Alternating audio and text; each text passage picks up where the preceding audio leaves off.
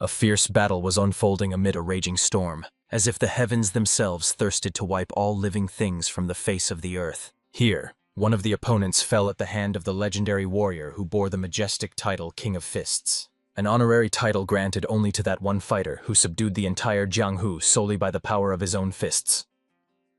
This invincible martial arts master was called by his title far more often than by his name, fearing his colossal might. The King of Fists was named Dan Wusun. Despite the victory over the enemy, a bleeding wound gaped on the body of the invincible warrior. Such a dire condition was the result of a treacherous ambush set by a mysterious faction. Now only two adversaries remained to face the legendary fighter. Both observers watching the course of the battle appeared to be quite skilled masters, and burning curiosity tormented the warrior. Where had these enigmatic enemies come from? However, before asking questions, the mighty fighter threw the body of his subordinate to the persistent youth, casting it at the very feet of the opponent. The unfortunate man could only desperately scream, begging the sword demon for salvation. However, unwilling for this pitiful body to stain him with its blood, he made the only correct decision in the situation. He simply destroyed his own subordinate, slicing the unfortunate man in two halves with a single swing of his blade. Honestly, such cruelty stunned Dan Wusun. A man capable of dispatching his own comrade without the slightest hesitation definitely preferred to fight with dirty methods. Moreover, the sharp gaze of the warrior noticed a plaque on the opponent's belt. There was a sinister symbol of blood and cruelty. Therefore, it was not difficult for Dan Wusun to conclude. These people belonged to a demonic faction. The young man himself, descending to meet the opponent, was sincerely impressed by the King of Fists, who managed to hold out for such a long time in battle. The legendary fighter truly justified his formidable title. However, the fighter ordered his opponent to be silent and not waste precious time in vain, for he would destroy this demon in any case with just 10 strikes. The sword demon himself was struck by the audacity of the old upstart. The formidable fighter immediately rushed at the daring opponent, delivering slicing blows to test whether this presumptuous king could keep such a reckless promise. In the end, skillfully dodging the attacks flying toward him, saturated with internal energy, Dan Wusun rapidly closed the distance, finding himself dangerously close to his enemy's face. He struck the audacious man with a punch of such crushing power that he even dropped his precious sword. Of course, the young swordsman was stunned, as he did not expect that the King of Fists, even in a wounded state, would be so swift and deadly. This was already the first strike delivered. 9 more remained to finally defeat the legendary warrior. However, Dan Wusun very soon realized a troubling pattern. All his attacks, honed over the years, missed the enemy's vulnerable spots. There was an oppressive feeling as if something invisible was restraining his movements. And the formidable fighter was right in his suspicions. Somewhere on the cliff still remained that vile degenerate who wielded energy fibers that intercepted the hands of the legendary fighter and prevented him from delivering an accurate deadly strike. At that fateful moment, the wounded sword demon had already regained his blade and struck the chest of the mighty opponent, aiming straight for the heart. The treacherous swordsman knew the end of the reign of King of Fists had already come. The warrior, unable to accept such a shameful fate, immediately tore the threads binding his hand and prepared to deliver his final blow. The magnitude of the destructive attack proved that the man was truly an unmatched master of his craft. All that remained for the sword demon was to rejoice that this devastating attack was not directed at him. Even the comrade of the sword demon perfectly understood how dangerous this move was. The swordsman managed to survive solely thanks to the help of his ally. However, the arrogant warrior immediately rushed to the fallen enemy. He felt that the King of Fists was still breathing, so he angrily demanded that he quickly depart to the other world. But at that fateful moment, the dying fighter, without much hesitation, extended his bloodied hand and unexpectedly delivered a crushing blow to the opponent's jaw. It was his 10th strike, and at that moment no one was holding him back anymore, so the blow turned out to be quite strong. After that last strike, his strength began to rapidly leave his wounded body. The legendary warrior understood. The end of his life path was inexorably near. However, all he could bitterly regret was that he did not manage to properly deal with that vile bastard, putting all his rage into the strike. In the end, the day was marked by the fact that the King of Fists, Dan Wusun, fell at the hands of the demonic faction. Meanwhile, the events shift to a luxurious estate on Mount Juhua. Under the careful watch of a devoted maid, the young man finally began to regain consciousness. Obviously, he had no idea where he was, what had happened to him, or who had healed him. As soon as the youth sat up in bed and examined himself, he was amazed to find that there was not a single injury left on his body after the brutal fight. The maid, bowing respectfully, immediately hurried to bring the young master some water after his long sleep. She addressed him as the first young master, and until Dan Woosen saw his reflection, he had no idea why such respect was shown to him. As soon as the man's gaze fell on his own reflection in the mirror, all the water he had managed to drink immediately spilled past his mouth in shock.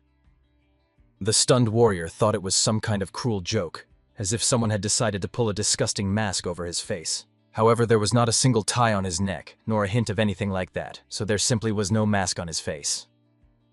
At this alarming moment, watching the first young master trying to tear off his own skin, the frightened maid ran in panic to call the doctor.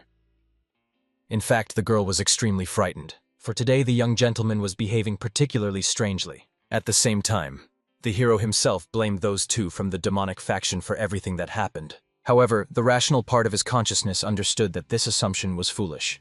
If the enemies had the ability to possess people in other bodies, they would surely have long since taken control of the entire Jianghu. However, the understanding of what kind of person he became after the death of the King of Fists was absent, so it was necessary to find out everything independently. When the warrior's gaze fell on the small notebook resting on the table, he immediately got out of bed to reach it. However, his new body was in a simply terrible condition. He felt like a newborn fawn, just learning to stand on its own legs. In the end, he somehow managed to reach the table and sit down, still looking at his feeble body with bewilderment. On the table lay a book dedicated to the trading group with the loud name, the Enka Company. It was a large group located near Mount Juhua. They were quite influential, as even the King of Fists had heard of them, although he had no connection to the traders. Also, the recipient of orders from this company was indicated there. This recipient was the owner of the body into which the spirit of the warrior had moved. He was the eldest son named Li Jin-yun.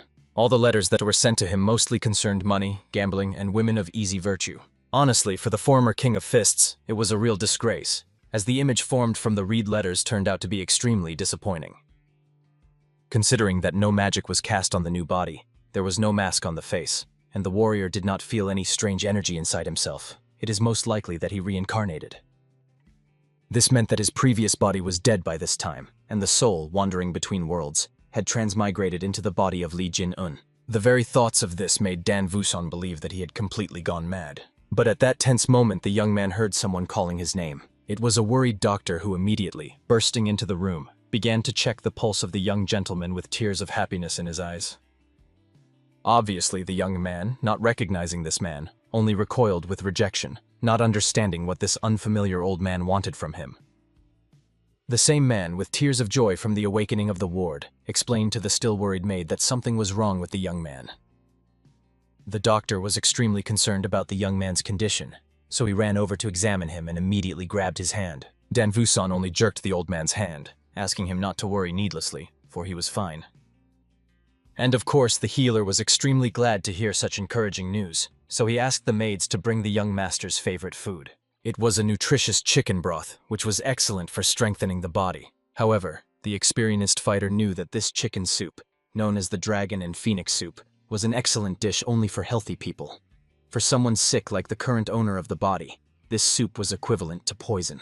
Moreover, the warrior noticed the healer's keen gaze, who was secretly trying to feel his pulse. Surely the old man found it strange that suddenly after waking up, the first master looked quite vigorous and healthy. It became obvious. Something was definitely wrong with this healer. However, he continued to convince the young man that he needed to regularly consume this miraculous soup. Then he would become as healthy and strong as the youth participating in the legendary Dragon and Phoenix martial arts competitions. Dan Woosen then decided to find out how long these famous martial arts competitions had lasted so far. According to the healer's memory, they had already been going on for about 200 years. Immediately after this revelation, Dan Woosen asked the healer to take the soup back, since the patient had no appetite. When the old man begged the young man to definitely eat, he simply pushed the intrusive healer away, as he wanted to rest peacefully. Finally slamming the door, the hero was left alone with his own thoughts. He perfectly understood that little time had passed since his death, considering the approach of the 200th Dragon and Phoenix competitions. This also meant that his sworn enemies from the demonic faction were still alive. And this snake healer clearly wished him doom, although the exact reason remained not fully known yet. However, the warrior was little interested in that. He would definitely take revenge on all these rotten bastards, killing them with a single strike. The very next day, the hero decided to start training. Meanwhile, the servants were bustling, working on his menu. They were extremely glad that the young master began to eat more. Previously, he could only manage thin porridge, but now he started walking more, and a healthy appetite returned to him. Finally, after the morning walk, the young man returned to his chambers. Having hastily taken a refreshing shower, he was glad to find that the servants had already finished preparing his breakfast. The youth decided to check what they had prepared for him. But seeing an excessively exquisite dish, he firmly ordered that from now on, the maids prepare exclusively simple breakfasts for him. After that, the young man quickly dressed, and the maids whispered among themselves, looking at how Li Jinen's complexion had transformed. The young man himself, pleased with the changes, sat down at the table to begin his morning meal. However, he heard the familiar voice of that very healer, after which all the servants bowed in a respectful passage, greeting the physician. The arrogant man immediately strode past. Moreover, he rudely bumped one maid with his shoulder and did not even apologize to the unfortunate girl.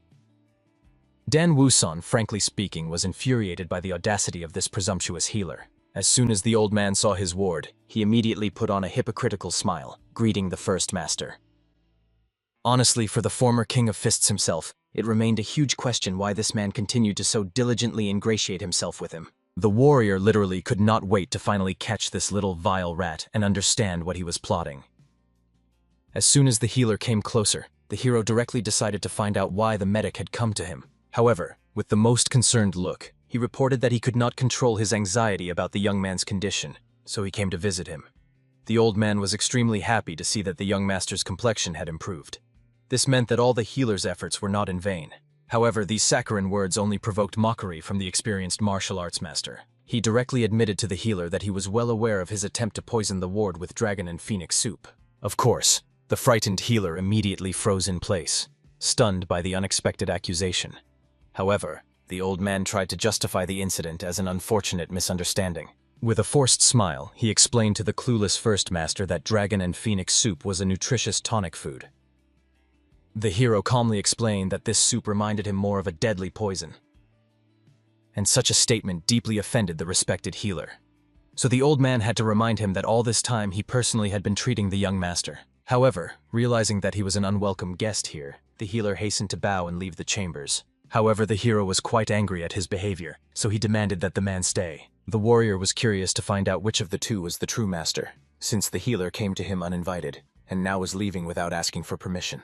Of course, the healer immediately faltered, since previously the heir had never paid attention to the old man breaking etiquette rules. Li Jin-en, having made sure he had sufficiently frightened the healer, eventually let the man go, attributing his behavior to a harmless joke. At the end, the young man only asked for writing supplies to be brought to the table, as he needed to send a message. The warrior decided to dictate, and gave the healer the task of writing down everything he was about to say.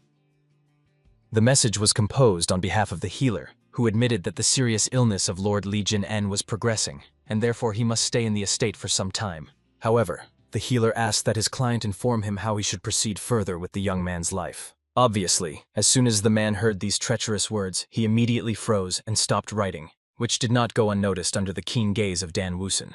The healer, with a forced smile, decided to find out from the First Lord why he was writing such a strange message.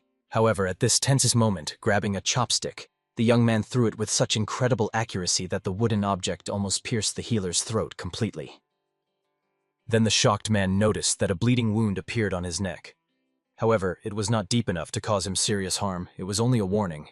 Li Jinyan calmly informed his attending physician that he had long ceased to be the helpless Li Jinyan the old man once knew. The frightened doctor immediately began to bow humbly, not understanding what the master meant and why he was behaving so strangely. In the end, the former King of Fists had to explain the peculiarity of the dragon and phoenix soup. For healthy people, it was indeed an excellent tonic, but for the seriously ill young master, it was a real poison. Obviously, any worthy doctor should have known this. The doctor deliberately sought to keep the youth's energy in chaotic disorder. It was foolish that the healer tried to secretly check his belt when Li Jinyon did not die as he expected.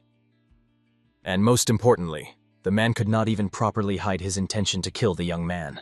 The hero noticed this precisely at the moment he sent the maid away with the soup prepared according to the doctor's recipe. Of course, the King of Fists knew perfectly well that this traitor was not acting alone, so he demanded that the name of the one who gave the order to the healer be written in the message. Honestly, the doctor was extremely offended that the young master suspected such a kind person like him. He immediately closed his eyes as if about to burst into tears from the unfair accusations.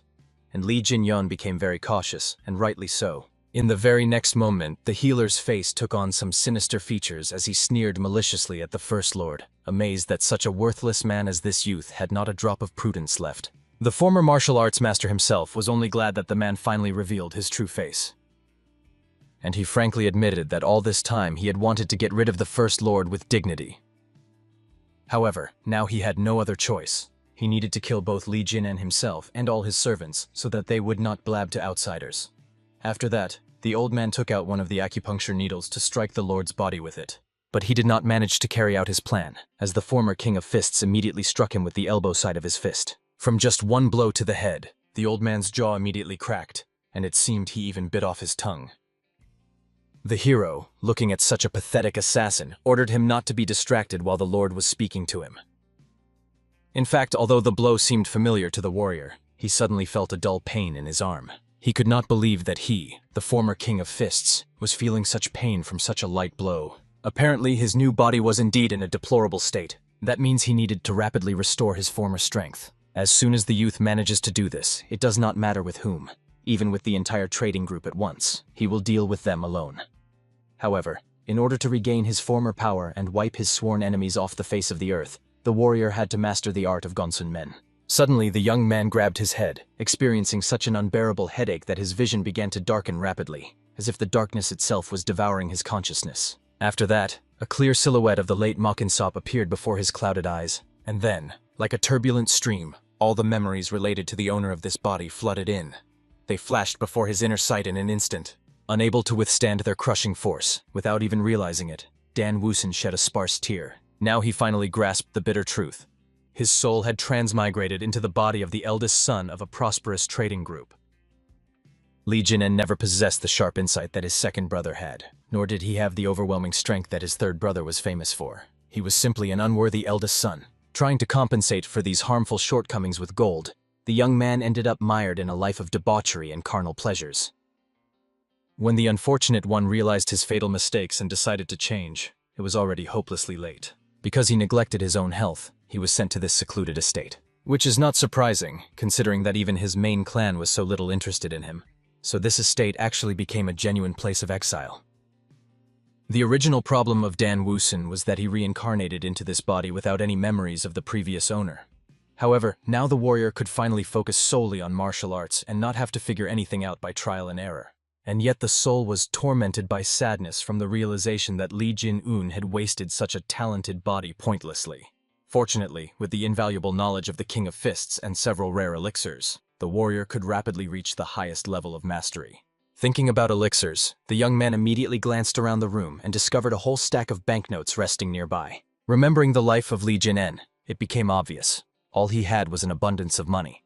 This meant there was nothing he could not afford. However, next to the impressive pile of gold, the warrior also found his healer. By this time, already lifeless, the deceased would also do well to be buried. After solving all pressing problems, life began to flow slowly and measuredly. A whole year has passed since the reincarnation of Dan Woosen. The maids also lived their usual lives, tidying the rooms, until suddenly a young gentleman came to them. He was a member of the security squad of the trading group and arrived to deliver a message for the first young master Li Jin-un. The maids immediately pointed the arriving guest in the direction where their master might be. However, to be honest, when Mangacap saw the young man, he was literally jolted with amazement. He no longer resembled that fragile first young gentleman at all, who could do nothing but drink incessantly and lead an idle lifestyle. Obviously, several seasons passed while Dan Woosen continued to perfect his body. During this precious time, his energetic essence manifested, and he engraved on this flesh all the martial arts necessary for survival. The former King of Fists preferred to call them the art of enlightened mobility, the art of the enlightened body, the swift step, as well as the art that allowed him to command lightning. This is the art of white lightning in 10 phases. To date, thanks to relentless training, the warrior has already reached the 4th phase. Everything was going quite well, as far as he expected. The master had reached such a high level that in flight he could cut a falling leaf perfectly in 2 halves with just 1 foot. But even this impressive level was still not enough for the young man. It was just at that moment, while he was engaged in training, that one of the guards of the trading company came to him. Entering the garden grounds, he hurriedly bowed and respectfully greeted the first young lord. The guard also explained that he had arrived to deliver a letter from the young man's main clan. The warrior immediately extended his hand to take the message, and familiarize himself with its contents. From his confident and piercing gaze, the guard grew even more doubtful, as it was hard to believe that before him stood the very young master he had known before. He had always been a fragile, sickly youth. While Mangacap stared at the Lord with undisguised amazement, Dan Woosen himself was somewhat displeased, so in the end, he even had to urge the guard to hand over the message more quickly. After that, they settled in the gazebo while the guard patiently awaited the reaction of the young master. The letter reported that the young man's father had fallen ill and was constantly bedridden, struck down by an ailment. However, the message contained not a single explanation for the cause of his illness. Fortunately, Mangacap knew something about this. The guard had suspicions regarding the Ouyang clan. Most likely, the current deplorable condition of the head was provoked by their vile hands, as the group had been paying them tribute all this time under the pretext of payment for protection. However, these payments accumulated to the point of becoming literally unbearable and ruinous. Obviously, Li Jin-eun was curious to find out what the clan had done to deserve this monstrous increase in the levy, and this was precisely the main reason for Mangacap's rage, which made him resemble an angry chihuahua. After all, these dogs did nothing even when the sect of minor deities briefly tried to impose inappropriate trade taxes. The problem was never resolved. The clan representatives only stated that it was not a serious enough problem, and they did not even deign to meet with the head of the trading group Yenha to discuss the tariff. In the end, their security captain could not even object because it concerned Ouyang Hu.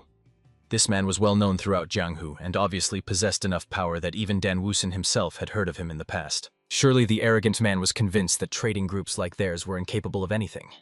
Therefore, the warrior decided to help and deal with this annoying clan once and for all. Of course, Mangacap was struck by these bold words.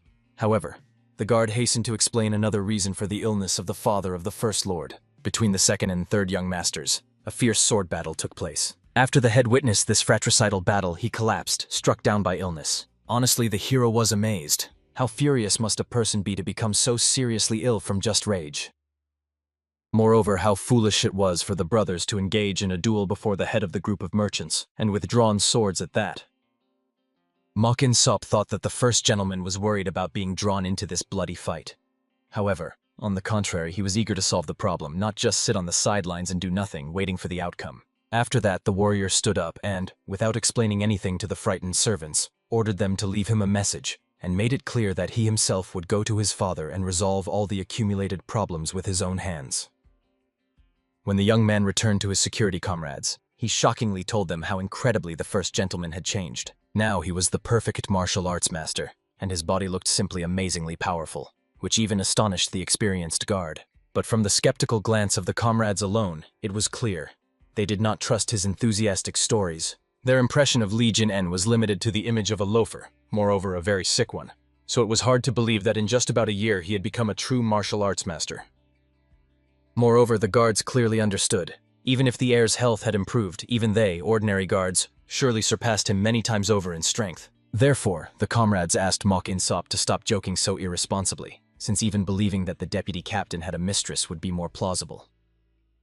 And as if materializing from thin air after these bold words, the formidable deputy captain appeared. He immediately grabbed the young man with the long tongue by the head, and himself was glad to hear that the first young master had finally regained his health. Han Yeopu easily believed that the young master could now look like a true martial arts master.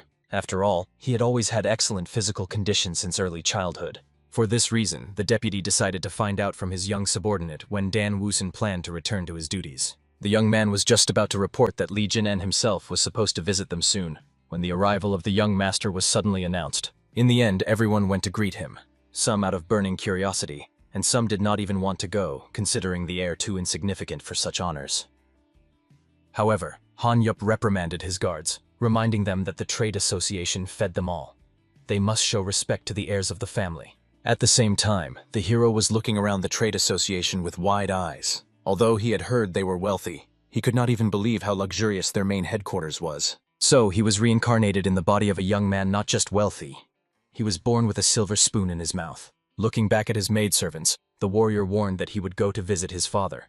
They, after a long, tiring journey, could rest peacefully. The only thing that still surprised the hero after the maids left was that no one came to meet him at the gates. But at this tense moment, members of the security organization appeared from everywhere, raising their blades up. After that, the guards lined up in a row and solemnly greeted the young master on his return. The vice-captain of the security squad, the very Han Yop, approached the warrior. To be honest, at first glance the deputy could confidently say that their heir had changed beyond recognition. He was glad to see the young man in good health. The red-haired youth watching this was amazed that their captain showed no sense of pride at all. Everything Dan Woosen had done before was only showing his disrespect to the guards, looking down on them with contempt. Therefore, of course, everyone expected that this arrogant guy would once again start mocking Han Yop, and all the deputy could do was endure such humiliating behavior. However, unexpectedly, the young man folded his hands in a respectful gesture of gratitude. He sincerely thanked everyone for this warm reception. The warrior was too respectful for such a troublesome person as he was known to be before. After that, casting a glance over the crowd that came to meet him, he asked to be escorted to his father. Everyone immediately froze in a mixture of shock and confusion because Li Jin-en, this good-for-nothing idler, had actually thanked them. Ma Kin-sop was proud and reminded his friends that their heir had changed a lot. And now everyone really believed it, because they felt as if a completely strange, unfamiliar person was standing before them. Now everyone, including the deputy captain of the security squad, seemed to think that the hero was not their enemy, but rather a reliable ally. And of course, everyone attributed his changed behavior to the fact that he had grown up, not suspecting that a completely different soul inhabited his body. Finally, after a brief wandering through the palace, they reached the door of the head of the trade organization. The vice-captain was about to leave to inform the man of the arrival of his elder son. At that moment, another arrogant youth was strolling through the same corridors. This turned out to be the third son of the trading group, concurrently the younger brother of Li Jin-un. He immediately grabbed the elder by the shoulder, calling out to the lazy heir. However, the younger was extremely surprised that Li Jin-un looked so serious. His facial expression seemed to turn him into a completely different person. Honestly, the stunned youth saw for the first time ever the stern expression on his older brother's face. Kaneopa was extremely worried that a fight might break out again between the two, in which obviously Li Jin-un would lose, and he had just returned to the main palace. For this reason, Kaneopa hastily removed the hand of Enhajayen from the hero's shoulder and smiled, noting that the two brothers had finally met after a long separation, attributing the younger one's behavior to missing the heir very much. However, the third heir could not tolerate such audacious behavior from the deputy, and immediately slapped the man who dared to touch him without permission. Obviously, right after that, the arrogant youth was met with a confused and contemptuous look from Han Yop. However, Enhajayen only smiled even wider and more maniacally. It was not enough for him that this incompetent had returned. Now Han Yop also dared to behave arrogantly towards him. The younger one even decided to teach the man a harsh lesson, so that he would never dare to look him in the eyes again. At the same time, the enraged Dan Woosen carefully reached out his hand to the youth's hair, pretending to want to fix it, after which he struck him with all his might, causing him to fall backward from surprise. Of course, the younger immediately shed a sparse tear from the pain, not understanding what the hell his older brother was doing. Li Jin-un himself, as if nothing had happened, admitted that he had been extremely nervous the whole time he was traveling here, so he was a bit on edge. The warrior pretended to want to apologize to his brother and pat him on the shoulder as a sign of reconciliation. However, from the sheer force of his grip, it was obvious. He rather intended to break that shoulder completely. Immediately, the frightened Enhajayen shouted, calling Li Jin-en a damn psycho. And this infuriated the hero even more. Therefore, enjoying the crunch of joints, the warrior reminded his little brother that he must call him older brother and nothing else. Soon, everything happening near the father's room was noticed by the second son of the Enha family. However, he could not understand what caused such a gathering near the father's chambers, and considering that he was the overseer, he should have dealt with it immediately. When the middle brother approached, the deputy who noticed him explained that a quarrel had arisen between the first and third young gentlemen. And of course, the second brother, like no one else, knew that the third had surely provoked their eldest brother again. Sredni just went mad because the guards crowded around instead of stopping the beating. However, when he ran up, he saw that the hero was tormenting the younger of the brothers, forcing him to be quiet right in front of the father's room. When the warrior heard hurried footsteps behind him, he immediately turned around, respectfully greeting his younger brother Li Huayen. And Li Huayen himself froze, because he was going to save Li Jin-en. It turned out that the one who needed saving was completely different. After that, all three met in the room to drink tea and discuss everything. Li Huayen admitted that he had heard rumors about the return of his older brother home, and was surprised that he looked so healthy and strong. At that time, Dan Vuson himself was closely watching the behavior of Enhajayen, not allowing him to sit at the table or lower his hands in order to torment him more painfully. After that, the warrior thanked the second brother for his concern, as he was indeed in good health. However, noticing the younger one, the hero became curious. Was it not the third brother who accidentally caused the bandaged wounds of the middle one? Of course, Li Huan immediately tried to evasively justify himself, as he did not want unnecessary disputes. However, Dan Wusun did not even require an answer, as the truth was obvious. So, approaching the younger one, the warrior immediately slapped him with another deafening slap. Continuing to hit again and again, he warned that it was forbidden to raise a sword against older brothers, if one did not want to end up with an even more swollen face afterward. The younger one continued to sit by the table, literally ready to burst into tears. He did not believe that it was Li Jin-en who had beaten him. After all, Li Jin-en had always been a weakling, forever serving him just to avoid being beaten himself. Li Hua-en, on the other hand, was clearly proud of his older brother, who had so humiliated their conceited younger brother. Although literally a couple of years ago, the best thing their older brother could do was avoid blows from Enhaja-en. Therefore, Li Hua-en decided to find out what had happened to the older brother in that estate, as he returned from there a completely different person. However, without answering the question, Dan Wusun became interested in the scrolls resting on the table.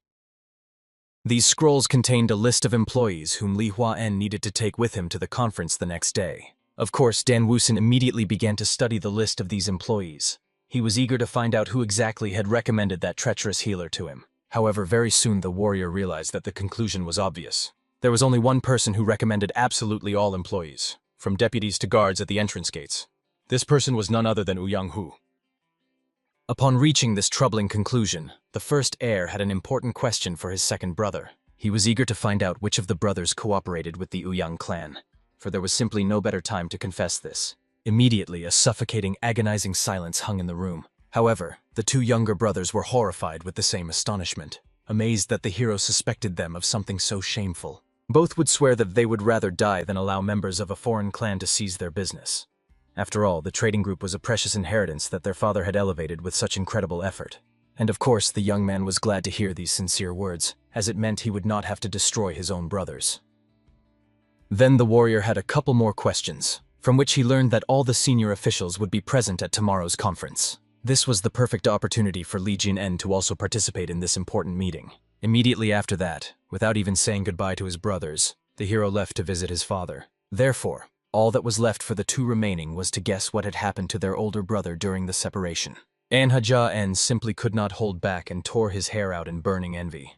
After all, he was the one who was supposed to go to that sacred mountain instead of the older brother to become even more powerful. Finally, the deputy captain reported the arrival of the eldest son to the head of the trading group. As soon as the heir entered the chambers, the maid respectfully bowed to the masters in order to leave the room, and the man shifted a weak, exhausted glance to Li Jin-un to greet the returning son. Of course, Li Sung-min was extremely curious about the noise he heard outside. However, Dan Wu-sun did not want to disturb his father, the owner of his new body, because of the incident. The warrior decided to discuss the fact that the man had been feeling unwell lately, and he admitted that recently he had been very worried about accumulated problems, which his elderly body could not cope with due to the oppressive stress. However, Li Sung-min was pleasantly surprised that his son had changed for the better. The young man's face looked different, as if he was no longer the former weak-willed Li Jin-un. The main thing was that Li Sung-min was sincerely glad to see that the young man was doing well, and all the former King of Fists could do was nod reservedly. For him, these were strange, previously unknown parental relationships, since the warrior grew up without parents and did not even know what it was like to have a father. However, in the memories of the owner of this body, his father was an extremely important and great figure. Therefore now, when the young man held Li Sung-min's hand, he could not understand when this majestic figure had so imperceptibly become so fragile and small. The mere thought of this fading caused him pain. Therefore, the former King of Fists asked his father not to worry about anything. He swore to exert all his efforts to eliminate the cause of the stress troubling the gentleman.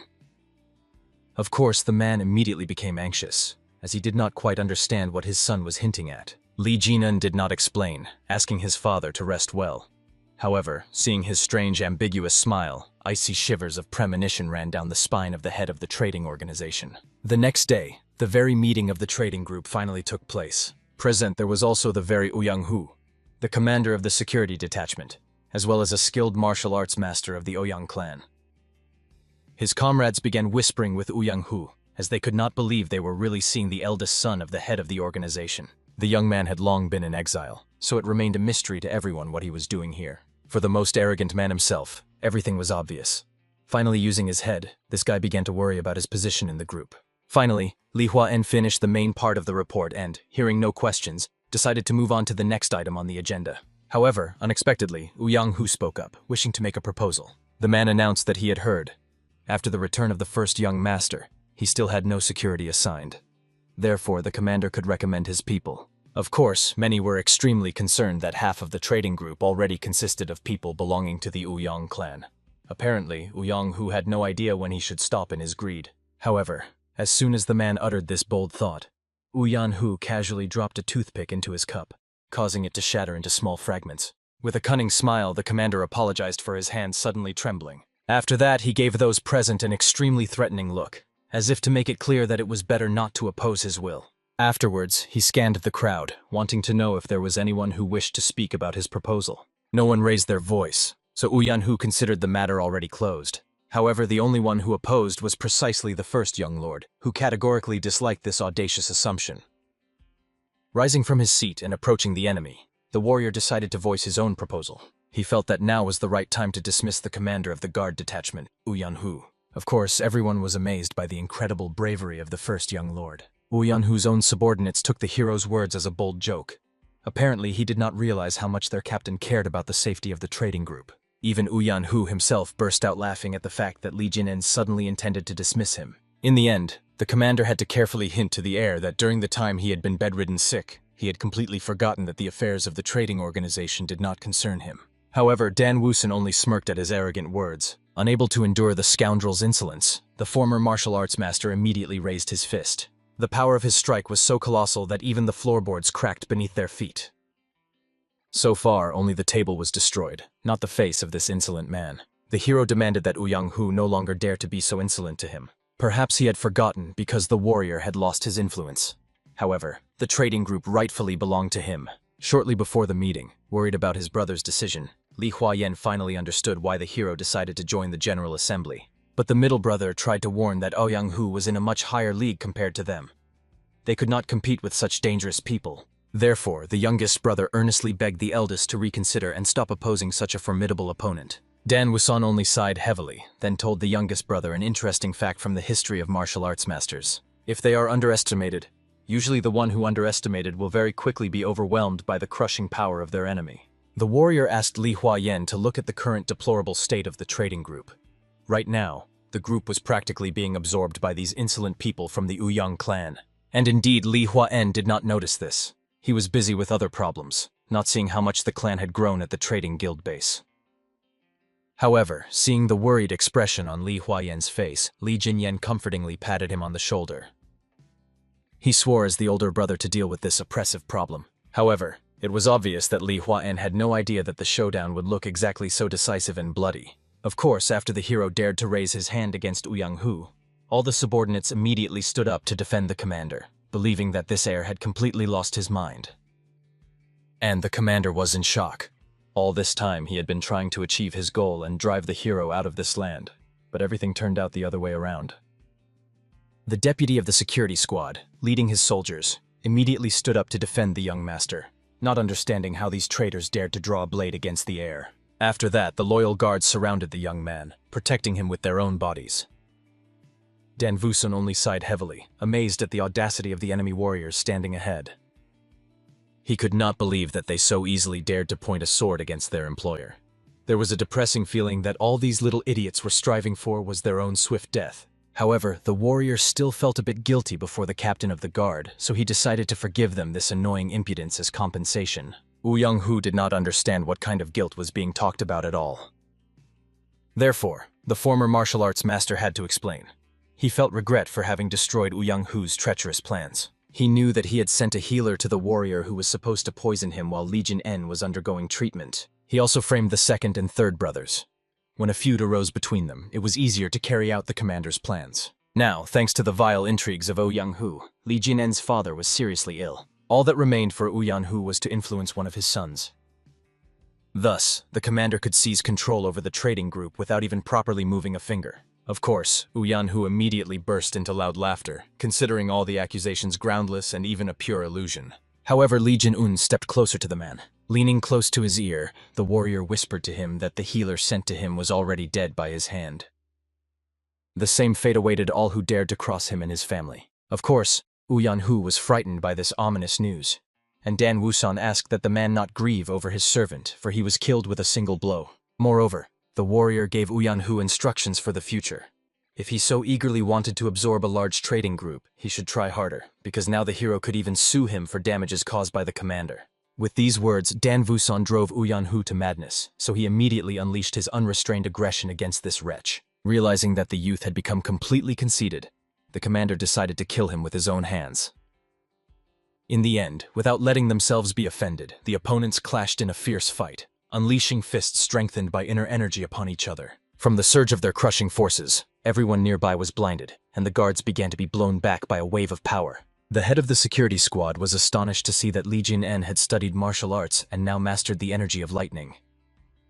Their forces were roughly equal, so the two had to retreat without achieving the desired result. However, obviously, the guard subordinate to Yang-hu could not believe that someone managed to block the captain's strike so easily.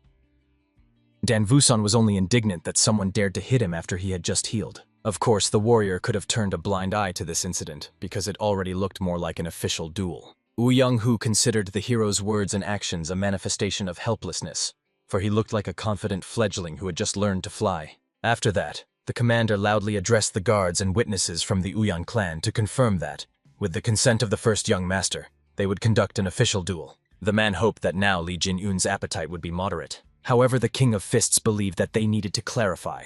The duel would be to the death or life. Yang-hu immediately drew his blade, realizing that during his treatment the hero had clearly joined some impressive sect, having developed a fairly decent level of skill in such a short time.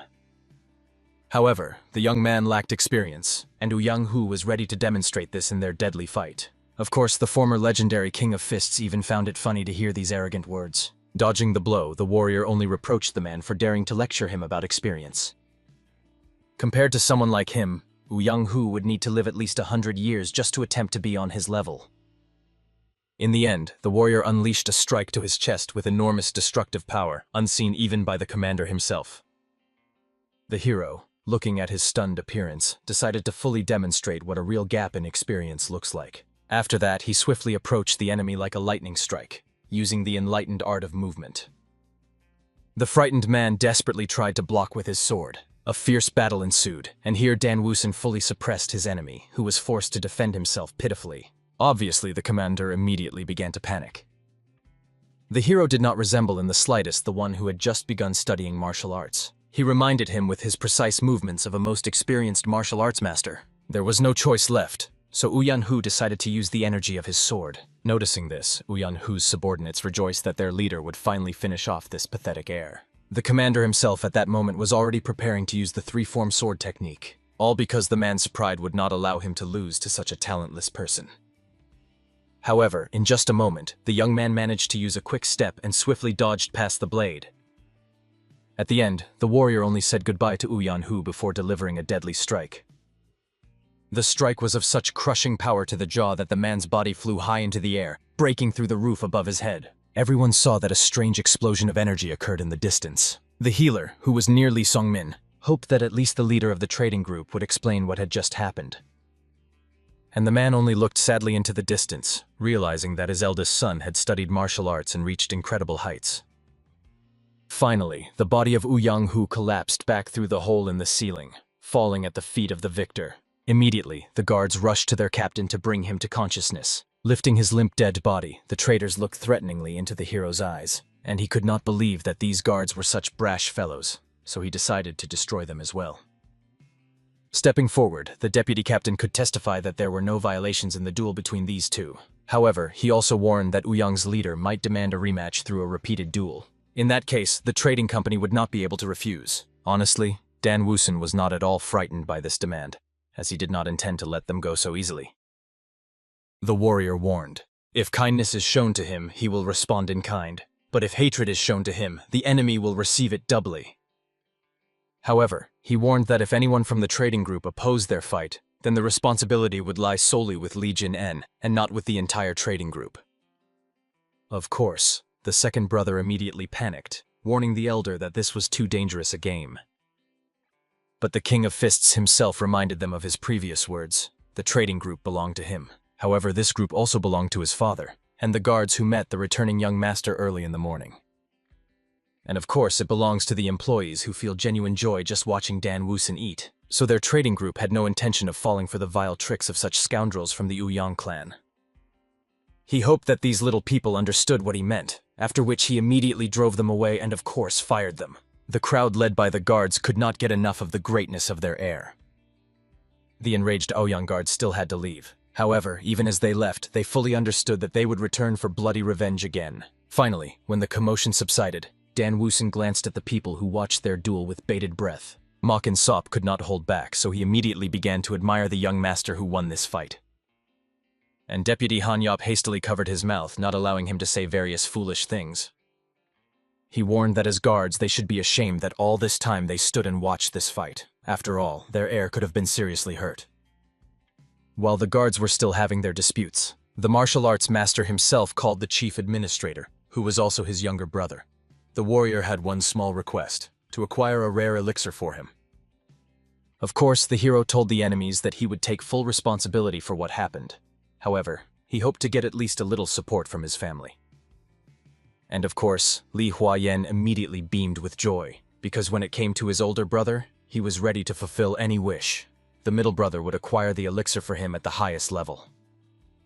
Undoubtedly, he would hire new guards, because surely Li Jinyen would now have many urgent matters. However, the hero already had guards in mind, a couple of very promising fighters. At the same time, a trio of bandits sat in one of the dens, listening to another order. However, the thought would not leave the head of their leader. Were the rumors about Li Jinyen true? Had someone confused him? A few days before this, on Dan Woosin's very first day working in the trading group, the warrior decided to inspect the estates.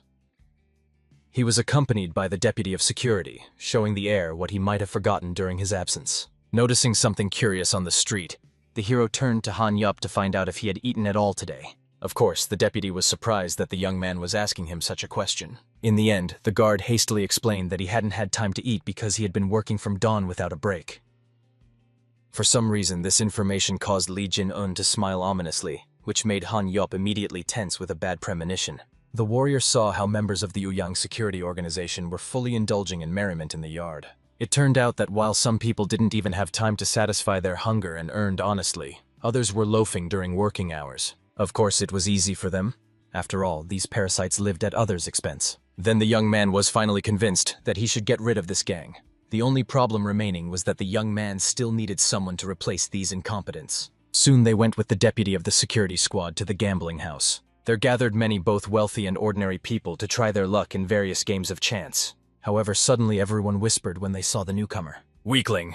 That's how they dubbed the senior young master from the trading group. Regulars even thought that the guy had died because he hadn't appeared in the gambling establishment for a long time. So they were extremely curious to find out how much gold he would squander this time. Ignoring the malicious whispering, the young man descended to the lower floor, where a stout servant was seated. Immediately upon seeing the newcomer, he became alert. However, he quickly recognized the young master and friendly poked him in the shoulder, thinking that the heir had come again to make them a generous donation. However, Dan Woosin strictly warned, if this impudent fellow continued to touch him, the warrior would turn him into pork fat.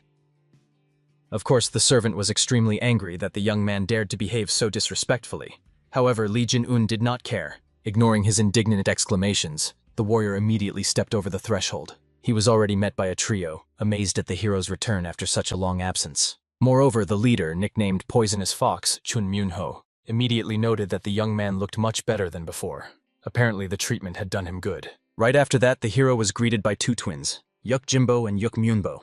However, the leader immediately scolded his subordinates for not having warmly welcomed his old friend, who had finally recovered after a long time. They immediately began to humbly apologize to the young master, while Poisonous Fox asked them to show more care for the people close to him. As far as the King of Fists himself remembered from the recovered memories, they had indeed been friends since childhood. However, this friendship included one-sided violence and financial exploitation towards the hero. Apparently, the modern definition of the word friend among young people has somewhat changed since the times when the King of Fists was growing up. Chun Myun-ho immediately threw a hefty bag of coins on the table in front of the hero, thinking that his comrade was eager to have fun after recovering for so long. Obviously, it was actually the Poisonous Fox who wanted to have fun, as during Li Jin-un's illness he couldn't extort gold from him. However, the leader hastened to explain that he had prepared a magnificent show for his friend. But he did not like at all that Li Jin-un did not react to his words. Therefore, he asked the degenerate not to start making him angry for no reason. The hero himself calmly explained that he simply needed time to think over something important. What the poisonous fox did not suspect was that in his head the King of Fists was deciding whether to kill this man or not. Of course, the leader was not needed by him. After all, these twins were the only ones who reliably carried out all the assignments. They probably languished as bouncers under the leader's command. However, the warrior believed that these twins were too valuable fighters to rot under the leadership of someone like the poisonous fox. In the end, while the leader was babbling about something with the twins, Dan Woosen made the necessary decision. With a sinister smile, extending his hand to the old friend, the warrior asked him to hand over the safe keys. Of course, everyone immediately froze, stunned by his straightforwardness. Chun Myunho immediately assumed that the hero wanted to get some gold for gambling. Dan Woosen calmly explained, if he craved money, he would have taken cash right from the table. He intended to take the gold he was forced to invest in the gambling house, interest, compensation for extortion, and medical bills for the beatings. Roughly calculating the amount in his head, Li Jin-un realized that he was owed about 100,000 niang. However, even so, the warrior felt that he had asked too little for all he had endured. He could have demanded much greater compensation. Poisonous Fox all this time pretended to listen attentively to his interlocutor. However, unable to hold back, the leader burst out laughing right in his face. He thought that Li Jin-un had come here to boast that he had studied arithmetic while recovering. However, very soon his laughter ran out. He made it clear that the hero was nothing more than a mad freak. Nevertheless, the leader admitted he was right. There were not only 100,000 coins in the safe, there were also jewels, gold, silver.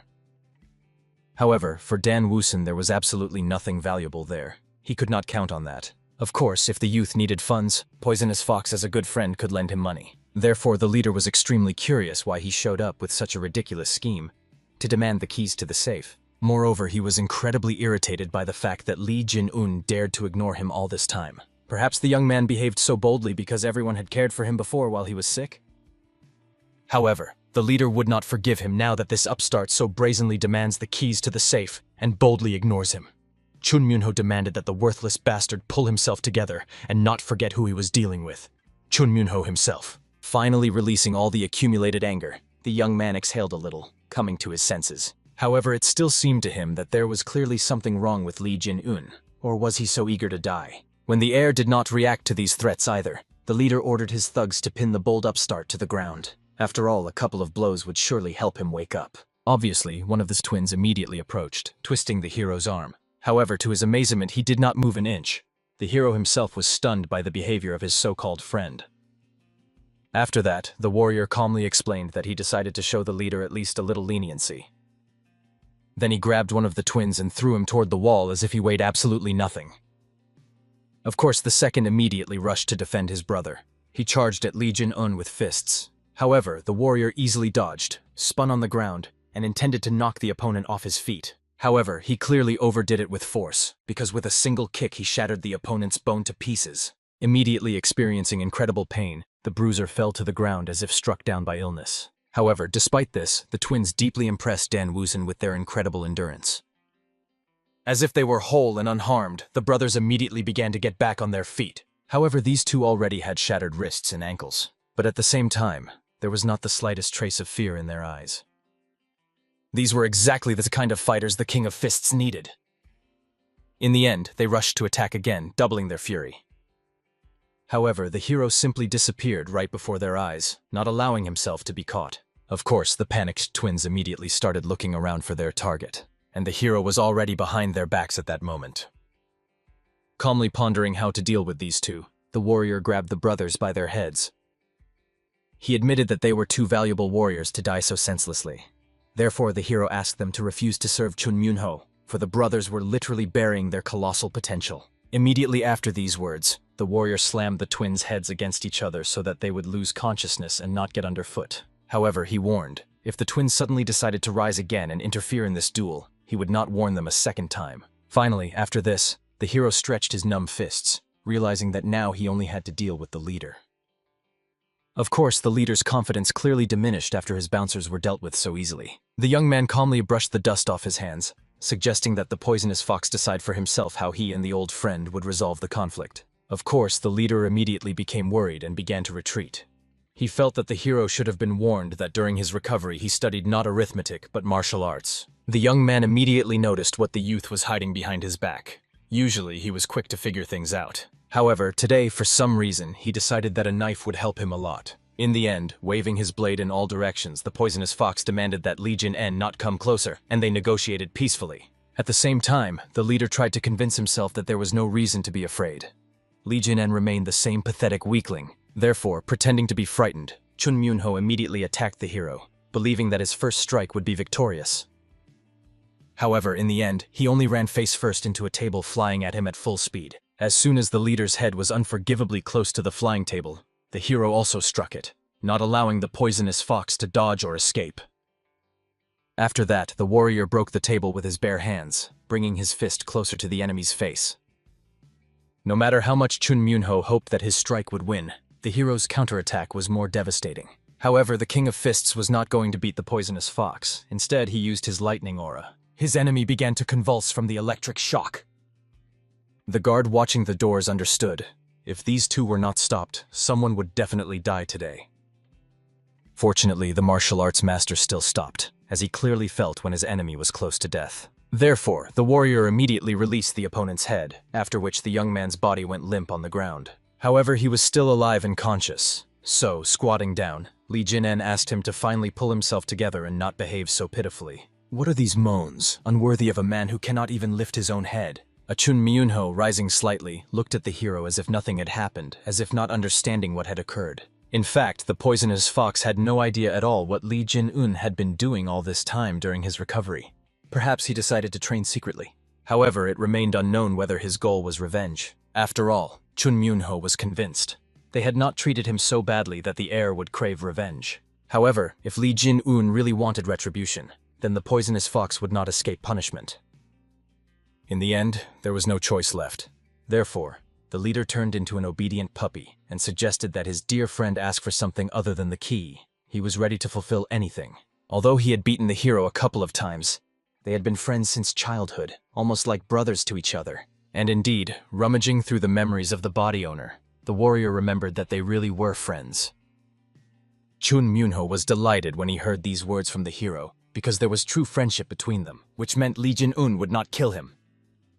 He immediately rushed at the warrior with hugs, promising that from this moment on he would not allow any fights or bullying. Of course, the King of Fists demanded that the youth let him go. However, he literally shone with joy, repeating that he could not help but embrace his true friend and brother. He also demanded that the subordinate twins greet their new older brother, show respect, and congratulate him on his transformation. However, for Li Jin himself, all these tales about friends sounded ridiculously laughable. And the poisonous fox himself perfectly understood. All this time, Li Jin could only humiliate himself and lick his boots, wagging his tail at every word he said. He just needed to wait a little. Chun Myung-ho would get out of here, grab the twins and run away. After all, finding a new den wouldn't be a problem for him. At the same time, as if not noticing the enemy's thoughts, Dan Woosin turned to the two twins. He reminded them, when someone is called an older brother, it is a lifelong vow. The warrior wanted to know, were these two ready to make such a vow? They immediately looked at their leader, and the poisonous fox ordered that they swear immediately to be brothers from this moment on.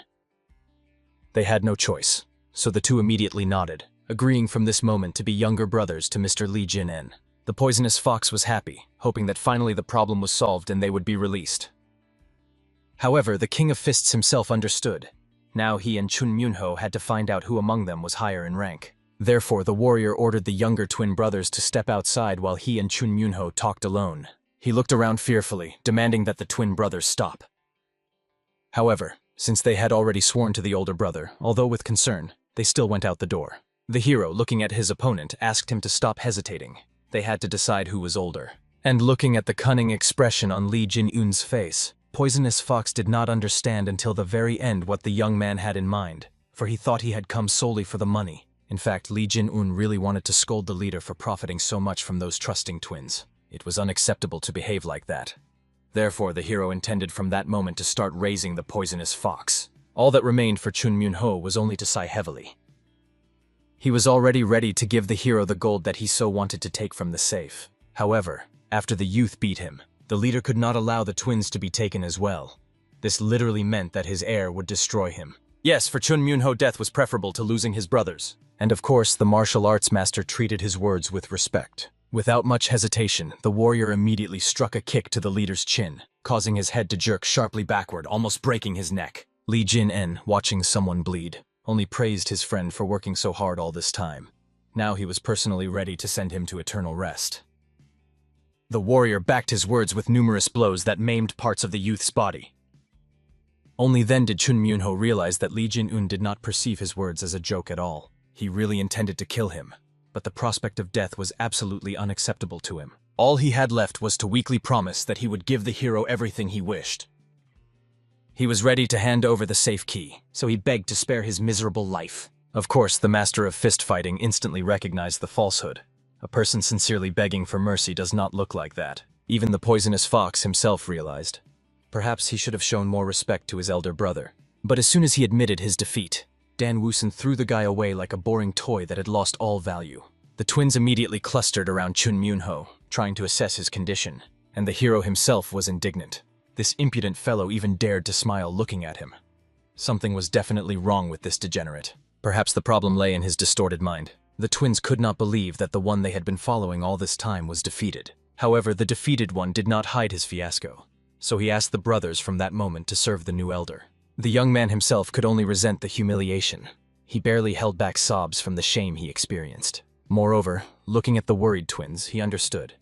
They would be much better off living in a decent place like the trading guild, rather than in this lousy hole called the gambling house. However, they had been through so much together that breaking this bond forged in trials was not so simple. The twins, on the other hand, were only glad to get rid of their annoying older brother. As soon as Chun Myung-ho realized this betrayal, rage flared in his chest.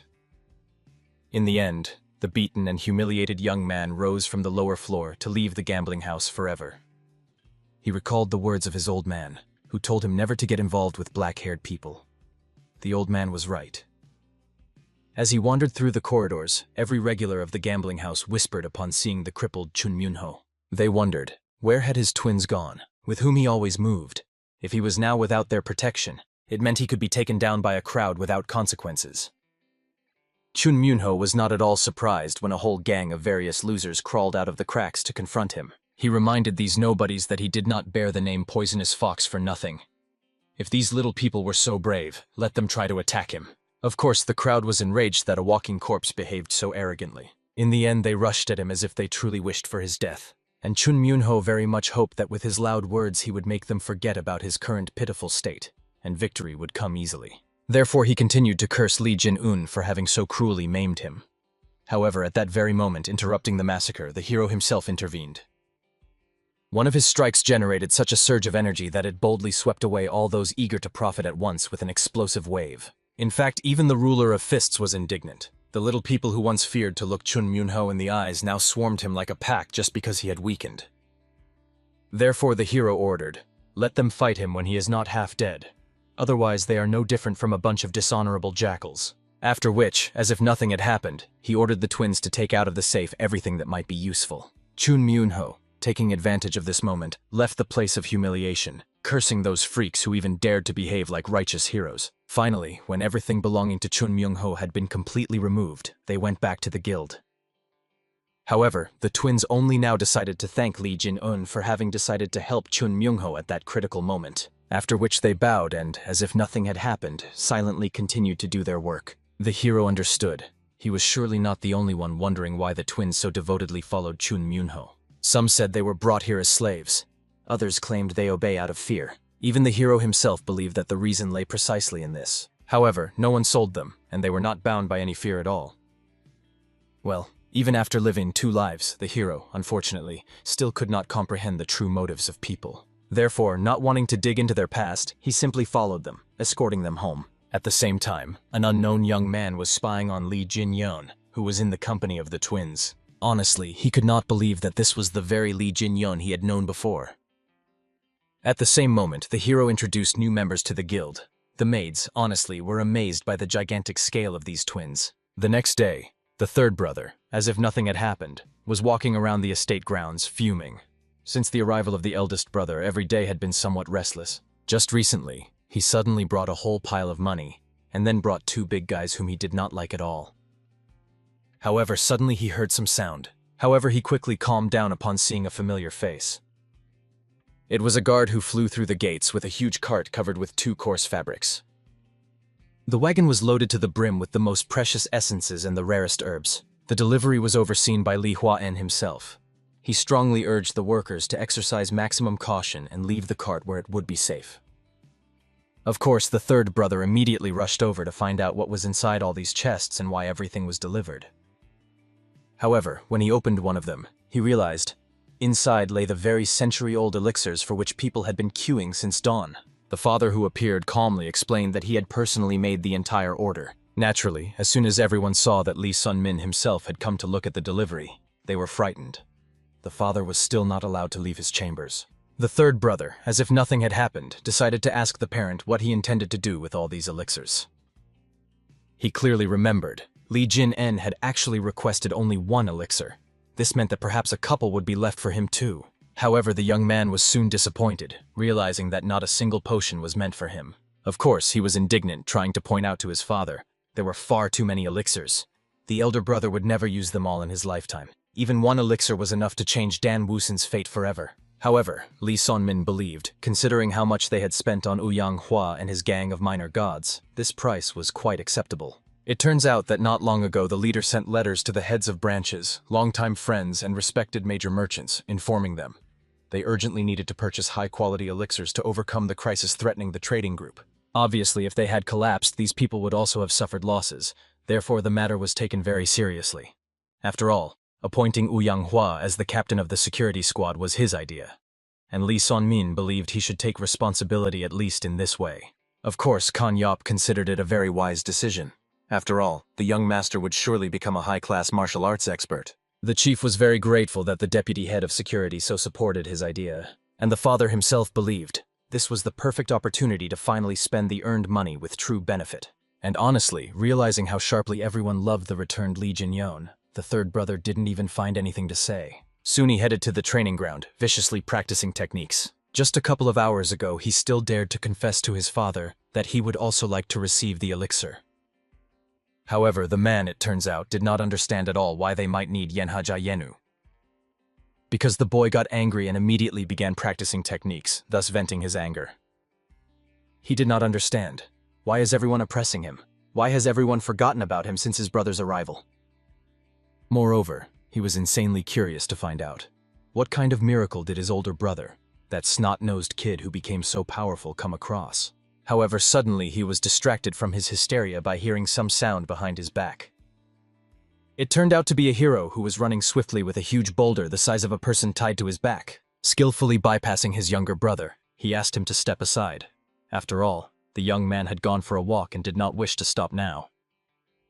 However, to be honest, it hardly looked like a walk. Until that moment, the boy had never met a person who would stroll while dragging a whole chunk of stone behind them. Moreover, he saw the brother was indeed extremely focused and continued practicing. And honestly, Enkaja-en could not help but rejoice. A man born with a silver spoon finally decided to put in at least a drop of effort. He continued trainings until the very evening, swinging his sword. The boy tried to reproduce the techniques his brother used in the duel with Ouyang Huo. How he defeated him. At the same time, he, of course, cursed his older brother, calling him all sorts of extreme names. After all, he did not understand. How could this damned bastard become so strong? He simply did not understand him. When the boy cursed again, calling his brother a bastard, he did not notice. At that very moment, the hero was nearby. In the end, the younger brother fell to the ground in fear. He tried to find out. When did he return? And what was he doing here? However, the older brother, passing by, decided to approach Enkaja-en to help him with training. He extended his blade so that he could demonstrate what he had learned. After all, his repetition of Ouyang Huo's techniques was quite good. Of course, the younger brother felt extremely ashamed that someone had been watching him all this time. But in the end, he took up the sword and immediately began performing one technique after another. However, despite the fact that he was pleased with the successful stabbing strike, the hero only criticized it.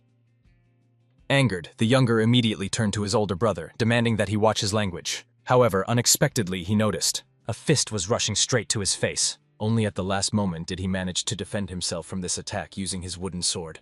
Li Jin himself warned. After the enemy's distracting maneuver fails, he decides to close the distance. This is necessary so that the enemy can only defend and nothing more. In the end, realizing that Li Jin could accidentally kill him like that, Enhaja-en obediently retreated, signaling that he no longer intended to fight. However, he noticed the older brother was serious. Therefore, he had to take up the blade again. He attacked and immediately let out a battle cry. However, when he looked back, he saw no one in front of him, as if the hero had completely vanished into space. It turns out, at that moment, the Master of Fists was already behind his back. And he warned, when people lose the advantage and are backed against the wall, they always pull out their best trump card. In the end, in an instant, the young man found himself under the threat of a fist. Only by fearfully raising his head did he avoid that this attack would smash his skull. As soon as the hero retreated, the younger immediately fell to the ground. His legs literally buckled. He realized, if his brother had not stopped, he would already be dead. Without the slightest embarrassment, the elder explained, "A stabbing strike has less chance of hitting than a chopping one." And also the three-form sword art, the first form of which Ouyang-hua tried to use, must be used with extreme caution. If the opponent is faster at the moment of using the technique, then the outcome of the duel is already decided. At the same time, somewhere deep in his soul, Dan Wusun was indignant. If he were in his former form, someone like Ouyang-hua would not even have time to draw his sword. However, now his body did not correspond even a quarter to what it was when he was the Fistmaster. For this reason, Ouyang-hua is not a victory to be proud of. However, he clearly remembered the people he could not defeat, even being the King of Fists. So he needed to become much stronger than before in the shortest possible time. However, unexpectedly, the young man heard someone was calling him. It was the maid who informed about the arrival of guests. So the hero, thanking her, said goodbye to his younger brother, finally giving him one more poke, which turned out to be quite painful, so Enkaja-en almost burst into tears. He tried to find out why the older brother was behaving that way. However, the latter reminded him he was a degenerate, which meant he could afford such behavior. Somewhere at the same time, behind the hero's bedchamber door, three were whispering among themselves. They did not believe that he knew martial arts. After all, they remembered the first son of the trade guild as a person who chased girls and drank without stopping. However, the boy in green clothes continued to prove to his friends he had seen it all with his own eyes. A few days ago, he got drunk and was passing by the mountain house, which was run by Chun Myunho. Then he saw the hero together with two people who were packing things to send directly to the trade guild. That voice seemed familiar to him, so he continued to watch. However, when he turned around after clearing his stomach of what he had drunk, the hero had already disappeared. For this reason, no one believed him. But everyone preferred not to press for now, because they came here to verify the truth of these words. As if nothing had happened, they flung open the hero's room door to see. Had he remained the same? However, they were met with the stern looks of the twins and the confused gaze of Li Jin-en, who clearly did not recognize these three. Immediately, they fearfully slammed the door and ran outside. Grabbing the maid, they began to interrogate her. Was this really the same young master? After all, they were sure. It was more likely that the head of the trading group had swapped the child. The maid tried to calm them down. However, they were more than certain. Either they were hallucinating, or they had really drunk too much. Could they have been so wrong? It was simply impossible for the formerly weak and frail boy to have become such a muscle man now. It was too absurd. After all, he no longer resembled one of the four heavenly kings of Lovelaces at all. While they whispered about the hero, he opened the door to greet the three of them. After that, he asked his maid to take the twins, escort them to the common dining hall, and feed them well, since they ate quite a lot. While they left, the trio also tried to hide to avoid attracting unnecessary attention. However, nothing worked, so the hero calmly called out to them, which made them twitch. He simply calmly beckoned them with his finger, inviting them to enter the bedchamber. It was not polite to keep guests waiting at the threshold. And honestly, from his grim appearance as he spoke these words, all the trio wanted was to escape as quickly as possible. The self-proclaimed four heavenly kings of wine and women, Sima Geuk, hoping to enter into an alliance with the sea, as well as Juja Yang, who suffers from irritable bowel syndrome and is forever retaking exams. And of course, the representative of the security agency, Western Wind, and the youngest heir of his house, Gu Yun. Closing this list was the infamous heir of the trading group, Li Jin-un. They all gathered upon hearing an incredible rumor. Their friendly, unlucky friend had returned. Naturally, Li Jin-un felt extremely awkward that these so-called self-proclaimed friends had latched onto him again. All he remembered, he had seen them before. They were always hanging around at drinking parties, chatting about booze and women. It seemed they called themselves something like the Four Drunken Idiots or the Four Great Slackers. The first thing the trio decided was to find out, was everything all right with Li Jin-un after his return from treatment? Moreover, seeing the bulging veins on his biceps, they noted He looked much better than before. He now had a rather tough appearance. Gu Yun began to feel him all over, unable to believe it. The one he saw back then was really Li Jin-un. It seemed he had been training non-stop. Sima Ge-yuk immediately remarked, "Such a level cannot be achieved by simple training. This is definitely martial arts." After all, he discerned the aura that shone around his body like an invisible flame of power. Moreover, the friends decided to discuss the rumors that Li Jin-un seemed to have defeated Ouyang Hua. So it was insanely curious. Who had taught him such a deadly art? After all, he could not have mastered it on his own. They even thought that he had one of those fateful encounters with some master, about which they had previously only heard in legends. However, Li Jin-un calmly explained, the person they had known before was already dead. The words sounded quite grim, so everyone fell silent for a moment. The silence was broken by Zhuja Yang, who wanted to find out what were their comrades' plans for the future now. However, he only recalled the demonic faction. He had some disagreements with them that needed to be resolved, but for now he planned to help the guild prepare for the upcoming trials. But he also sternly warned, he was interested in nothing except becoming stronger. In the end, a heavy silence hung again. Honestly, the friends could not believe that Li Jin-un had changed so radically. In truth, it seemed as if they had made a mistake about his home. This was a completely different person. The only one who was not surprised like that was Sima Ge-yuk. He remembered the conversation with the hero before his referral for treatment, when the young man admitted his father was extremely disappointed in him. Sima Ge-yuk then tried to comfort him and asked that Li Jin-un use this time for recovery, learning, and changing for the better.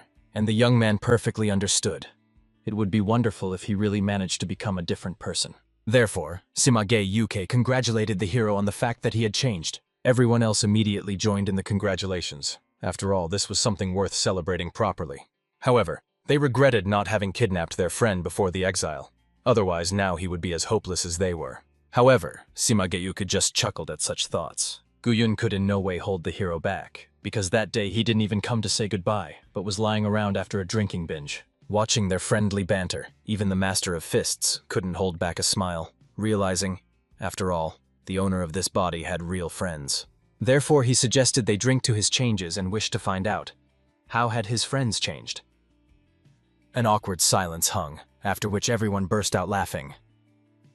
Because if they had changed, they obviously wouldn't be sitting here so foolishly now. In the end, the best idea in this case was simply to stop talking about it and drink. Then Zhuja Yang realized, earlier their company of 4 people was literally frogs at the bottom of a well.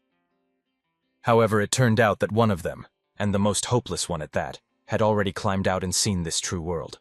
They sat until evening, laughing and indulging in memories of the past.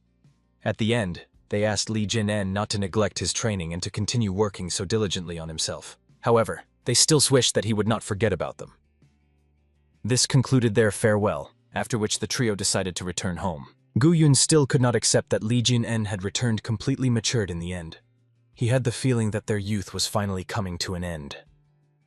Even Sima Ge-uku felt especially melancholic today for some reason, so he longed to go home.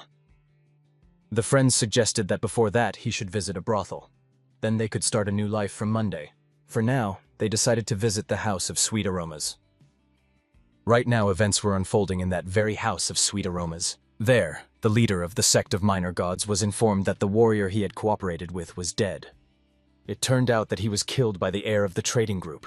It was hard to believe that he was so strong, but the guards saw with their own eyes how he took down their captain in less than 30 strikes. Moreover, the subordinate could not forget his face at that moment. It clearly showed how powerful this young man was. In the end, the leader of the minor gods decided to find out what weapon the hero used, and learned that he fought with his fists. However, he was even more disappointed by Ouyang Hua's defeat. After all, a swordsman with such experience simply could not lose to a young fighter who only used fists. Then finally, Ouyang Hua's subordinate dared to ask if the leader of the minor gods wished to take revenge. Of course, the leader considered it a foolish undertaking. They were not bandits after all, and avenging an honest and open duel would be dishonorable. However, the assistant could not accept this answer. After all, he and Ouyang Hua were sworn brothers, which meant someone had to take revenge. But unable to endure all these shouts that spoiled the mood, the leader with one swing of his sword cut off the head of this screamer. He did not even pay attention to the fact that he splattered blood on the maid who had been serving him all this time. Finally, looking at the bloodied corpse, the leader of the minor deities explained, There was no benefit in friendship with the dead. After which he ordered his servants to immediately remove this abomination from his chambers. Only then did he notice the frightened maid trembling with horror at the sight of this bloody scene. So he approached to comfort her and asked the girl to pretend she had seen nothing. And since the man's mood was completely spoiled and his desire for drinking was gone, he decided to return home. On the way, he continued to ponder how best to deal with the trading group that refused to pay the tax. Moreover, the murder of Yang also meant that they did not recognize the authority of the sect of minor deities, which was extremely disappointing. Obviously, the assistant believed that the leader intended to kill them. However, the latter reminded, they cannot just kill people like that. After all, they were not bandits. Meanwhile, the trio that had appeared was discussing how hopeless they were. Even after changing their dear friend, they were still stuck in the same place. And yet they decided to come here to have a drink. However, they were sure. The fact that they realized their mistakes was already unprecedented progress. In the end, they passed by the leader of the minor deities without paying him any attention. However, unexpectedly, Sima Ge-yuk overheard. The leader was extremely eager to get money from the trading group. Still, he knew perfectly well that Li Xiongmin was a master negotiator. He was even richer than he seemed at first glance. Therefore, he was extremely interested to find out, how much could the heir of such a trading group be worth? He must be appointed as the next target. And of course, upon hearing this, Sima Ge-yuk was very frightened and became alert. Immediately after that, putting aside the drinking, he rushed to his comrade's house. And honestly, the hero was so touched that the young man was already out of breath. And when he heard the whole story, he was moved. The young man had made the entire journey for him. However, he could not ignore the fact. The leader of the minor deities was seriously intent on killing the hero. As is known, after Yanhua died, the hero's house did not even have proper security. Therefore, he was considering asking their comrade for help. At the same time, this master of fists remembered. The sect of minor deities is, it seems, those very freaks the guard told him about. As far as he remembered from the stories, they wanted to betray the guild, and had been in cahoots with Yanhu all this time. So he decided to find out, where were these freaks living now? And learning that they were stationed at their own base, he invited his friend to come in. Very soon he handed him a black, inconspicuous garment and led him to the security warehouse. Here they could calmly change clothes and remain unnoticed. He explained that he was heading to the sect of minor deities, and the dark clothes would help him get in unnoticed. The main thing is to make it back in time for breakfast. Of course, Sima Ge-yuk was scared. After all, there were only 2 of them, and there was a whole cult over there. Moreover, it turned out, Li Jin-un had no idea what they were doing. However, the guy was really not very worried about it. Considering that they are not strong enough, the hero wanted to act first to catch them off guard. Moreover, he reminded his doubting comrade. After all, he was a candidate for joining the Murim alliance, and he ordered him not to be afraid and simply led him to their dwelling place. Very soon they found themselves near the walls of the sect of minor deities' base. There were many people in yellow robes patrolling the territory. All this also made it clear they had arrived at their destination. In the end, without much thought, the hero climbed down from the tree. Sima Ge-yuk understood. He could not help in the fight, as he could not handle a battle with a whole crowd. However, that was not required of him. All that was necessary was for Sima Ge-yuk to simply lead him to the right place. Therefore, he asked the boy not to worry about anything and to quietly sit here in safety. Then the young man boldly dared to ask, how was it better for them to sneak inside the sect? After all, there were extremely many guards around, and he hoped that the boy had a brilliant plan. However, he simply kicked the door down as if nothing had happened, calmly entering inside. Because although he had a plan, today he wanted to remember his past and have a little fun. As is known, Dan Woosen never retreated and never avoided battles. Since childhood, he was an orphan in an orphanage, never wandering the country without purpose. Even then, when strength helped him take the throne of the fist ruler, he still did not stop taking risks. Being at the top, he always remained a man who only enjoyed fighting. In the end, he, as if nothing had happened, walked past the armed soldiers, and they just froze, not knowing how to react to such audacity. For this reason, Li Jin-un decided to directly find out from them, where was the leader. However, the guard considered this guy a real madman, who not only burst in on them in the middle of the night, but also asked about such things as if he were at home. However, Dan Woosen hastily grabbed him by the neck and asked him not to make him repeat his questions twice. But unfortunately, he squeezed his neck so powerfully that in the end the head simply detached from the body. So the hero had to drop the corpse to the ground and turn to the others. However, they had already armed themselves against the intruding audacious man, who not only came here, but also decided to start this bloody massacre. Soon the leader of the minor deities also reacted to the noise. He was extremely curious to find out who was this daring young man. However, the hero, as if nothing had happened, introduced himself as a hired killer.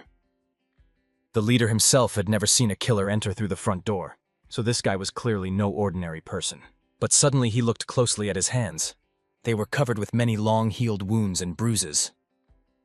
Then he remembered the conversation with the servant Heir Manhwa, whom he had recently killed. He said, "The heir of the trade guild fought with his fists." So the man quickly realized, before him was a young master of the trade guild. The hero agreed disappointedly, realizing he had clearly hidden his face in vain. The leader himself honestly admitted he did not expect that a person of his status would come to them himself. In that case, he decided not to hold back anymore and to take full advantage of his arrival. Immediately after this, nets activated, falling on the hero from above in an attempt to catch him. Of course, the young man easily dodged and tried to remember. When was the last time he fought several opponents at once? It seems this was the very battle before he was killed by those scoundrels from the demonic faction. In the end, he grabbed the edge of the chain and immediately spun with this net, using it as a deadly weapon, destroying his enemies. Of course, his body was still not at the same level as in his past life, but it was enough to defeat them. And when he fought, blood flew in all directions. Dan Wooson enjoyed the fight. After all, he hadn't had this much fun in a long time. In the end, one by one, the bodies fell apart into pieces. Some lost their arms and legs, and some were cut in half. And honestly, everyone was horrified by how this guy masterfully fought without weapons, as if he were not a human at all, but a real monster. However, unexpectedly, the boy's face was scratched by an arrow flying towards him. The mask immediately fell off his face, and the hero, looking at the leader of the minor deities, understood. He clearly wanted to show off his weapon in front of him. The leader honestly admitted he had not used it before because it was too expensive. However, he understood that his esteemed guest deserved to see an exception and look at his crossbow. At that very moment, the soldiers of the leader of the minor deities grabbed the hero's legs, trying to hold him back. They understood, most likely they themselves would come under fire. However, unfortunately, they could not disobey the Lord's order, and the leader called his guards, also armed with crossbows. For he understood, no matter how strong the hero was, even a warrior of his level would not dodge this massive attack. The real shooting began. Arrows flew like hail towards the master. And Dan Wooson was struck by the enemy's audacity, who did not spare even his own students, who could get caught in the fire. Even if they met in the underworld, such behavior would cause rejection in everyone. However, a familiar voice pulled the hero out of his thoughts. It was Sima Gayuk who threw him that dagger that Dan Wooson had taken with him just in case. With this blade, he easily managed to deflect absolutely all the arrows flying at him. After that, he defiantly looked straight into the face of his enemy. And of course, the latter did not expect at all that the guy would manage to deflect all the spikes with an ordinary dagger. The hero, as if nothing had happened, looked towards Sima Gayuk, thanking him for the timely help. After that, he caught the blade and threw it straight at his enemy. He was horrified. However, he managed to dodge, although he received a rather serious wound on his neck. The Master of Fists honestly admitted, usually he did not use swords. However, for someone like the leader of the minor gods, he decided to make a small exception. Only then, looking at his wound, did the man realize he was dealing with a real madman. He instantly ordered all his fighters not to stand still and to continue shooting actively. But it was too late, and the hero understood this perfectly. In just a couple of jumps, he was right in front of his opponent's face. Already being close enough, he confessed, he specialized in fist fighting, so the man could not escape from him. And that very one realized it. Therefore, he put his servant girl in harm's way, shielding himself with her body. However, the hero did not stop. He only became even more furious at the audacity of this enemy. After the energy explosion occurred, the girl discovered she was still in the strong hands of the young man, and he only carefully moved her behind his back, asking her not to get in the way. The leader could only tremble with horror, looking at the silhouette approaching him. He had no idea. Who was this man? If this really was a young master of the trade guild, then he had to be an ordinary fighter. He should not have such a swift technique as a novice who defeats enemies. After all, the hero fought like a seasoned veteran. The hero himself was furious. How this stupid degenerate stared at him as if he wanted to say something to him. And immediately, using this chance, the man began to beg for salvation. After all, he had accumulated quite a lot of money. If the hero spared him, he could have paid generously and would not have regretted the funds. But this truly made the hero even more angry. The young man without delay struck the opponent's chest with his foot, unable to comprehend why these miserable creatures measure human life with a ringing coin. He made it clear that he came not for the despicable trifle. He could have appropriated it even after his death. Taking a handful of coins, he pressed the handful of coppers straight into the enemy's flesh. The blow made a gaping hole near the heart. The sight looked so disgusting that even a hardened fighter could have been sickened. At that very moment, the unsuspecting Sima Geuk only clenched the weapon in his hands, unaware of the bloody reprisal that had just taken place. At dawn, everyone safely returned to the estate after the operation was completed. Sima Geuk instantly figured out in which direction the senior comrade was heading, obviously, to escort the maid to her chambers. Therefore, the junior decided to take the initiative into his own hands and accompany the girl himself. After a courteous farewell, Dan Woosen departed on his own business. However, the unexpected happened. The maiden quickly recognized the companion. Breaking the silence, she suggested that it was Sima Geuk himself walking beside her. It turned out she often noticed him in the House of Sweet Aromas. Among other things, the young fighter's identity was revealed by his close friendship with the elder brother. The maid expressed gratitude for her rescue and swore that next time she would definitely treat both him and Li Jin-un to a bottle of exquisite wine. However, Sima Geuk himself realized he was not worthy of such gratitude. After all, he was only following his older brother, providing what help he could. Moreover, Li Jin-un seemed no longer eager to visit such disreputable places. But this news did not sadden the girl at all. On the contrary, she noticed that the young man had undergone striking changes. These words made Sima Geuk think, if the senior comrade managed to change, then he would surely succeed too. And the hero, eager to satisfy his morning hunger, did not even suspect that he had become a role model for someone. Soon he was already seated at a generously set table in the company of the twins. They eagerly glanced at the dishes but did not dare to touch the meal. Therefore, the mentor joined them, suggesting to calmly begin the feast. He also explained, when they feel hungry, they can ask for a treat at any time, even 7 times a day. Honestly, the young novices were amazed by the generosity of their new master. However, they noticed that the young man was wounded. Surely something unusual had happened to him the previous night. Therefore, the mentor had to justify himself that nothing serious had happened. In reality, he was still troubled by the sudden attack. It caught him off guard and made him momentarily confused. Obviously, in his past incarnation, such a thing would never have happened. It meant one thing.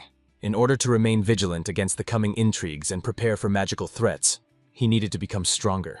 Something more than ordinary training was required. However, a maid appeared to report to the young master about the arrival of a shipment. 2 bundles wrapped in flesh-colored and scarlet fabric were immediately placed on his desk. The young man promptly began unpacking them. He did not expect to suddenly receive gifts. A note from Gu Yun was attached to the first box.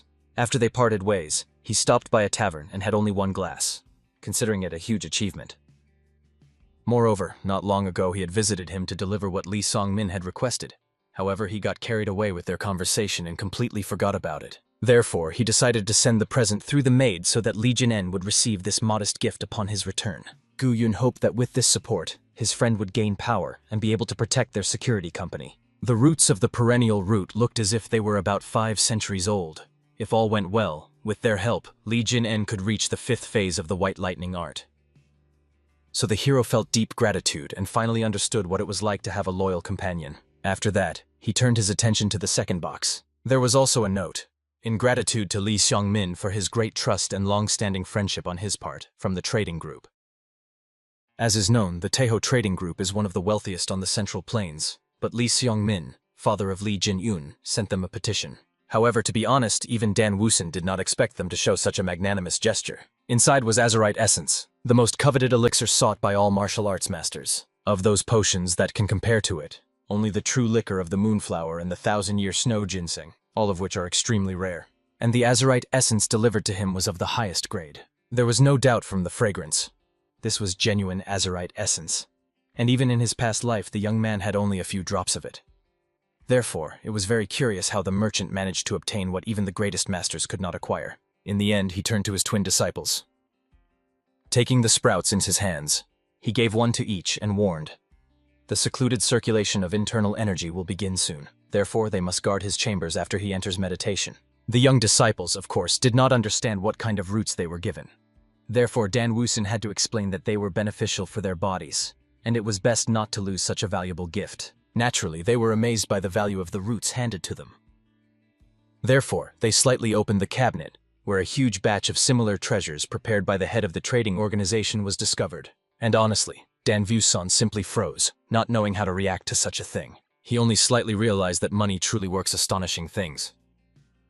2 hours after lunch, the hero finally secluded himself in his quarters, beginning the circulation of energy. he fully realized that the roots were bitter in taste and devoid of fragrance. For some reason, martial arts were very similar to these roots, just as painful and tasteless. With every moment of circulation, he felt hotter and hotter. If it were his former body, it would surely have already been incinerated. Therefore, it was pleasing that someone had thought to prepare his flesh for training in advance. But suddenly he felt an unbearably burning pain consuming his entire being. Trying to suppress it was pointless. Therefore, he longed to overcome the torment. The powerful energy that surged in his body served as proof of the success of the process. Soon the young man regained consciousness, looking around at his charred clothes. When he ran his finger through the air, he realized, truly, lightning was flashing in the skies. This was the very fifth phase he longed to reach. However, he was struck by the amount of alcohol Li Jin-un had consumed in the past, and even now his body, after expelling toxins, continued to emit a wine stench mixed with sweat. Yet this was an excellent chance to forever part with the remnants of the inferior life of the previous owner of this shell. The only problem remained untouched for now, the essence. Its absorption was like if a clay cup made of wet sand were immediately placed into a blazing furnace. Such a vessel could easily crumble to dust. However, if the young man managed to overcome it, he would gain unprecedented power. When he emptied the vial, he felt the energy of the azurite essence testing his strength. He did not wish to show excessive greed. However, he had to overcome the trial to become even more powerful. Thus, 7 agonizing days passed during his training. Li Hua-un kept circling near his chambers, as he was extremely worried. No news had come for a whole week. The twins greeted the chief administrator and reported that the gentleman had not yet returned. However, they warned, they could not let him inside either, for it was a direct order from the master. But suddenly, behind the twins, an explosion thundered, blowing the doors away as if they had never existed. Then they saw the silhouette of Li Jin-en emerging from the darkness. Everything in his room was shattered to pieces, and he himself looked completely unlike himself. So, to be honest, Li Hua-en was frightened, not understanding what had happened to him during that week. Moreover, the stench emanating from his chambers was simply horrifying. Perhaps it was the very cleansing from toxins he had heard about many times. However, when they saw that the young man began to collapse to the ground, they immediately rushed to help him get up. They surrounded him and started shaking him in all directions to wake him, but nothing helped. Soon Li Jin-en himself regained consciousness. However, he was breathing heavily and looked completely unlike himself. He immediately began to look around fearfully, as if searching for something. Then he stood up and announced that he intended to leave. He only warned that today it was unbearably hot, and he wished to cool down slightly, but demanded that no one follow him. After that, with long strides, he rushed somewhere beyond the estate walls, and the whole trio was left wondering how Li Jin-un could feel hot on such a fresh and cool day. The hero, however, was fully aware. His body was simply burning up from the inside right now. It was not tempered enough and incapable of fully being in harmony with the essence. Inside, it thundered as if something was boiling in a cauldron, and he could not control this power of his. If this continued, the trading group and the entire street would be in mortal danger because of him. Therefore, he longed to go as far away as possible. At this pace, he reached the forest, which was surrounded by remote mountains. Then, stopping, he realized that he could no longer contain all that power that was literally spilling out from inside him. He understood that in this situation he could not fully accept it. Therefore, the best solution was to release all the excess that was boiling within his nature. As a result, lightning began to flash in all directions, emanating from his body. These flashes of lightning in the mountains were even seen by people passing by. To be honest, it was the first time they saw lightning strike from the earth to the sky. After such a number of discharges directed into the clouds, at the place where the King of Fists stood, a downpour began to fall. He himself tried to calculate which phase he had managed to reach. However, he realized, if he is capable of unleashing so much energy at once, then it means he has already reached the 8th phase. And the entire art of the white lightning consisted of 10 phases, so he only had 2 left to conquer. Soon he was returning to the estate along the soaked streets. The maidens shyly turned away, and the men whispered, not understanding who this half-naked young man was. Hearing all these rumors behind his back, the hero realized that he needed at least to buy some clothes so as not to stand out so much from the crowd. In the end, he entered the first shop he came across and immediately bought himself a more formal outfit. Of course, he decided to find out from the merchant how much he would charge him. However, the merchant did not ask for a single penny. It turned out that the reason was that since the hero punished those degenerates from the Ouyang clan and the sect of minor gods, there were fewer hooligans causing trouble on the streets. Thanks to this, the merchant was also able to safely bring his children to the shop, so this attire was a way of expressing gratitude to the hero. Moreover, the merchant asked that the hero also accept a sturdy umbrella as a gift, And seeing how the children excitedly handed it to him, Li Jin-un had no reason to refuse. In the end, gratefully accepting the umbrella, he stepped out onto the rainy street. Finally, as he left, he only waved, saying goodbye to the merchant and his children. Walking down the street, he noticed that it had indeed become much calmer. Of course, before, the young man did not care how the streets looked after the fight. However, after those words, he began to look closely and notice the differences. And honestly, from the scene he observed, warmth spread inside, so the feelings were quite pleasant. However, at that moment he heard someone loudly shouting, urging everyone to get out of the way. The young man was running through the streets, followed by armed fighters trying to catch him. He quickly saw the familiar face of the hero and immediately ran up to him, lamenting such an awkward meeting under these circumstances. And Dan Woosen was convinced. This poisonous fox always gets into trouble. He was clearly a lover of a turbulent life. At the same time, events were unfolding in the Mohian clan. A large crowd gathered there to attend the Imperial Assembly. The head of the Dokgo clan was glad that the elders of the Imperial Assembly had finally come together after so much time. He also praised Mohyun Bin for the excellent work. The head of the Mohaeon clan himself understood that he was not worthy of thanks. All his work was just to organize this assembly. After that, he turned his gaze to his colleague Ouyang Sen. Had he not heard that recently an unpleasant incident involving his clan had occurred? It seemed that Ouyang Hu challenged a member of the trading group to a duel and was defeated. Therefore, everyone gathered was extremely curious to find out whether this was true or not. After all, as everyone remembered, Ouyang Hu was one of the most experienced martial arts masters of the clan. Moreover, there were rumors that he caused disturbances in the guild and was severely punished for this great commotion. However, all the whispering abruptly stopped when they heard the loud laughter from the leader of the Imperial Assembly. The head of the Namjoon clan could not believe that someone like Ouyang Hu was defeated by one of the traitors. This man was also the Emperor of the Blade, the strongest martial arts master in the world. It seemed to him, if what happened to Ouyang Hu was true, then it was much more ridiculous than anything from a farce. Unable to withstand such pressure, the head of Ouyang admitted that he had long desired to expel this degenerate from his clan. Moreover, the man was thinking that it was time to show the trading post the true power of their clan. At the same time, the guards approached the hero and demanded that he hand over Chun Myung-ho. It was not necessary to intervene between them, otherwise he could get hurt. Of course, the hero was curious to find out who these fellows were. Chun Myung-ho hurried to explain that these were the most famous bandits of the criminal world. They are also called the Crimson Reaper Alliance. Recently, they have been trying to take control of the city center. Previously, as is known, Chun Myung-ho was involved in auctions. When after some time he decided to put things in order, he realized that these fellows had already stolen everything from him. Then the young man decided to inquire whether his hands had healed after their recent skirmish. However, unfortunately, they were still bruised and even trembled at the slightest tension, so he could not stand up for himself in any way. In the end, Li Jin-en turned his gaze to the people who had come for Chun Myung-ho. He asked them to come here when the boys' hands were fully recovered and they could fight on equal terms. Today it was better for them to leave. However, they only wanted to laugh in his face, thinking that Li Jin-en was talking complete nonsense.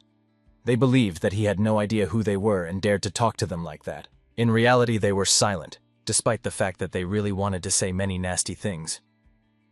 All because from Li Jin-en, who was watching them so attentively, there emanated some strange tense aura.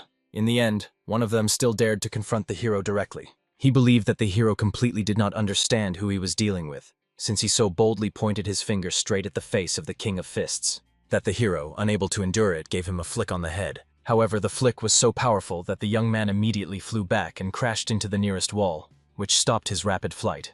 The hero then explained to these frightened young men that he was extremely hungry right now. If they engaged in a fight, most likely Dan Woosen would kill them all. Therefore, he suggested they meet another time, or else the poisonous fox would find them himself when he recovered. In the end, all that was left for the frightened fighters was to bow and say goodbye to this man, after which they fled in panic. And Chun Myung-ho, as if having no shame or conscience, immediately brazenly demanded that the hero buy him food, because he was literally starving. Moreover, he excused himself. On the day they fought, he was not in shape, only because he was exhausted from hunger. If he had eaten, he would definitely have defeated the hero. Of course, Li Jin-en hinted that the guy could have simply asked him properly. There was no need to try to justify himself, because that only made him more embarrassed. So the two of them went into a noodle shop where Chun Myung-ho drained bowl after bowl. Finally, after he was full, he felt alive again. However, watching how much the hero devours without stopping, the young man got the feeling that a crowd of hungry beggars had settled in his stomach. After all, he used to eat like a sparrow, but now he had changed too abruptly. In the end, he turned to the waiter. At first, he wanted to order 2 more bowls. One for himself, one for Li Jin-en. However, he changed his mind and asked to bring as many as 4 servings. So while the hero continued filling his hungry stomach with food, the guy decided to find out how the twins were doing and what they were up to. Learning that the twins were training hard, he was even afraid to imagine how strong they had become. However, he also sympathized with Li Jin-eun. After all, the expenses for feeding these 2 were surely colossal. They were like not people, but voracious spirits. In the end, Li Jin-eun had to remind him that food was not a problem for him. After all, he was rich, so there was no need to think about it at all. Because of this, even the venomous fox felt a little uneasy. Then Chun Myunho decided, as if nothing had happened, to find out how a person generally learned real martial arts. He was curious. Would he be able to handle the Crimson Reaper if he learned martial arts? Crimson Reaper is the nickname of the leader of those young men they encountered today. This Crimson Reaper had a whole bunch of subordinates. When the fight started, they swarmed like bees. But as it turned out, they ran away even faster. Looking at the boy, Dan Vusan chewed for a long time, pondering something. However, unexpectedly, he offered Chun Myunho to teach him martial arts. However, he warned, the main condition was that he must strictly follow all his instructions. Of course, the motivated guy immediately promised that he would do everything in the best way, as befits a person who was called the Poisonous Fox. The hero's very first task for this guy was this, to stand up and immediately bow to him. Of course, it was too awkward for the young man to do this. After all, pride did not allow him to bow before a former enemy, but there was no choice left. In the end, he fell to his knees before him and made a deep bow. However, he promised, if the hero did not start teaching him martial arts after that, he would cause trouble right in front of the trading group's gates. In the end, the hero, without much thought, raised the umbrella, after which he demonstrated one of the sword-handling techniques. Honestly, the technique was so swift that Chun Myunho was not very impressed. In the end, he swore, if the hero did not teach him something truly useful, he would immediately go to his guild and start throwing shit over the wall. However, not wanting to listen to all these threats from the foul mouth of this guy, Dan Wusun immediately struck him on the head with his umbrella, after which he angrily ordered the idiot to shut up and took the umbrella with one hand. Of course, the Fist King did not forget to warn that this umbrella was his gift, so he needed to be as careful as possible. The task for the guy was this, to wave exactly as Dan Wusun showed him. It was necessary to do this 100,000 times, but to do it as quickly as possible. If he does not cope with this task, he can forget about martial arts. Honestly, at first the Poisonous Fox was sure he had misheard. The number was 1,000, not 100,000 times. However, the dissatisfied Li Jin-eun explained, if the guy is afraid even of such difficulties, martial arts are not for him. He can return his umbrella and just get lost. In the end, Chun Myunho asked the hero to wait a little. He needed to think everything over, how important it was to him. But Dan Vusun was simply infuriated by this, so he immediately grabbed the boy by the collar. He explained, having learned only a couple of children's tricks, he would not be able to kill anyone. If he waved that umbrella 100,000 times, he could have defeated at least half of those young men who attacked him, even with a wooden sword. Everything he did before that was just running away from them like a wet rat. So Chun Myunho had to decide, if he wanted to continue living so pitifully, it was better for him to die. And obviously, all that the angry venomous fox could say was that he absolutely did not want to die. Therefore, his hero let him go. However, he ordered that the boy should not forget. He was a poisonous fox, not a rat, and must know his place. After that, both fell silent, looking out into the distance, and each thinking about their own thoughts. When the rain began to gradually stop, the guy asked the hero to lend him an umbrella for a short while. After that, he left with it. And a waitress hurriedly approached Li Jin-eun. She decided to find out if the gentleman was going to pay for his friend. And of course, he immediately dumped a whole bag of coins on her. At the same time, the hero wondered, would the young man come to his senses or still give up, as he had done before? Moreover, he was extremely interested in this story about the Crimson Reaper alliance. At the same time, the Crimson Reaper himself was very angry. He promised to find these people, and he had to keep his promise. Therefore, having cruelly punished the failures, he decided to find out how they allowed Chun Myunho to escape after all. Soon from the survivor's story, he understood that they had almost managed to catch the poisonous fox Chun Myunho, but one of his comrades managed to stop them. In addition, they stated that some merchant's son stood against them all.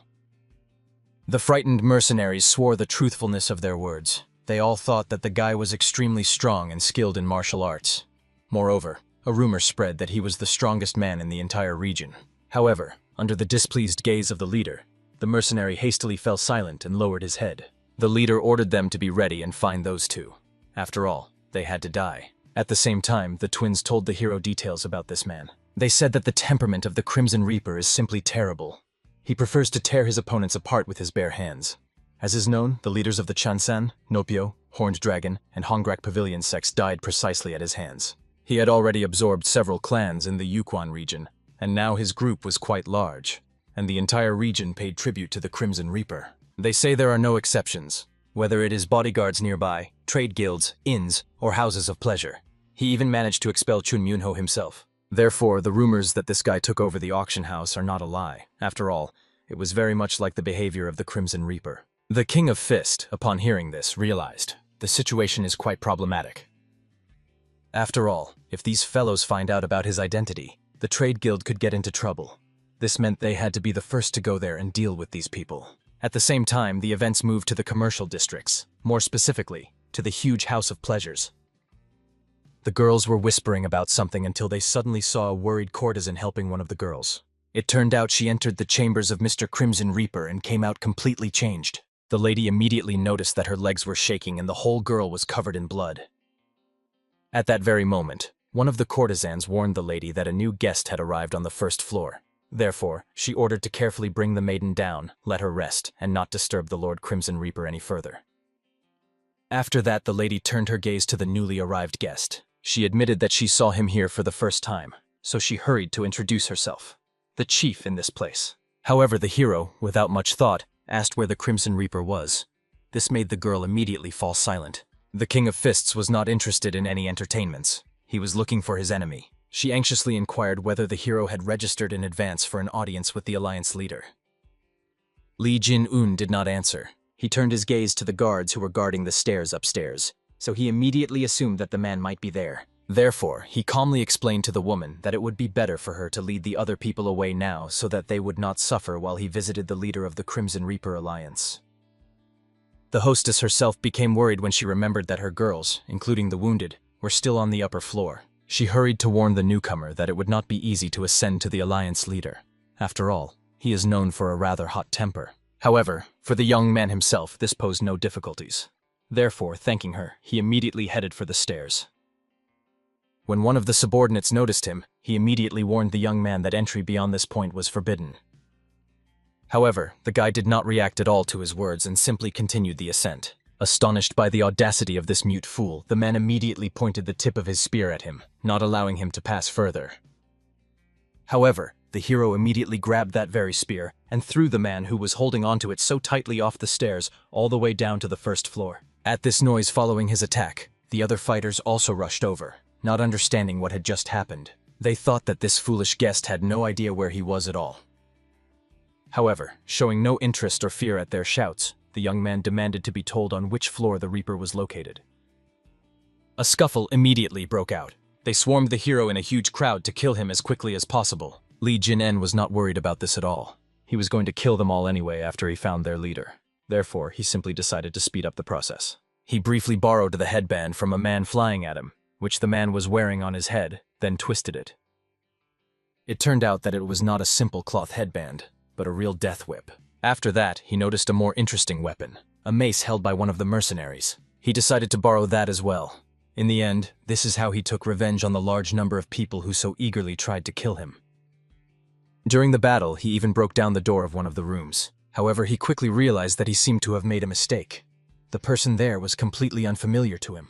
In the end, he realized it seemed he would have to search every room in the House of Pleasures before finding the Crimson Reaper he needed. However, the security from the House of Pleasures did not bother him at all. Therefore, he immediately began to destroy everything that came his way. However, in none of the destroyed rooms did he find the person he needed. Therefore, the guy decided to move to the next floor, hoping the man was there. In the end, one of the rooms turned out to be the right one, and immediately the defeated fighters burst into the leader. They begged him to help. After all, this guy was the very son of the trade guild they had warned about. However, the hero did not let them finish and immediately stepped on the guys' heads, using them as if they were his personal carpet. The Crimson Reaper was not scared at all and pondered for a long time what kind of noise he had heard outside. Now he understood. A friend had come to pay for Chun Myunho. The hero roughly calculated. He was now on the 5th floor. All paths before this were strewn with bodies. So the Crimson Reaper clearly climbed so high in vain because it cost his people dearly. The man himself, as if nothing had happened, was surprised that the greeting of the King of Fists pleased him. Apparently, it was hard for him to climb. However, this did not cause any difficulties, because trampling people on the way up was literally his specialization. When the Crimson Reaper rose, he towered over the hero, as if he were at least half a meter taller. He clearly enjoyed his superiority. Therefore, bowing, he admitted, his specialty was looking down on people. And honestly, when the Fist King looked at this man, he remembered why he liked bandits so much. After all, they were a real pleasure to beat. However, suddenly he noticed the bloodied body lying on the sheets. Seeing this attentive gaze, the leader hurried to explain that he had slightly lost control of his strength. Therefore, he ordered the young men to throw this girl out. Dan Woosen was convinced. People like the Crimson Reaper would never change. Therefore, he began to wonder how best to kill him. What was the most painful way to choose? And honestly, the mercenary even liked the hero's angry look. The people who had tried to kill him before had exactly the same glare. However, he casually warned that he had torn all those people to pieces with his own hands. At the same time, guests and courtesans, hearing the crash, immediately began to scatter away from the House of Pleasure. At the same time, even the Crimson Reaper's own assistants were running away, because some madman had appeared and was tearing the entire House of Pleasure to pieces. They longed to run away as swiftly as possible. However, suddenly they saw a man with an umbrella. He wanted to try his 2,874th strike on them. In the end, one strike was enough for the man to lose consciousness and fall to the cold ground, and Chun Myunho was clearly rejoicing.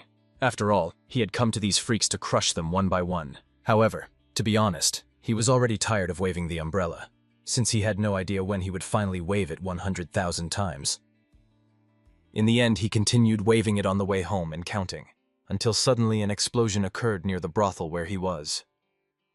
He, of course, immediately turned around fearfully to see what had happened. However, what he saw made him tremble, and for a second even forget how to breathe. As soon as the hero saw the scoundrel Crimson Reaper, he struck him with such force that he broke through the 5th floor wall and flew down to the ground. And the King of Fists retreated, preparing himself. He raised his hands for another strike. In the end, the alliance leader crashed to the ground with a roar, causing even the strong stone floor near the House of Pleasures to start cracking at the seams. However, the man quickly got up and laughed, because the hero's moves looked quite amusing. In principle, he was fully aware that he should expect such behavior from this fighter. Therefore, he asked one of the alliance members for a mace in order to fight the hero.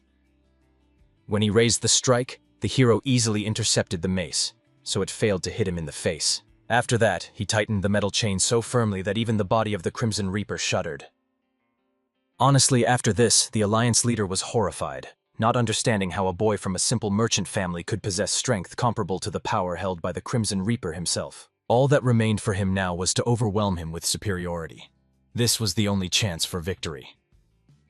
In the end, he raised his hand to strike. However, Li Jin-en also recognized that the man often trained meteor hammer techniques, the meteor fist technique. His movements were clean, which meant he was taught by a true martial arts master. However, the man's opponent was not just some Li Jin-en, but the former King of Fists himself. In the end, he blocked the attack and struck the opponent in the stomach so powerfully that saliva sprayed from his mouth in all directions. Seeing the imprint left on his abs, the Crimson Reaper quickly realized that the hero was not so simple. But the Reaper also diligently trained fist techniques. For this reason, he decided to fight him seriously. He immediately nourished his body with energy, causing even his clothes to fall apart into the tiniest shreds. He, like a mad berserker, rushed at the hero, eager to tear him apart. Honestly, all the loser could think about was that even after giving his all, he ended up lying on the ground. All the King of Fists could do was laugh. After all, now no one looked down on him. Perhaps if the Crimson Reaper sometimes treated people humanely, everything would have been different. However, he was a true degenerate. Therefore, the King of Fists was so enraged that he did not intend to spare him. However, the Crimson Reaper only laughed, because despite the lightning energy on the hero's hands, he felt nothing but light tingling on his skin. Li Jin-en calmly nodded, realizing that it seemed better for him to start the procedure immediately from the second phase. And at the second phase, he already began to scream like he was cut, from the pain.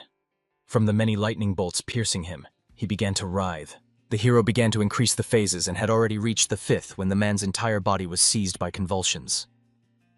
The mercenaries stood and watched in horror, not knowing whether they should approach to stop this nightmare. However, suddenly they saw a huge fist of lightning in the sky. It was the art of white lightning in 10 phases, the roar of lightning. In the end, this fist of power crashed into the man, simultaneously destroying everything it touched around. When the lightning storm ended, all that remained were the scorched remnants of human flesh on the ground, which had disintegrated from the tension. Thus began the hero's work of cleansing the dark world. When the leader breathed his last, Dan Vusan rose as if nothing had happened. Looking at the people who served the Reaper, he was curious. Who were they, and why were they squeezing blood from the weak here and demanding tribute from them? He explained, if they had no one to show their strength to, he was ready to offer his candidacy for amusement. Then the King of the Fist would gladly do the same to them as he just did to their degenerate leader. However, the warriors did not hesitate, believing that their leader was simply unlucky. With such a crowd, they could definitely defeat one man. The others whispered, for they could not believe that the Crimson Reaper was truly dead. They longed to know who this young man was. Moreover, they were glad that they no longer had to pay tribute to anyone. After all, if the Crimson Reaper was dead and these bandits would soon be dealt with, then their problems would also end. But they were still worried. Perhaps the young man who defeated the bandits would also want to collect tribute. However, Chun Myunho calmed the citizens, explaining that this young man was clearly not one of those kinds of people. He already had plenty of money, so now the common people had nothing to worry about. After that, Chun Myunho continued to practice his umbrella swings as if possessed, counting over and over again, glancing at the hero. At the same time, he realized the hero fought incredibly skillfully. As is known, every person has a spark burning in their heart. However, it was each individual's personal responsibility to fan the spark into a flame. The hero was so mighty that just the thought of it was maddening, but the poisonous fox was convinced he could achieve the same and even surpass the hero. Soon the hero returned to his trading group in the morning. However, when he entered his chambers, he noticed Li Huayan, who did not even know how to react to his brother's return. He hurried to explain that he had gone out for a drink. However, he did not understand what had brought his younger brother to his room. What worried him more was the blood on the hero's clothes, which, moreover, clearly did not belong to him. But without imposing, Li Huayan finally explained. The elixirs seemed to have worked excellently on the hero. Therefore, he was eager to prepare a gift in gratitude to the people who sent them. He pondered for a long time what they could offer in return. After all, the elixir seemed truly precious. Then Dan Wusan finally remembered the Taeho trading group that had provided them with azurite essence. Honestly, even the King of the Fist found it difficult to assess her value, which made Li Huayan even more worried, not understanding what they could offer in return. The hero, however, knew. What they were given was literally priceless, so repaying with money or other goods was not possible. Therefore, he proposed that they create a trade alliance with this trading group. As is known, among those who provided them with elixirs, there are large groups, but there are also smaller ones, like the security agency Western Wind, which has no own security. If they create an alliance and provide protection to everyone, it will be a worthy gratitude. Of course, Li Huayan thought that this was too ambitious a plan. However, Li Jinen did not desire to immediately start something grandiose. For now, they could only include the Taeho Trading Group and the Western Wind Security Agency. They had already received something that could not be compensated with money, so they must pay in another way. The rules for membership needed to be simple, as their ancestors did. And for now, no fees needed to be collected. Therefore, Li Huayan became extremely curious. What, according to Li Jinen, would be the goal of this alliance? At that moment, the young man remembered how he met the merchant who gave him an umbrella and clothes in gratitude for the fact that their life had now become calmer. He also remembered his friend Gu Yun, who hoped that he would protect their security agency when he became stronger. Therefore, Li Jinen's goal at the moment was to protect the lives of merchants. He desired to create a rapid communication system so that problems could be solved immediately as they arose. Of course, Li Huayan still doubted. Could a situation arise that even the warriors escorting the Taeho trade group could not handle? And of course, if something like that happened to such a large group, it would mean the involvement of combat sects, especially the involvement of those who mastered dark martial arts. In that case, Li Jinen would personally go on these missions. After all, the potions sent to him were priceless and granted him colossal power. And Li Huayan was glad to hear that it really helped his older brother a lot. In the end, he agreed to his idea and began suggesting a name for the alliance. For example, Alliance Great Merchants Association. However, the hero, recalling the Crimson Reaper alliance whose mercenaries were like his fanatics, rejected this name. He proposed not to include the word alliance in the name at all. Simply call it the Great Merchants Association. In the end, when this issue was resolved, and Li Huayan was already about to leave. However, he did not forget to remind his older brother that he had been very exhausted with work lately. However, this was not a complaint. For merchants, happiness is when there is plenty of work. Noticing his elder's approving smile, he went on to deal with work matters. However, suddenly they were called by a frightened guard. He flew in scared, warning that they would all be destroyed, for Lord Uyan himself had arrived with his disciples. Of course, Li Huayan immediately dashed towards the gates, but the King of Fists only sighed discontentedly, foreseeing a major confrontation. At that moment, the events shifted to the main hall of the trading group. There at the table sat the head of the Uyan clan himself, Uyan Sen, sipping sake. However, he was simply furious, which was very hard to hide. Just the memories of that disgraceful meeting of rulers made his blood boil in his veins. For this reason, he ordered that his 3 disciples fight Li Jin-en, the heir of this guild. One victory was not enough to restore their honor. Moreover, this boy could not die peacefully. Everything had to be done with particular cruelty. Then a relative of the clan, a young man with short hair, decided to find out from his brothers whether they planned to use weapons in the fight.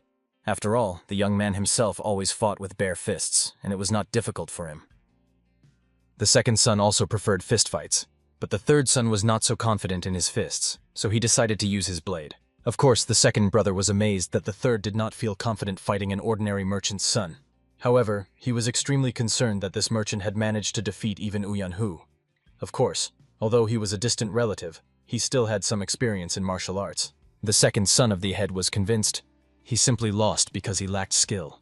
There could be no other reasons. After that, he asked for another cup of wine and waited until they finally brought the heir to him as quickly as possible. However, when he looked back at the servants attending him, they turned out to be 2 twin thugs. They explained to the arrivals that the young master had invited them to the wing. As soon as he eats, he will meet with them. In the end, despite everyone already boiling over these words, there was no way out. So they headed there together with them. Finally reaching the wing, the twins entered first to warn the young master about the arrival of guests. When they entered, he was still bandaging his hands to avoid excessive injuries, and also greeted the people who had made such a long journey here. Of course, immediately 3 brothers one after another introduced themselves, greeting the hero and the first heir. But Li Jin-en himself was quite surprised that the clan head himself had also come here. He, bowing with a smile, apologized for coming without warning, and admitted that he personally longed to see the hero's strength. From these words it became clear. They came here for a duel. Therefore, the hero agreed and asked them to choose a suitable format. The chieftain explained that his sons wished to learn much from the hero in this duel. Therefore, the rules were simple. Stepping out of the ring, losing consciousness, or being unable to move were considered a defeat. In the end, the rules were indeed simple and clear, so Dan Vusan had no reason to refuse. Therefore, the King of the Fist asked the first of his opponents to step into the arena. This opponent turned out to be the second son, and the chief was eagerly waiting for the moment when this traitor would beg for his life to be spared. At the same time, the second son panicked a little. Although he stood before the merchant's son, it felt as if a seasoned martial arts master was before him. Perhaps that victory over Uyan Hu was not such a success after all. The King of the Fist was quite surprised that the guy who stood against him decided not to even use his sword. However, he roughly explained that the hero should not treat him with such contempt. He had the right to act as he deemed necessary. In the end, unwilling to listen to these confident words of the heir, Li Jin-un immediately approached and punched him in the face. In the end, not only did he fly out of the arena, but he also almost gave up the ghost.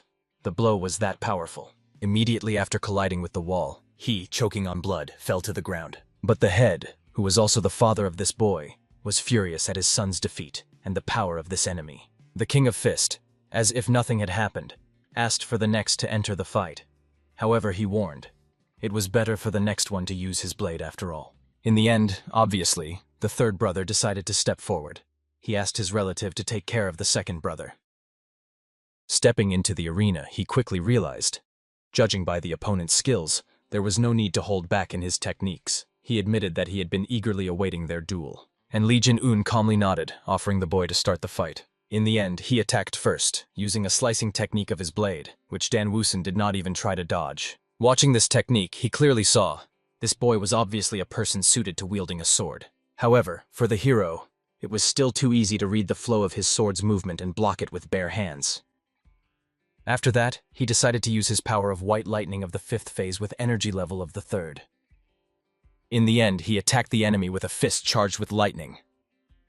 It was the same strike, the roar of lightning, the art in 10 phases, with which he swiftly defeated his enemy. In the end, the enemy was knocked to the ground and lost with just 1 strike. Honestly, no one could believe that even the third gentleman was thrown back so easily. The third brother even wanted to end the duel at that point, After all, if all three of them lost, it would cause a huge resonance. However, the relative did not listen and still performed in the arena. He understood perfectly well.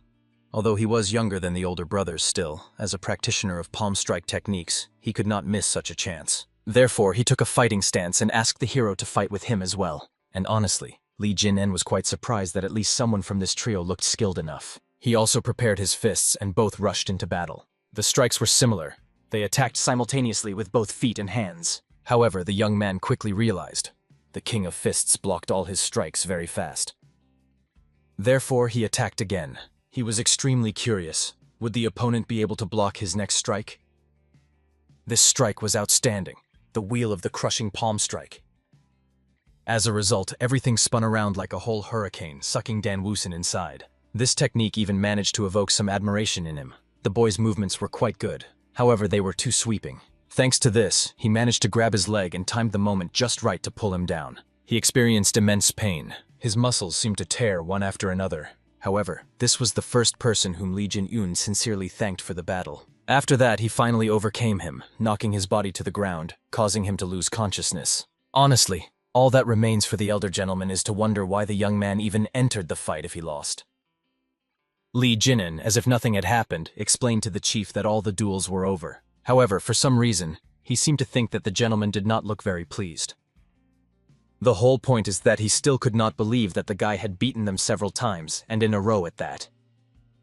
It became obvious. Li Jin-en is an unusual person. Even if they bring another fighter from their clan, it will not be enough. At this rate, not only will the pride of the Association of Rulers be trampled, but they will also be endlessly ridiculed. In the end, the man could think of nothing better than to calm down and suggest to the hero to take a walk.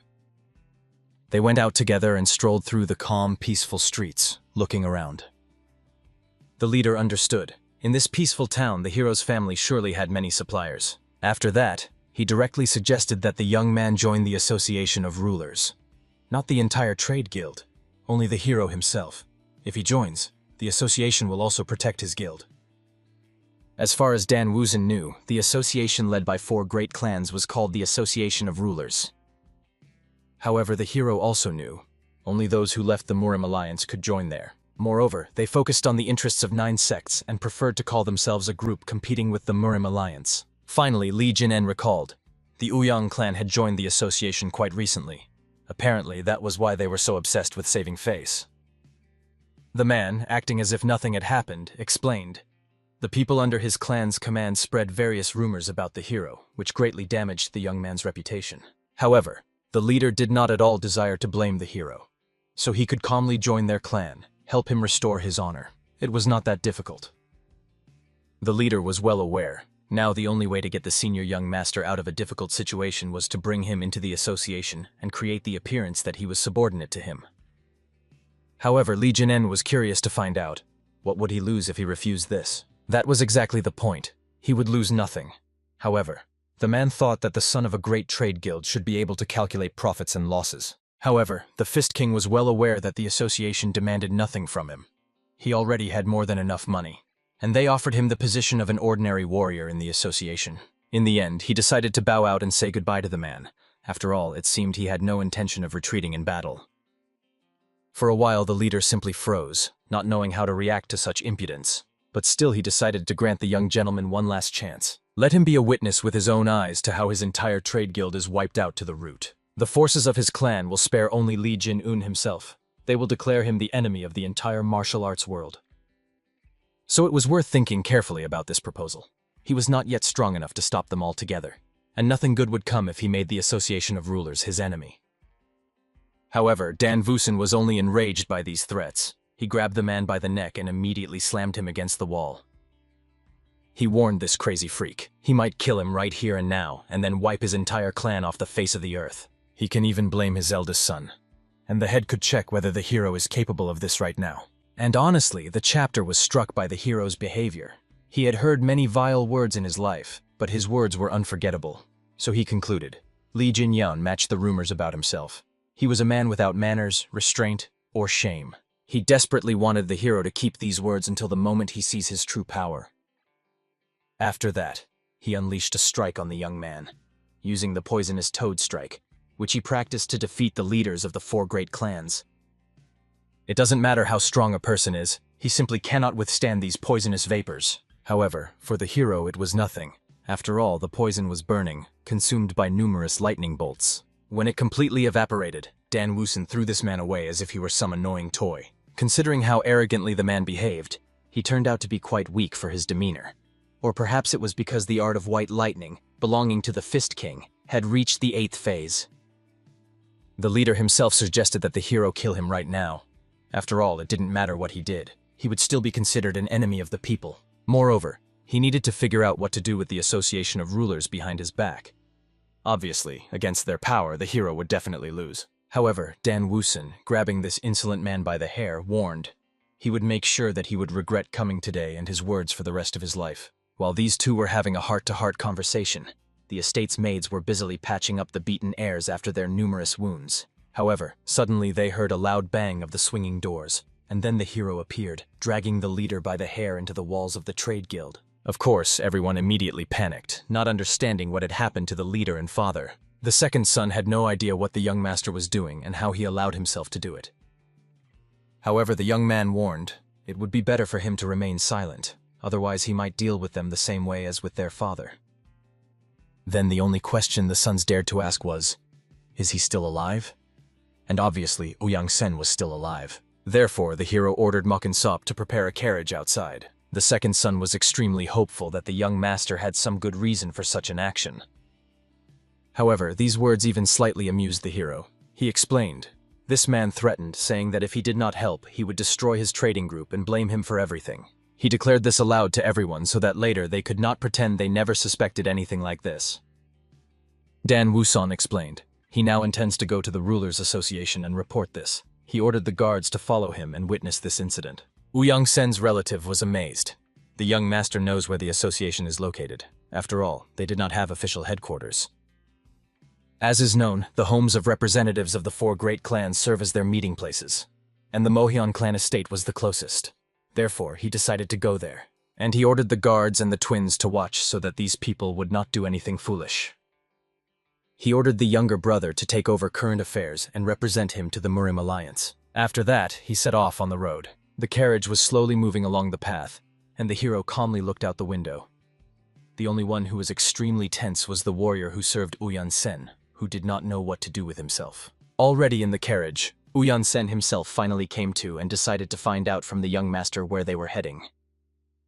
And of course, Li Jinen hastily reported that they were going to the Mohyun estate. In the end, the man sighed heavily and demanded that the guard give him water, for he was literally dying of thirst. However, the guard was extremely doubtful that the young master would allow him to give water. However, the King of Fists only smirked at the servant's fear. He was surprised. When the clan leader himself asks for water, the guard was so cold-blooded towards him. For this reason, grabbing the man by the head, Li Jinen quickly realized it seemed he was not a warrior from the Ouyang clan. Most likely he resembled some kind of hired assassin. Immediately after this suspicion, the entire carriage flashed with numerous lightning bolts that took the life of this scoundrel. Of course, the frightened guards leading the horses did not understand what the young master was doing. However, he explained to them in a casual voice. Nothing happened. They could continue on their way. After that, he turned his gaze to another of the fighters, and he confessed. They were hired assassins. The group was called Golden and Silver Assassins. They were divided into Golden and Silver, and this one specifically belonged to the Silver class. Then, after thinking a little, Li Jinen decided to find out. How much had the man paid to hire them? He, of course, was not going to answer anything. Then the hero decided to stop the carriage and deprive the man of one of his body parts.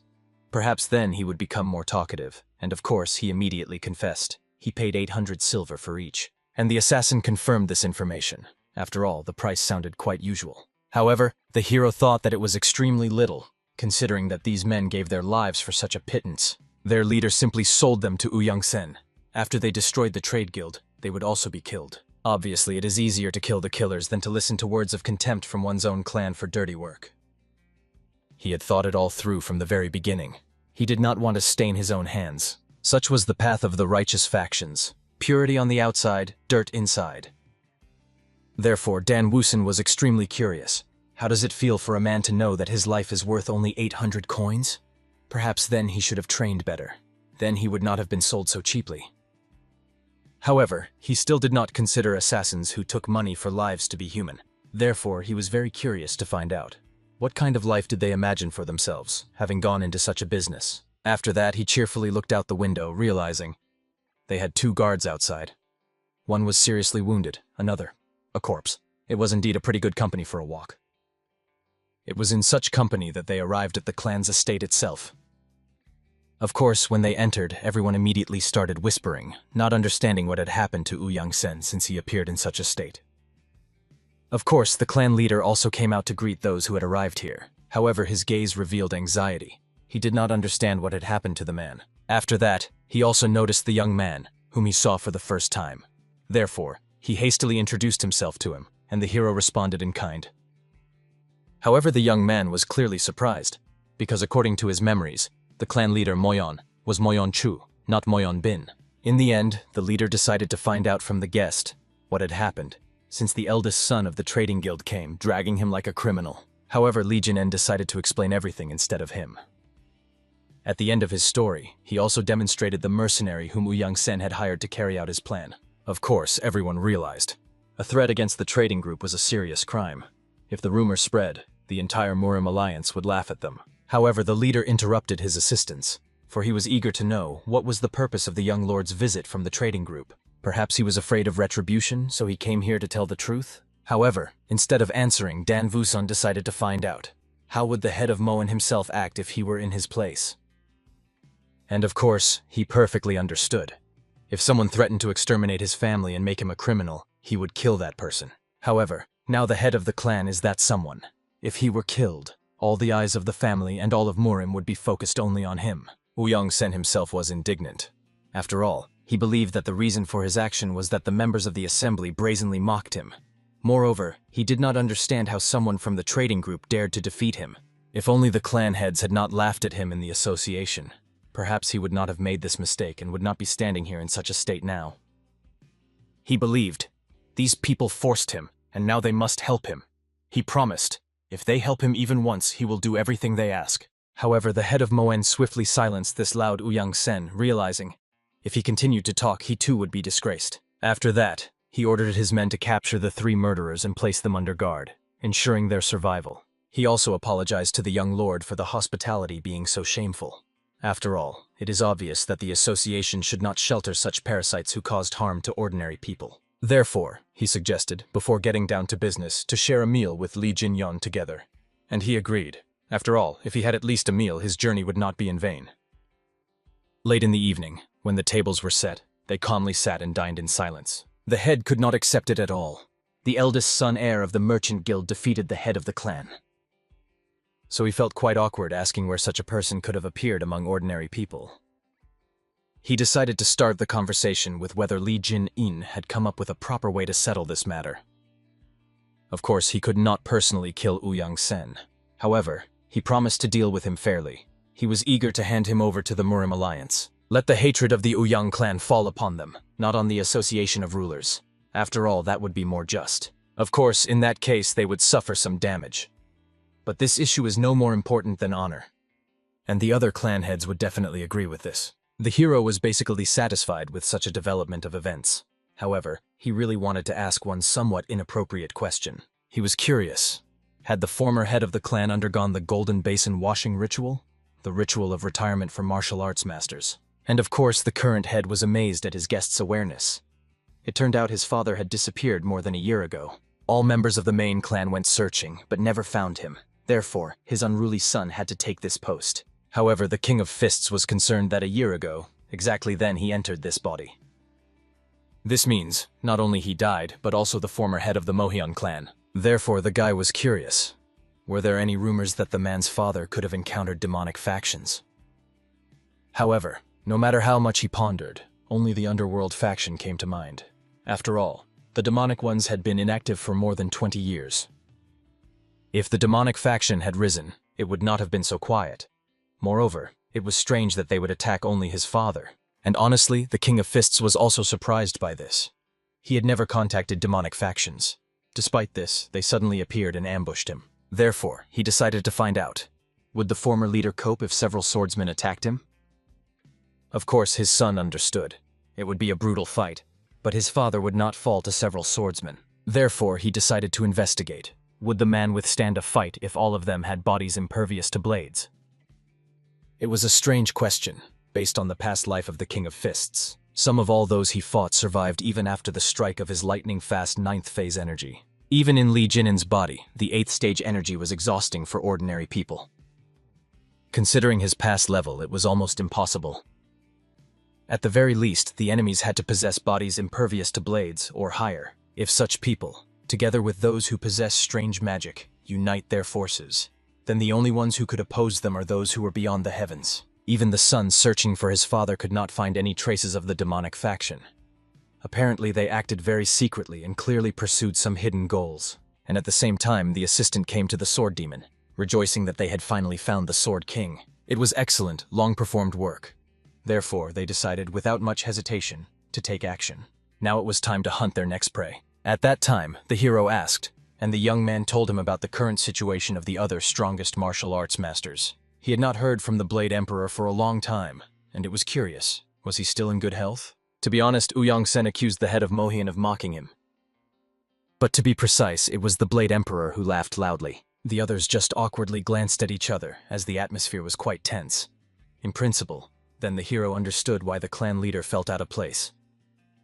As for the Blade Emperor, he never stooped to pay attention to such insignificant things. This majestic master invariably ignored everyone he disliked. As for the Sword God, the legendary warrior retired into seclusion about half a year ago. However, the young man could not comprehend what martial arts someone who had already reached heavenly heights of mastery could desire to improve. The Imperial Sword, in turn, led the life of a wanderer without a permanent abode, so tracking his whereabouts seemed an impossible task. Regarding the last of the great masters, no news has come from him. The Sword King has half withdrawn from worldly affairs and now dedicates himself to training his followers. As for the latter, the speech naturally turned to the King of Fists. This warrior possessed such a fierce and furious temper that even the former head of Moan had to exert considerable effort to control him.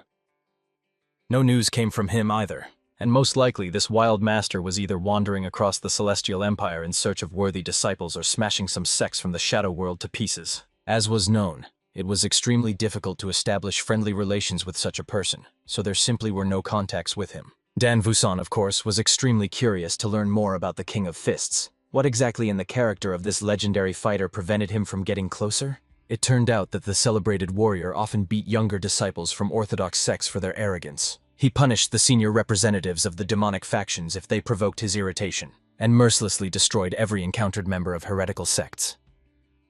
Even the young heirs of noble clans repeatedly received slaps from him. The head of the family, however, considered King of Fists an honest and principled man. He invariably kept his word, and without the slightest hesitation challenged even senior masters to a duel. The patriarch got the impression that this legendary warrior was the embodiment of the fighting spirit itself. Judging by the father's stories, it became clear that Dan Vusan led a rather solitary existence. The hero himself, however, realized that Dan Vusan's life was not as joyless and empty as it might have seemed from the outside. But catching his mistake and taking advantage of the fact that the young man did not hear the last words, he hastily changed the conversation to another topic. After that, when the rain began to fall from the sky, the head decided to return to the trading caravan. But unexpectedly, the patriarch suggested that Li Jin-en, if he had no urgent matters, personally visit the Murim Alliance. As a result, the next morning at the estate, the young man met again with the head of the family. The patriarch warned, if the hero gives testimony directly before the Murim Alliance, they will be able to direct the case in the necessary direction. Just then, the delegation of the Mohian clan was returning from a mission nearby, so it was more convenient for Li Jin-en to set out with them. The head introduced one of the members of the Murim Alliance to the young master. The warrior with a scar on his face nodded respectfully, introducing himself to the young heir. After that, the patriarch explained that they would accompany Uyang-san, but these two could go first, using their rapid movement techniques. However, before leaving the estate, Li Jin-en asked the head to look after the trading guild. The patriarch, however, assured there was nothing to worry about, since the fighters of their clan should have already arrived to protect the caravan. Of course, Li Jin-en felt deep gratitude for the help rendered, promising that he would not forget the kindness of the patriarch of the Mohian clan. The young man also reported that the assassins who came on the mission belonged to an organization called the Golden and Silver Assassins. He expressed a desire for the Association of Rulers to investigate their activities. If they find the headquarters of these mercenaries, the hero will help deal with them. After that, Li Jin-yun, turning around, began to leave. However, he stopped and admitted, Initially, heading here, he was ready for an open confrontation with the clan. But since the patriarch showed such wisdom, they were able to agree on everything with a light heart. The hero sincerely thanked him for not having to shed unnecessary blood. Honestly, after such a courteous farewell, the leader was left puzzled. He could hardly believe that the senior young master of the trade union came alone, fully prepared for battle. This young man definitely differed from the usual heirs of noble families. Truly an intriguing personality. After 4 days of travel, everyone finally reached a settlement. By that time, the escort from the Murim alliance fully realized that Li Jin-yon was an extremely talented young man. After several days of traveling together, all the words spoken by the young master began to take on a completely different weight. However, unexpectedly, during lodging at the inn, the young man collided with a certain hurried man. The warrior noticed a suspiciously familiar scar on his face. This scar exactly matched the descriptions of one of the wanted criminals of the Murim alliance. Therefore, the companion hastily explained to Li Jin-un that he would either kill this scoundrel or capture him alive. The fighter also warned, this man came from a heretical clan and was extremely dangerous, so he asked the hero to step aside. As soon as the man noticed the pursuit, he immediately dashed away, pushing people aside around him. The warrior, of course, was disappointed that the criminal was not at all shy about making such a noise. As was known, recently many outcasts from unorthodox clans, dissatisfied with the actions of the Murim alliance, began hunting its members and killing them. That one of them was walking so openly, this seemed extremely strange. Therefore, when the warrior followed the man, he was not at all surprised to fall into a trap. Judging by the fact that the two fighters were missing their hands, they must have been the very ones who lost the duel to their leader. The companion was extremely amazed that they were still alive. However, these miserable cripples wasted their breath on such disgrace instead of challenging the alliance leader again, and simply used the wanted criminal as bait. However, cutting off hands was a pastime of the lords of Murim, while sending them the severed heads of alliance members was the revenge of these outcasts. However, the trio did not expect at all that while they were saying all this, the hero was already behind their backs. When the young man coughed, all three were horrified, instantly turning around. Even the warrior from the alliance had no idea when the hero managed to catch up with him. However, as if nothing had happened, he explained that he was an ordinary man, but was quite fond of beating up villains like these three. Soon, Poisonous Face learned that Li Jin-en had gone to the Murim alliance and could not understand why the hero urgently needed to meet with them right now. Li Hua-en tried to explain to him. The patriarch of the Mohyun clan stated that it would be wiser if Li Jin-en personally testified in the Uyang-san case, so the young master left immediately. In the end, Poisonous Face had no choice but to grieve over the hero's departure, although he had given him a solemn promise. The young man made him perform 100,000 strikes. However, Poisonous Face was ashamed to admit this aloud. Eventually, he reminded himself. He promised to pile up a heap of manure in front of the main entrance if he did not tell him the next stage of training. Therefore, he was going to do it right now. Of course, Li Hua-en hastily shut the door in front of the young man, explaining that it would be better for him to hear everything from the hero himself rather than engage in such indecency. Poisonous Face had no choice left, so he put on his pants. But the young man could not understand why the hero had fled to the Murim alliance. He thought that Li Jin-en considered him some kind of fool to be toyed with like that. However, this was not true. He was not a fool at all. Therefore, now the young man with his battered umbrella decided to invade the Murim alliance. He rushed on, continuing to perform strikes, starting from the 100,000 and first up to the 100,200th time. At the very same time, after the hero's words, the wanted bandit barely restrained himself from bursting out laughing. He understood that it was extremely improper to laugh in the presence of a noble gentleman. However, the criminal found it incredibly naive that this very youth was going to beat them up.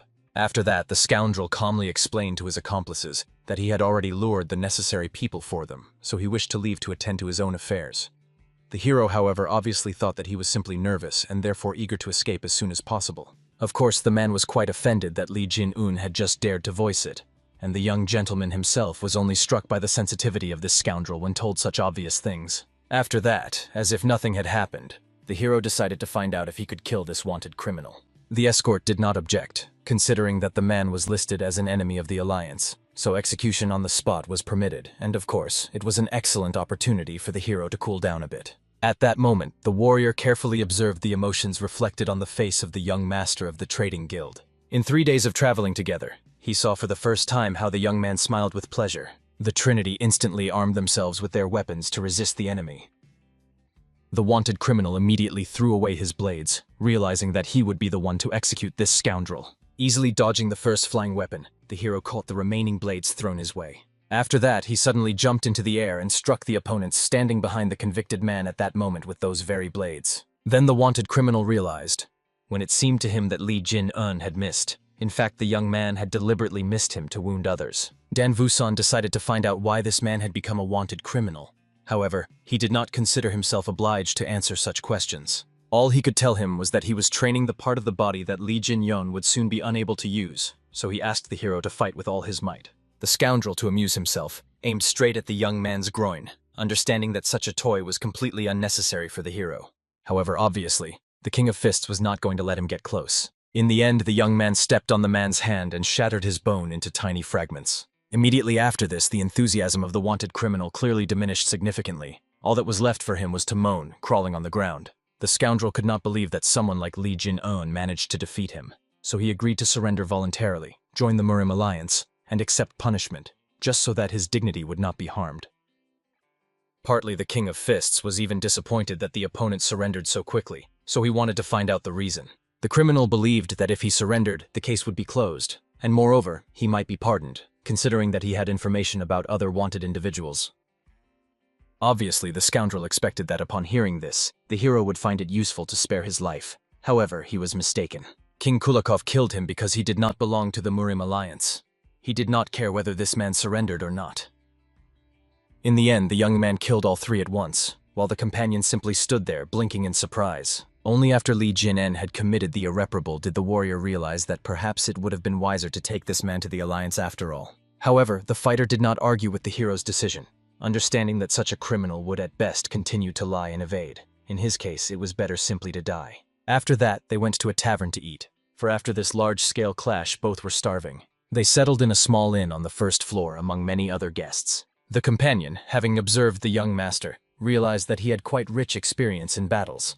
After his fight, all the warrior's doubts vanished in an instant. In fact, when the youth heard that the heir of the trade guild had defeated the head of the Uyang clan, he found it hard to believe, especially considering that the hero's name was not particularly well known, and such suspicions did not even offend the King of Fists.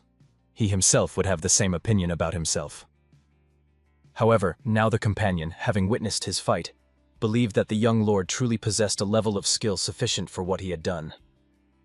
For this reason, the warrior promised to try to properly confirm his strength before the alliance, so the hero did not need to worry about witness testimonies. Honestly, Li Jin-en was surprised that the young man suddenly became so talkative. But then suddenly the fighter made the hero an unexpected offer, to join the alliance. Of course, they pay little, and the work is quite hard. But the only thing that really matters here is strength. According to the leader of the alliance, individual abilities are valued above origin. With the talent the hero already possessed, he could achieve a lot in this organization. Moreover, since he apparently already had connections with the Imperial Assembly, it would be even easier for him. However, the Murim alliance represented a completely different structure. Of course, the Imperial Assembly pays more. The work there is easier. But this organization is entirely built on clan influence. Outsiders have no chance of success. Great clans promote their own, while the rest are just mercenaries chasing high pay. In a real battle, they scatter like autumn leaves. However, the hero perfectly understood that not all from the Imperial Assembly were like that.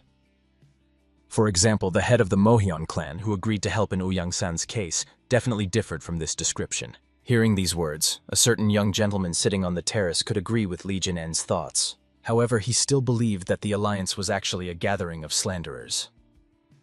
The young man also ordered that the companion no longer slander the association and dare not insult people so boldly. It was extremely outrageous that he compared the Imperial Assembly to autumn leaves. Of course, the warrior immediately stood up, bowed, and apologized for his mistake. After that, he decided to find out the name of the person speaking to him. However, without much thought, the latter laughed and introduced himself. His surname was Autumn Leaf, and his name was Autumn Wind. After everyone present burst out laughing, Li Jin-en asked the companion not to pay attention to them. After all, he had already done everything he could in this situation. After that, both of them, sitting back down at the table, assumed that perhaps these four laughing gentlemen were somehow related to the Dragon and Phoenix tournament. However, the warrior was amazed that the young master was aware of it. He recommended that the hero participate in the tournament as he was young, skilled, and fully met all the requirements. It was a huge opportunity. The great tournament, watched by all of Murim, was an invaluable experience. Naturally, Li Jin hastened to explain that such ideas did not interest him. Despite the fact that it was a chance to gain fame, it comes naturally as a person becomes stronger. And of course, it was sad for the warrior to hear this. After all, the leader promised a first-class elixir to the winner. But as soon as he heard this, the hero immediately agreed. Honestly, the companion was so shocked that he almost choked on how quickly the young man changed his mind. In principle, Li Jin forgave him for splashing him with water.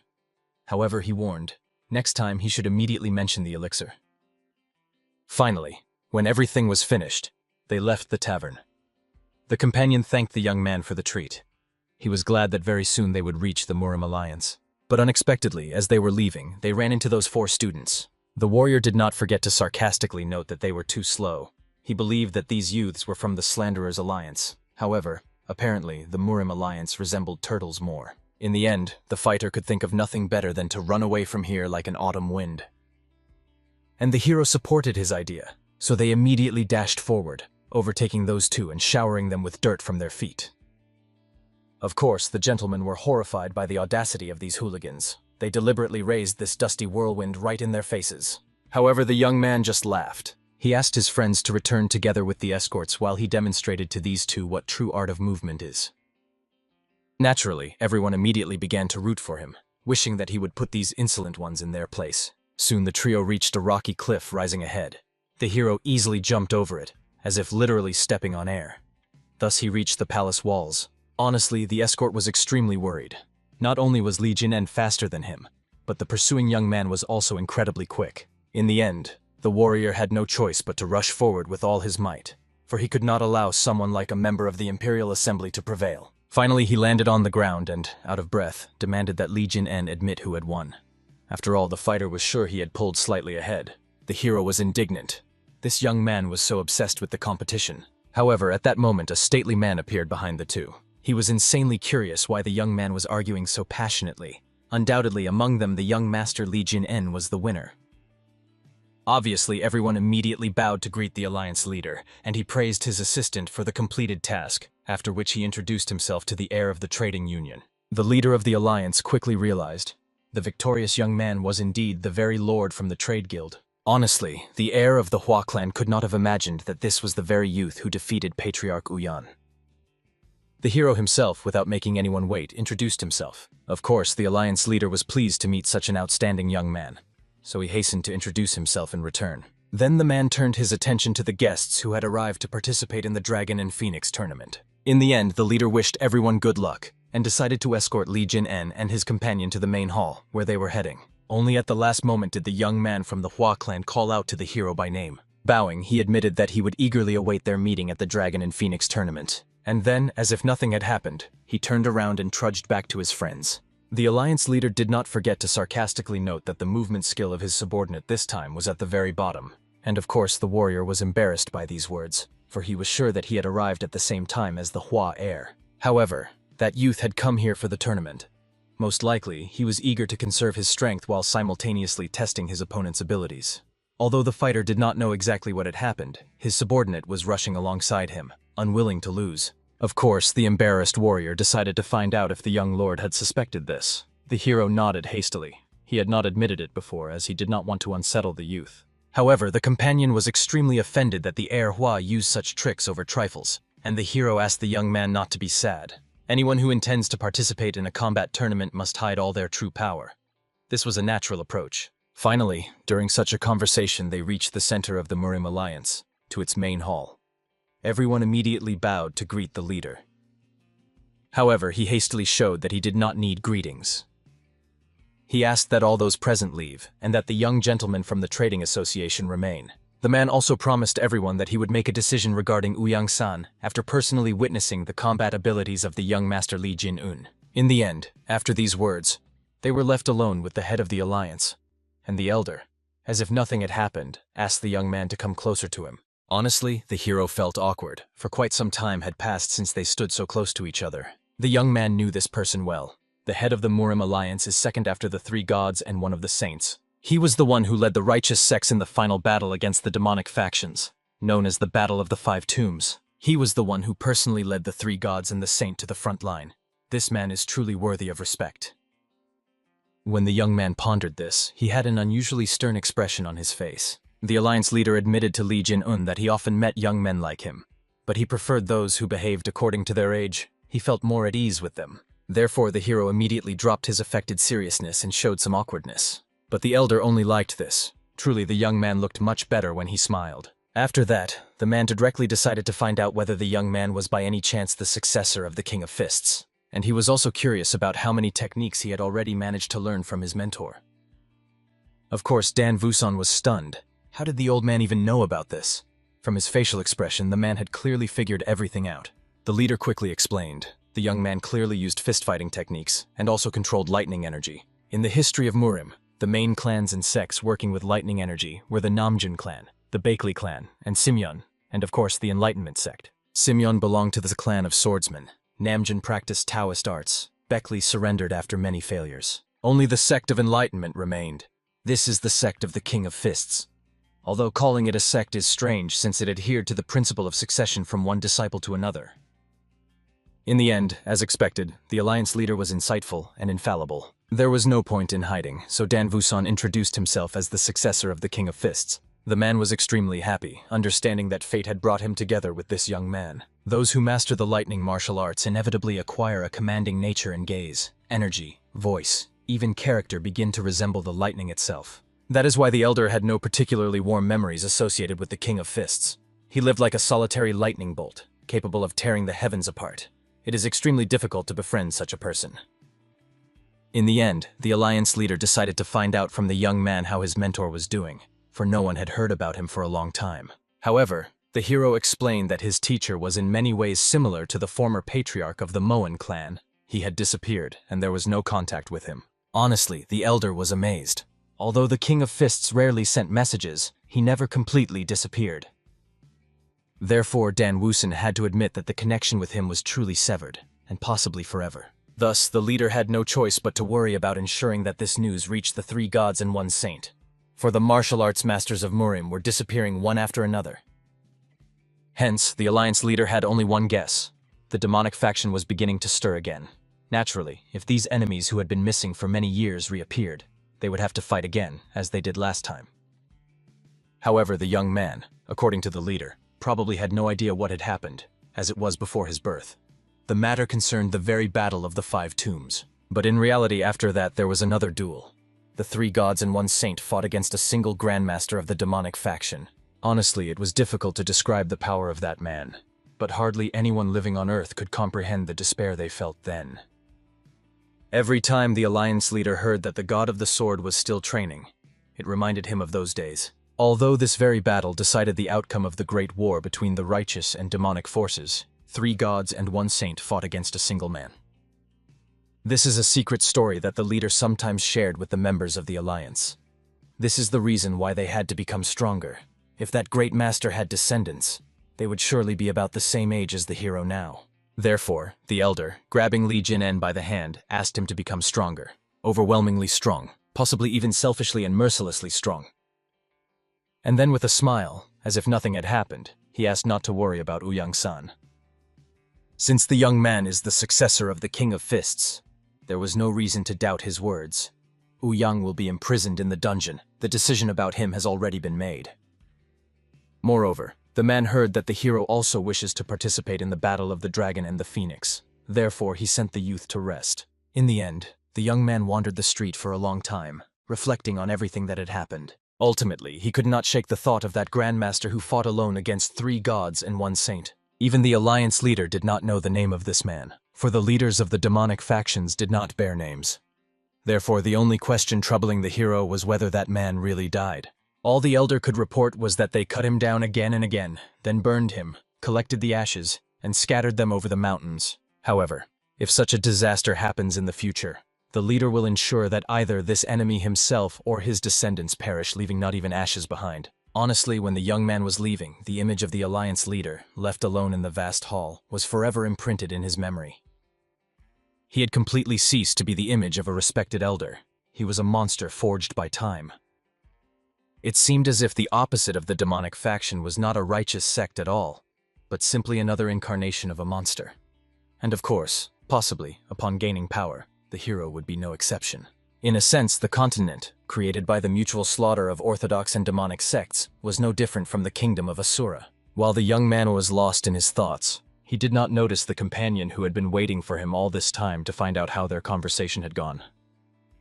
Moreover, the warrior explained that he had warned everyone that the hero might feel uncomfortable being inside the alliance. Therefore, they prepared accommodation for him outside, and the young man came to escort him. Having reached the place where the young man could spend the night, the fighter also asked that a separate room be allocated for him. Therefore, he decided to check the conditions.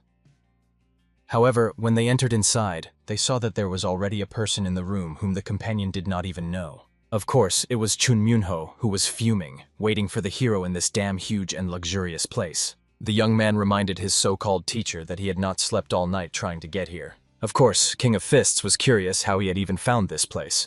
However, the young man went around all the inns and asked if a room was rented under the hero's name, which was quite easy. After that, he showed the mentor the umbrella with scratches, which indicated that he had practiced the strikes properly. So now all that remained was for the hero to keep his promise. After all, he had already crossed mountains on horseback and sailed seas on ships to arrive all the way here. The young man was literally boiling with anger, not understanding why Li Jin-un kept looking at him as if he had water in his mouth, so he demanded that he tell him the next step. The surrendered hero decided to ask the escort if there was any suitable place nearby for training. Fortunately, the warrior knew such things. Therefore, by morning, they found themselves near beautiful mountains surrounded by waterfalls. It was a secluded place, ideal for practicing martial arts, so people from the Murim Alliance often used this place. Of course, Li Jin-un thanked the young man for pointing out this place to him, and the warrior decided to take his leave and go about his business. Only at the end did he introduce himself to the young gentleman, giving his name and nickname, Poisonous Fox. As soon as the companion walked away, Chun Myunho decided to find out why Dan Woo-san kept training, since he was already powerful enough and even knew how to use lightning. Why did he need anything else? However, the young man realized he could not rely solely on the art of the white lightning of 10 stages, for his inner energy had deepened, so he intended to also practice the divine art of the phantom flower. Of course, all this remained completely incomprehensible to Chun Myunho, for he knew nothing at all about the world of martial arts. Therefore, the hero did not explain anything to him. What extremely offended the Poisonous Fox himself, for he believed that Dan Woo-san looked down on him. Watching him rage, all that was left for Li Jin-un was to sigh heavily. He promised that he would explain everything to him now, however, only once, so the young man had to listen very carefully. The art of the white lightning of 10 stages, which the hero possessed, was focused on powerful offensive techniques. But one attack is not enough to defeat true martial arts masters. Fighters must also be able to exploit weaknesses and redirect the opponent's moves. The divine art of the phantom flower is a martial art that specializes precisely in such principles. Finally, the Poisonous Fox understood what the hero was talking about. He needed power to turn the opponent's technique against him. The highest secret of the divine art of the phantom flower is the technique called the phantom grasp. The technique allows moving certain objects without touching them, bending the trajectory of an enemy's weapon, or even snatching it straight from the enemy's hands. Of course, for a close combat fighter like the hero, this martial art was simply necessary. And he demonstrated it. He pulled a twig toward himself that had just fallen near Chun Myungho's head. However, to the young man himself, after the explanation, it seemed that this technique was better suited to be called thieves. But immediately after that, he was struck by lightning, a punishment for his bold words. The hero was outraged. He didn't even try to comprehend the complex martial art in his foolish head. However, he was pleased that the young man was beginning to understand at least a little. Apparently, those 100,000 strikes he performed were not in vain after all. However, Poisonous Fox still had not reached his true goal. All he noticed was that his hands had become a little thicker. Therefore, it seemed to him that the hero should have been given something useful from the very beginning, something that could develop him much more. At the same time, Dan Woo-san held an umbrella in his hands, which symbolized the chance he gave to Chun Myunho by believing in his potential. However, not everyone had the strength to take advantage of this chance. Therefore, he decided to complicate the task for the young man. And even the thought of this brought a smile to his face. He explained to the youth that out of all the 100,000 downward strikes he performed, only one single one had any value. Therefore, the mentor explained, if he ever wanted to block, parry, or deflect someone else's attack, he would need to find and use the most perfect of all these 100,000 trajectories. If he failed to do this, he would simply perish. And of course, Poisonous Fox immediately began to ponder. What was the most effective strike among the 100,000? What is the most precise chopping movement, as well as the swiftest and sharpest stabs? Among these 100,000 strikes, he needed to extract these techniques, cleanse and sharpen them, and thus form a coherent sequence. This was what was called the basic form. Masters of martial arts from each sect studied, modified, and polished these sequences through endless repetitions until they achieved perfection, which they called the art of the sword. However, obviously mastering the art of the sword was not the ultimate goal. Application in real combat is a completely different matter. Therefore, Poisonous Fox needed to gain real experience to develop his combat intuition, and watch his tongue, or else he would never manage to acquire it. Hearing all this, the young man finally began to understand why martial arts masters go crazy during their training. However, the hero explained, "For every madman there is someone even madder." Nevertheless, the mentor asked Poisonous Fox not to worry. The hero did not intend to teach him excessively complex techniques. However, the youth was troubled by these words, for he thirsted to become stronger. After all, as Li Jinen said, there are many fighters who trained in the techniques of great sects much more diligently than Poisonous Fox ever did. Therefore, he needed to become more powerful to catch up with them. Thus, Li Jinen had to explain to Chun Myunho, joining a famous sect, studying orthodox techniques, and training under the great master is not the main thing. Becoming stronger is a much deeper matter, because everything depends on a single person who lives his life more seriously than anyone else. Obviously, heeding the mentor's words, Poisonous Fox began to gradually comprehend everything. Suddenly, they noticed that the leader of the alliance had been watching them all this time. The escort immediately apologized, for he did not know that the leader wished to begin training. Therefore, he brought these two to this secluded place. However, the elder was glad to skip the training in order to enjoy this curious spectacle. At the same time, Li Jin-yoon explained to the young man, "If we talk about the greatest sword techniques in history, 9 out of 10 would name the 9 strikes of Doko." And even Poisonous Fox had heard of this when he was a child. He waved a stick and shouted the names of these techniques everywhere. However, Li Jin-un knew that there was one sword art that could surpass even this. It was the art of Jin, a man known for his obsession with swords. Of course, Chun Myunho had never heard his name, and that was because he did not belong to any sect. But if Poisonous Fox truly wished to master his art, he first needed to learn its history. Jin grew up in a traveling troupe of performers. From childhood, he studied the sword dance, that very seductive dance where the sword cut clothes off people. He danced alongside the older women who raised him. Obviously, many thoughts swirled in his head. For the boy who had practiced the sword dance for more than 10 years, did everything just to avoid touching those around him. He was a man who trained with the sword solely to avoid hurting anyone. When this man finally learned to wield a sword meant for killing, his enlightenment flashed in an instant. That is how he surpassed even the 9 strikes of Doko and created the greatest sword art in the entire country. Honestly, the story was incredibly beautiful. However, Li Jin-yoon explained, it was not the sword dance itself that made this swordsman so skillful. The greatness of swordsmanship or the prestige of the great sect, neither mattered. The only important thing was that he lived sincerely all these 10 years, dedicating himself to the sword dance. That's all. So how powerful the Poisonous Fox will become, it only depends on how he decides to live his life. Whether he will be an ordinary king of thieves or the Poisonous Fox, he needed to make his choice. In the end, having heard all this, the young man once again handed the hero his umbrella so that he could demonstrate the next technique. And the fox swore to Li Jin-un that he would never regret the path he had chosen for himself. In the end, after these words, the hero took the umbrella and immediately showed him a couple of techniques.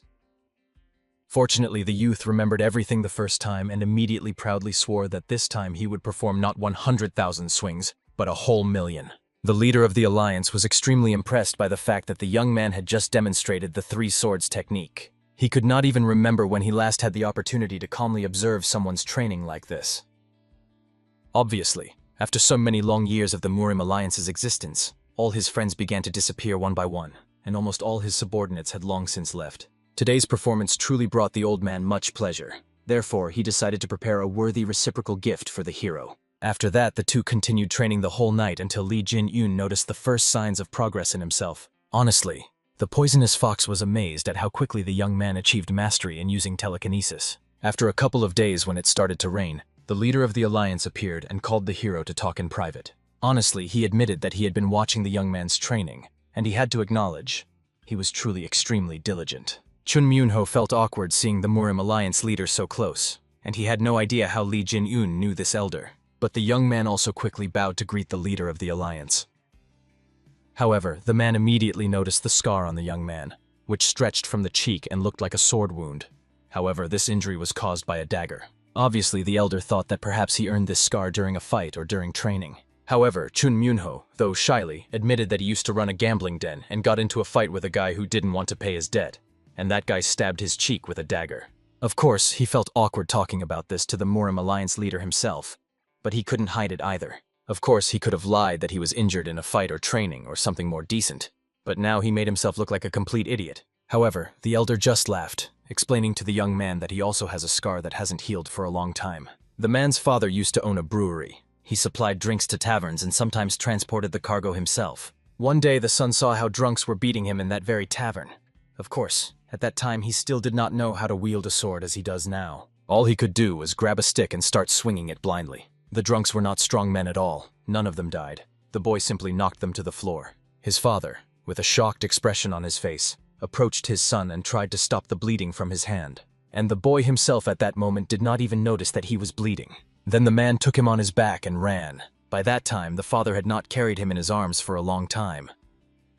Moreover, the boy saw that his father's sleeve was also torn and soaked with blood. It was the first time the elder encountered a real fight. Perhaps that is why the scar never disappeared. For, as is known, everyone who comes into the world of martial arts brings their own story with them. The leader also noticed the umbrella with which Poisonous Fox trained and realized that it was his weapon. However, the young man calmly explained that he had borrowed this umbrella from Li Jin-en for training. Therefore, since the rain had passed, the alliance leader suggested to the young man to take his umbrella so that he could continue training. However, this umbrella turned out to be very heavy. It was practically unliftable. It was forged from black iron. It was a gift from one of the clans of the Murim Alliance. Its ribs and shaft were forged from black iron. Thanks to its weight and strength, it was excellent as a weapon. Moreover, no matter how much the young man swung it, it would not break. Therefore, the elders suggested training together with him. Of course, Poisonous Fox did not understand why he deserved such an umbrella from the alliance leader. However, it was enough for the man that Chun Myunho seemed to regret having lived such a shameful life. If he could correct the mistakes of yesterday and live righteously today, he was already a worthy person.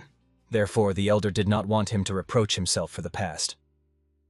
After that, as if nothing had happened, he decided to leave, not to embarrass the youth with his elderly talks. However, at the end, he confessed to the hero that he was eagerly looking forward to meeting him at the Dragon and Phoenix tournament. As he left, he only asked that the young men continue their training.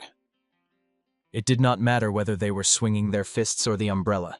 The main thing was that they remained on the side of the orthodox faction. After the elder left, the hero realized that it was already time for lunch. However, Poisonous Fox asked that Li Jinyon go first, as he wished to train a little more. It was clear. The young man was extremely proud that the leader of the alliance himself had given him a weapon. Li Jin-un could not discern the emotions on his face, so he could not understand whether he was laughing or crying. In the end, several more days passed, and there was only one day left until the Dragon and Phoenix tournament. After the evening, the hero could not sleep because he heard loud voices outside. The conversation was about the festival the day before. On the stage, the herald was saying that there were an extremely large number of participants in the Dragon and Phoenix tournament. Many of them were exhausted even before it began, just waiting for the qualifying rounds. That was exactly why they held the festival the day before. At the festival, ordinary people could challenge anyone they had long dreamed of fighting.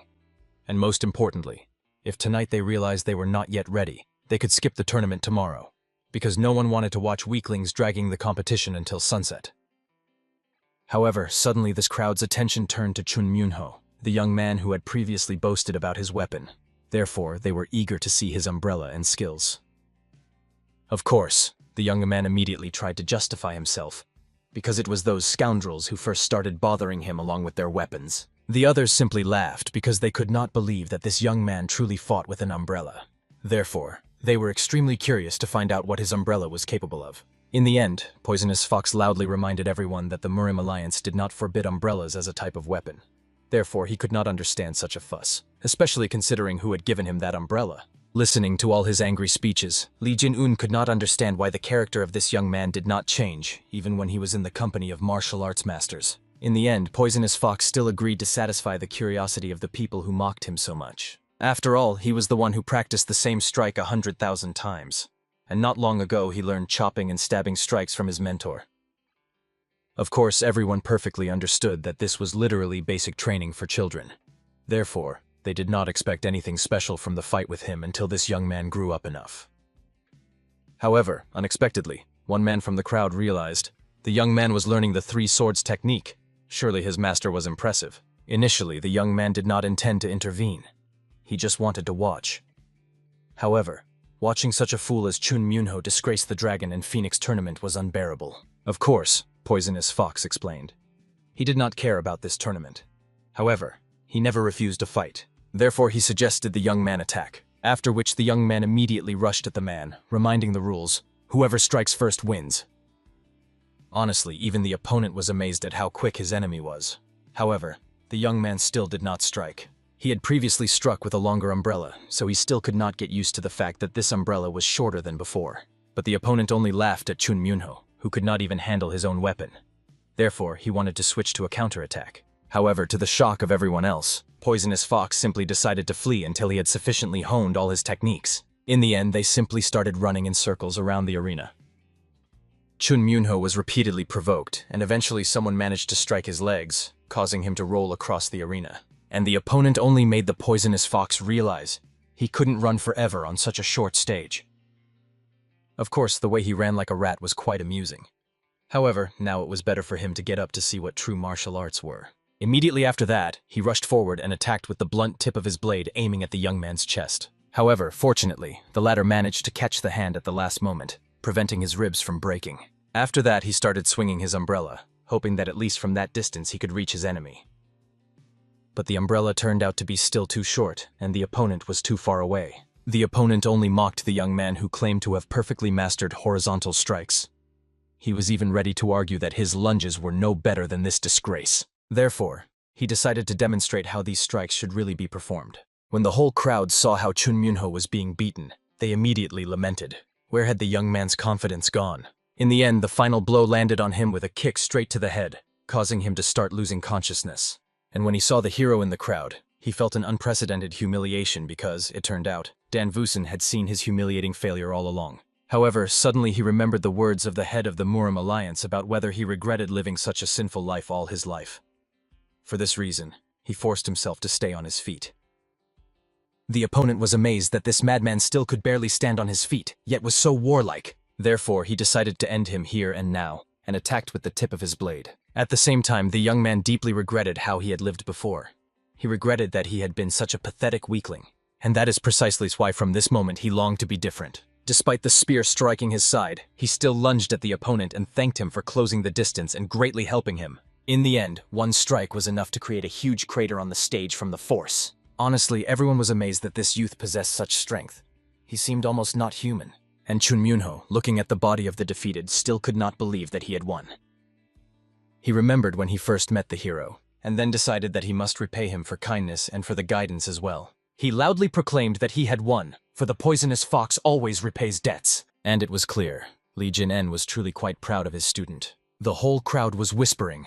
They could not believe that the young man defeated this fighter with just one umbrella in a single strike. The young man himself could barely move now, however he was still extremely proud of himself. He was already eager to leave the stage. However, other fighters climbed onto it, understanding that one successful victory did not make him someone special. Therefore, they wanted to defeat him. And of course, Poisonous Fox understood how pathetic these people were, since they were now entering the fight instead of leaving first. He tried with all his might to gather his strength and get up to fight these annoying degenerates. Fortunately, at that moment, as if out of nowhere, a hero appeared who shielded the student with his own body. Immediately, everyone felt pressure from his appearance, as if all their internal organs had been turned upside down. He introduced himself as one of the participants of the Dragon and Phoenix tournament, who had come down long ago to enjoy the prelude to the festival. But Poisonous Fox could not resist boasting that this young man was his master, who would stand up for him, and it would be the end for all of them. Right after that, the fighters whispered embarrassedly, averting their eyes. And Chun Myunho was struck by the rotten nature of these people. Just a minute ago they were attacking him like rabid dogs, and now they were retreating in the face of Li Jin-en. This means that becoming stronger is truly the greatest thing one can accomplish in the world. Finally, Poisonous Fox began to fall backward from bleeding. But fortunately, another participant managed to catch him. He hinted to the gentleman that it was already too late to continue. Therefore, he suggested ending this performance for today, for the sake of tomorrow's tournament. Of course, everyone immediately whispered, recognizing the son of the Hua clan. As rumors said, he was truly a real handsome man. And the young man himself explained to the hero, If he intended to win the Dragon and Phoenix tournament, it was better not to waste strength here in vain. However, the young lord did not even remember the heir's name. He only recalled that he seemed to call himself Autumn Leaves. At the same time, the other simpler martial arts masters began to disperse home, thinking it was better to end today's performance here. Using this moment, the heir suggested to the hero to drink together with him, as he wished to tell much. After that, he proposed to meet in an hour, and of course he did not forget to praise the young man with the umbrella, who impressed him. Very soon the young man returned home and calmly sat, savoring alcohol. However, at that moment his sister came to him, and she was extremely displeased. It turned out she had been watching her brother. She was curious to know why he stopped the duel. And the whole point was that he considered Dan Vuson a serious contender for the championship, and since he also aspired to this title, he did not want to reveal the hero's strength to the public prematurely. And even his sister agreed with her brother. Li Jin-en looked truly powerful. Even when competing in agility, it was clear. Li Jin-en deliberately slowed down to match their pace. Moreover, he kept a perfect distance, deliberately. It was clear that he was a man with rich experience. And since the heir of the Hua clan had arrived here, he intended to defeat all the heirs of the great clans. However, now he had thoughts that it would be wiser for him to skip the tournament this year. Still, even during the duel, the young man did not use internal energy. With just the physical strength of his body, he could have dealt with all of them. However, the heir thought that his sister was so interested in the young man possibly because she liked him. He even suggested negotiating with their father about her marriage, since it was better to be connected with a trading clan than with some fighting one. It was obvious that she came to his room to find out more details about the hero. Therefore, there was no point in lying. However, the girl still bashfully continued to insist that this young man was not that interesting to her. But the brother advised her to carefully weigh all the pros and cons. If the young man was so to her liking, it was better to arrange the marriage before his victory in the tournament. However, she continued to bashfully shout that Li Jin-en was not her type at all, not even noticing that he was standing right in front of her. At the same time, the awkward hero, as if nothing had happened, decided to find out if he could enter. And the girl, who wanted to escape from here as soon as possible, did not notice that she had bumped her head straight into the doorframe. Li Jin-un felt great awkwardness, but the beauty herself realized that she looked like a madwoman. At the same time, to lighten the mood a little, the heir, as if nothing had happened, greeted his guest. He explained that his younger sister sometimes behaved foolishly. Despite this, she was one of the main contenders for victory in the Dragon and Phoenix tournament. As a result, after this, the awkwardness somewhat dissipated, so the girl introduced herself to the hero and in response heard his name. After that, all three sat down at the table to calmly enjoy the food and talk. However, the beauty still did not understand why she was even among these two. At the same time, her brother, as if nothing had happened, confessed to the hero that Dan Wusun had made quite an impression on his sister. For this reason, she wanted to give him something. However, Li Jin-un did not understand at all what was happening, because he had not even done anything to impress her. The girl then handed the hero what she had in her hands, the treasure of the fist guard of their clan. It was not a metal attacking glove, but simply hand protection. Therefore, she asked the hero to accept them as a gift of goodwill. Honestly, they looked not just excellent, therefore the young man swore to use them wisely. At that time, the heir decided to find out from the young gentleman whether he knew who were considered the favorites of the Dragon and Phoenix tournament. And upon learning that he was completely uninformed, he asked that his sister tell him everything. Of course, she had no desire at all. Therefore, the brother threatened. Otherwise, he would reveal her shameful childhood, and then she would never wash away the disgrace.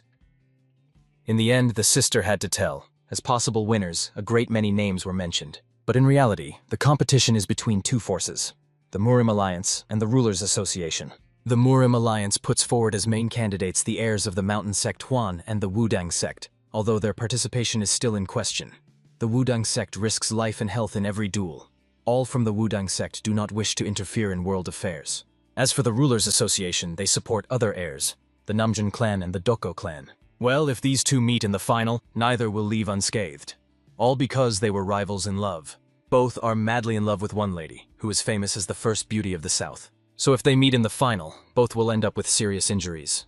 They grit their teeth waiting for the moment they can humiliate each other in the arena. And of course, the hero clearly heard the name of this girl. She was the daughter of the elder to whom he was so indebted in his past life. Apparently, this girl has already grown into a woman admired by the heirs of great clans. And Li Jin-en, who who once was almost like an uncle to her, but now stood among her peers. It was a very strange feeling. Moreover, the heir, opposite whom the hero was seated, was also a member of the Association of Rulers. He was a kind of dark horse. In fact, he had never once participated in a public duel. Everything in life just seemed extremely tiresome to him. And truly, Autumn Leaf had no inner drive for battle at all. Perhaps he was simply so powerful that he did not need to fight at all. He could simply be a person who inspires a certain fear just by his presence. Also, the lady revealed that this year there are two unpredictable variables in the competition. They are not very well known, but rumors say they are strong. One of them is from the Hainan sect, and the second is Legionen. For this reason, the heir was extremely curious to find out how ready the young master was for this tournament. Therefore, the hero had to explain. Of all the participants he had just heard about, it seemed there was not a single one he considered a serious opponent, and of course everyone was shocked by his such loud words. However, Autumn Wind laughed, realizing that the hero clearly was not going to lose. Moreover, obviously, it was truly not easy to deal with him. No matter how much the young man tried to analyze him, he could not comprehend his main martial art, nor his level, nor even whether he was interested in his sister. However, she was even known as the Snow Phoenix, but Li Jin-un showed no slightest interest in her. Perhaps he was simply too focused on becoming more powerful at any cost.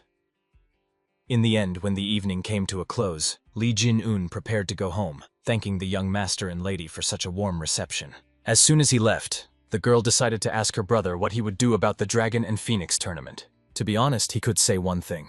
He met someone worthy. And they were already arguing about winning the tournament instead of simply becoming friends. Therefore, he decided to yield to this young master and would not participate this year. Moreover, he felt that the hero was an incredibly straightforward person. He didn't even try to flirt with the girl once, which clearly meant he was not a womanizer. Of course, she thought that the reason was that the hero was extremely cultured or was pretending. However, the brothers saw Li Jin-un simply did not care about his little sister at all. Naturally, she was offended by these words, so she immediately declared that she did not need Li Jin-un even as a gift. The brother laughed, but asked his sister not to be upset.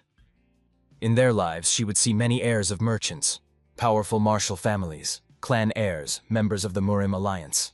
The hero.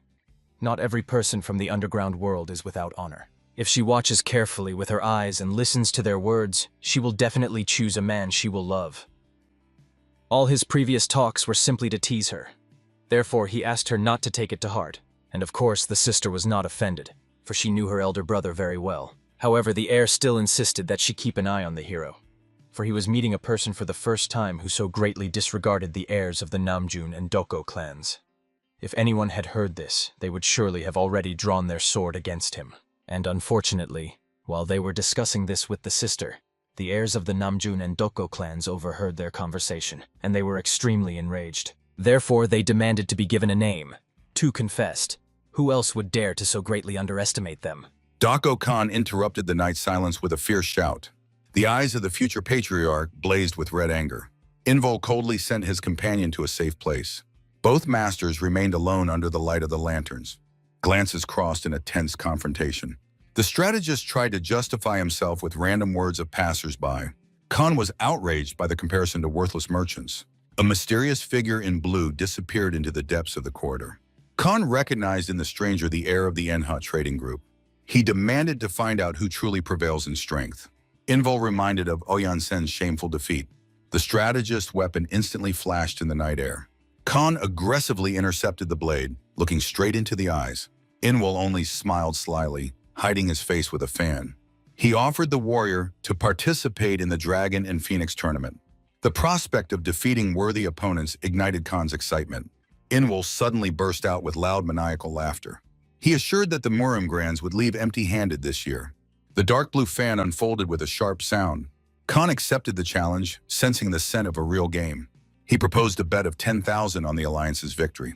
Invol tripled the amount, betting on a complete outsider.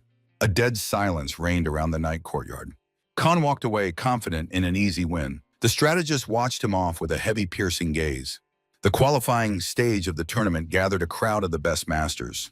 The warrior in blue attire confidently made his way through the noise. The judge announced the strict rules for collecting name tokens. The young man stopped in front of the registration table. The registrar was waiting for the name of the future participant. The boy inquired about the possibility of using a pseudonym. He almost called himself the King of the Fist, recalling the past. But he decided that the present I still lacked grandeur. A laconic inscription appeared on the tree, Warrior of the Fist. The young man politely thanked for the issued plaque. He unhurriedly moved through the heated crowd of fighters. The majestic mountain arena was preparing for bloody battles. Dako Khan meticulously assessed the level of competitors. His companion noted an unprecedented surge of inner energy.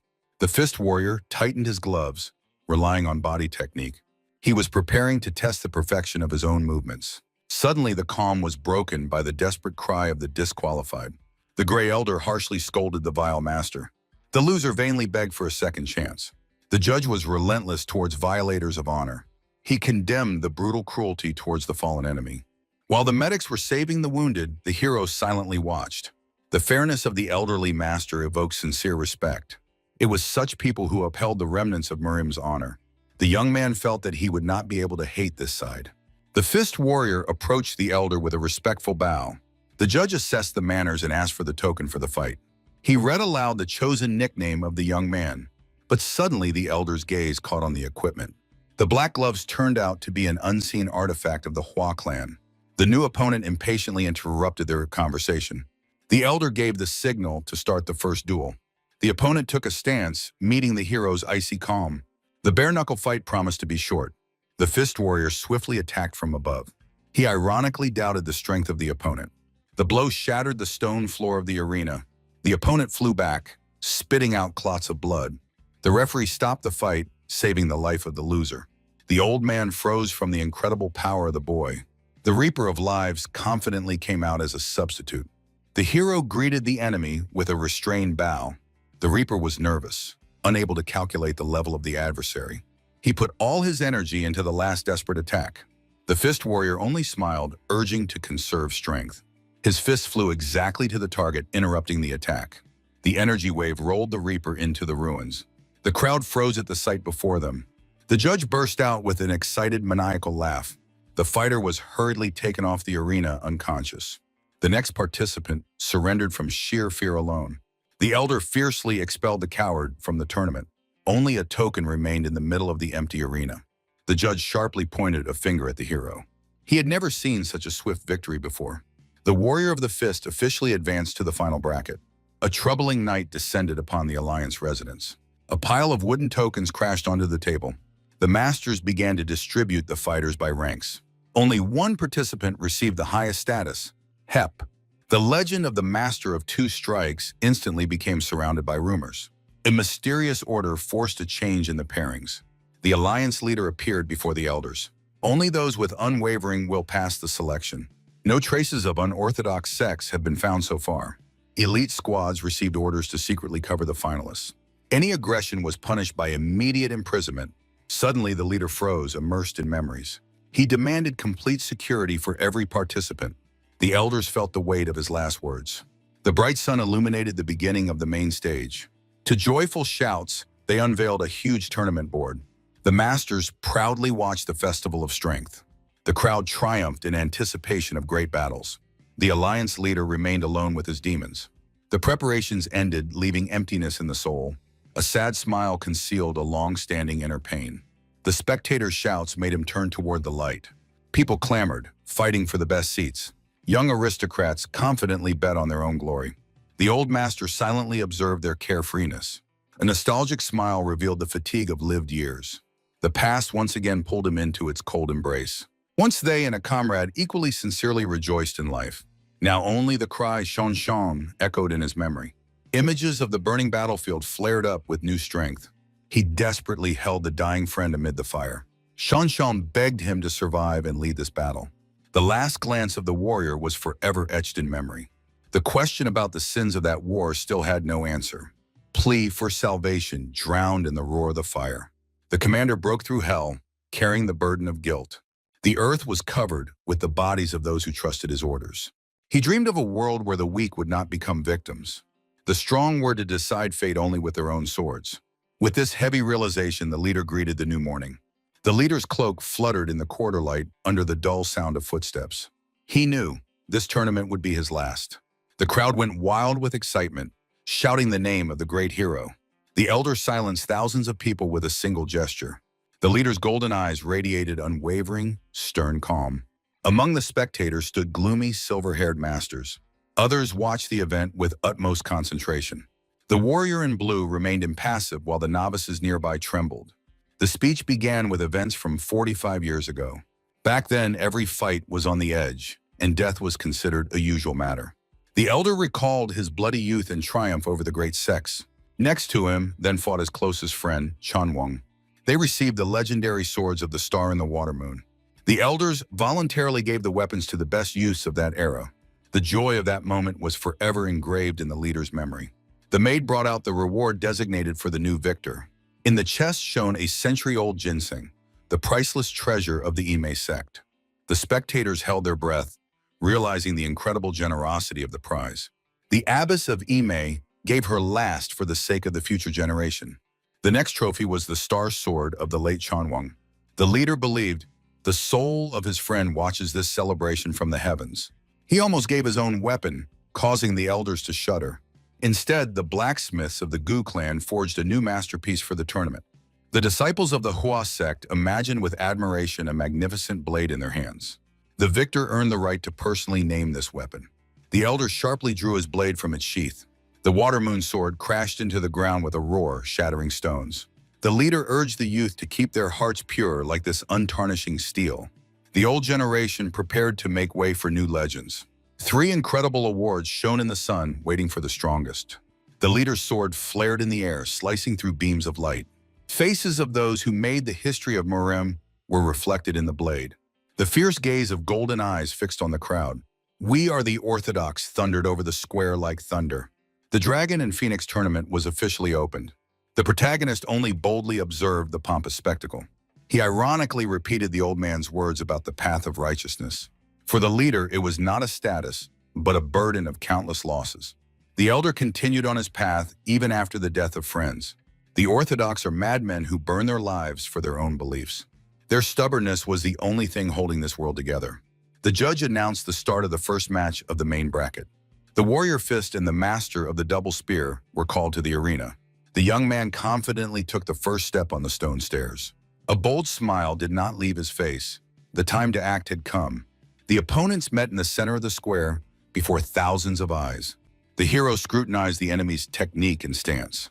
A mighty fighter from Hebei looked at his opponent in surprise.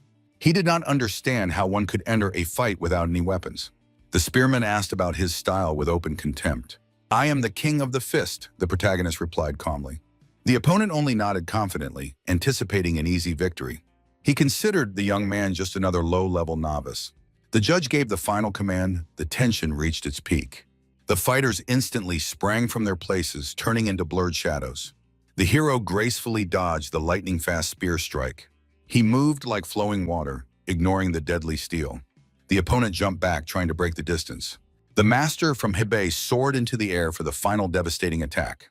The fist warrior merely crossed his arms, concentrating destructive energy.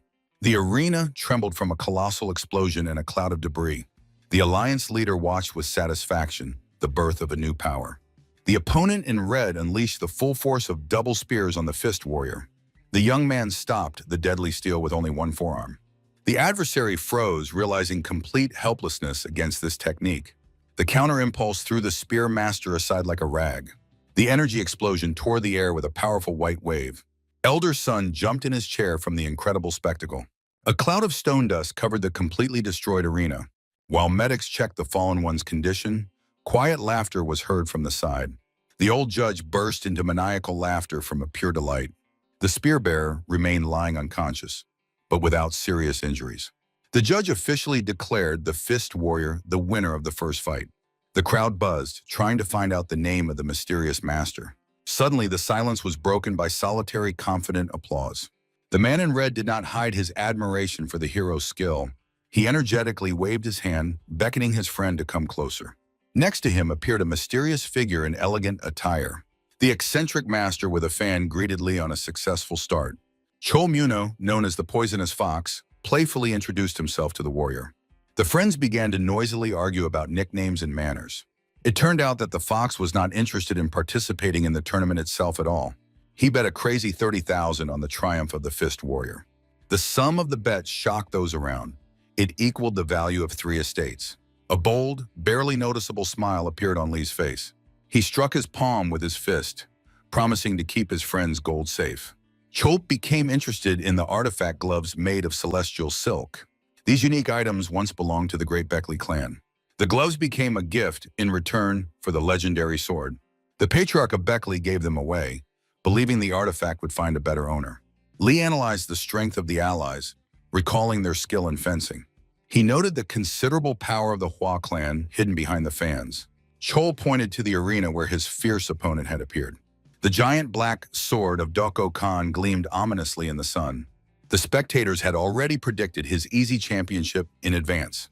The man in red only skeptically grimaced at such pathos.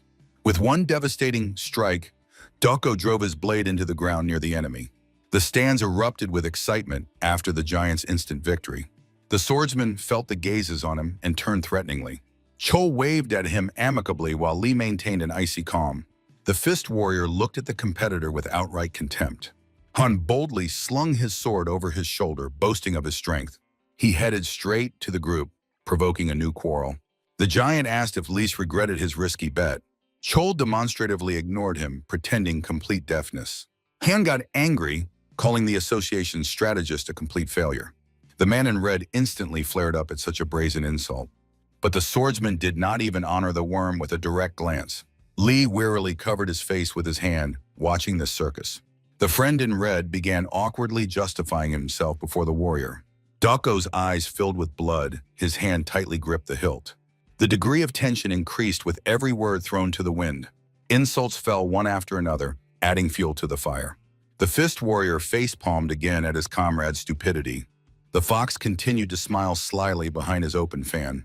The man in red again tried to avoid direct confrontation. Khan finally lost patience, preparing to draw his weapon instantly.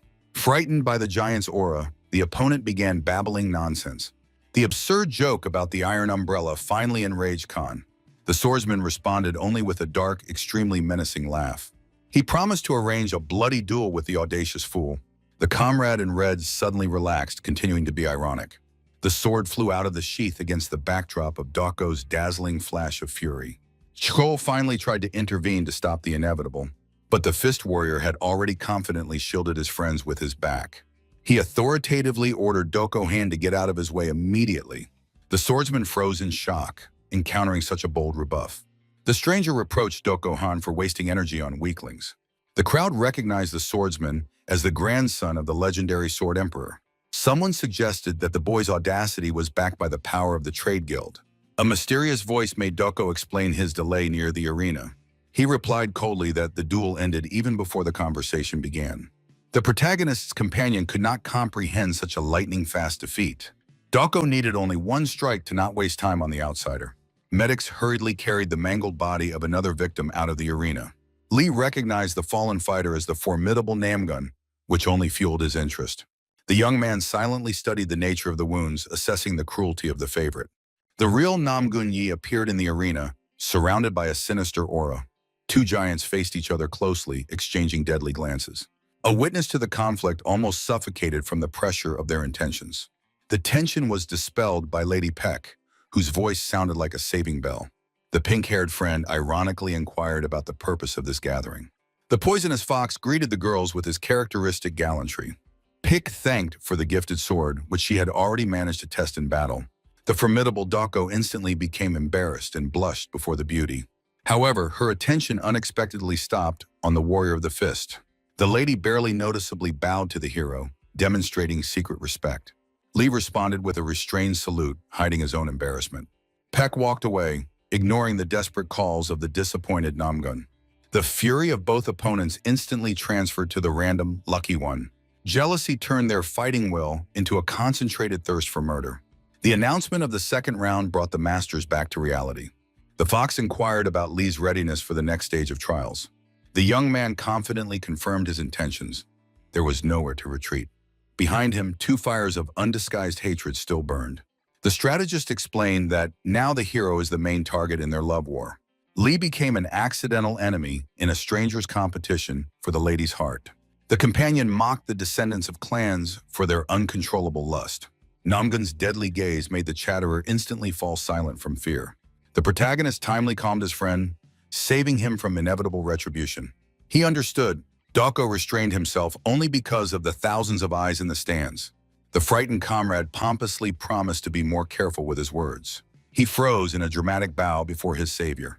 Lee laughed sincerely for the first time at this awkward theatrical performance. The pink-haired girl caught the fun with a ringing giggle. She noted the true sincerity of their unusual friendship. The bright sun at zenith announced the start of the most important matches. The hero analyzed the technique of future opponents from above. The tension in the air grew with every tooth knocked out in the arena. Another knockout brought the decisive moment of the tournament closer. Lady Peck waited intently for the true masters to enter. The tournament bracket paired the Fist Warrior and the incomparable Doko together. Only 2 steps and 2 victories remained until the final. The next barrier was to be the enraged Doko Khan himself.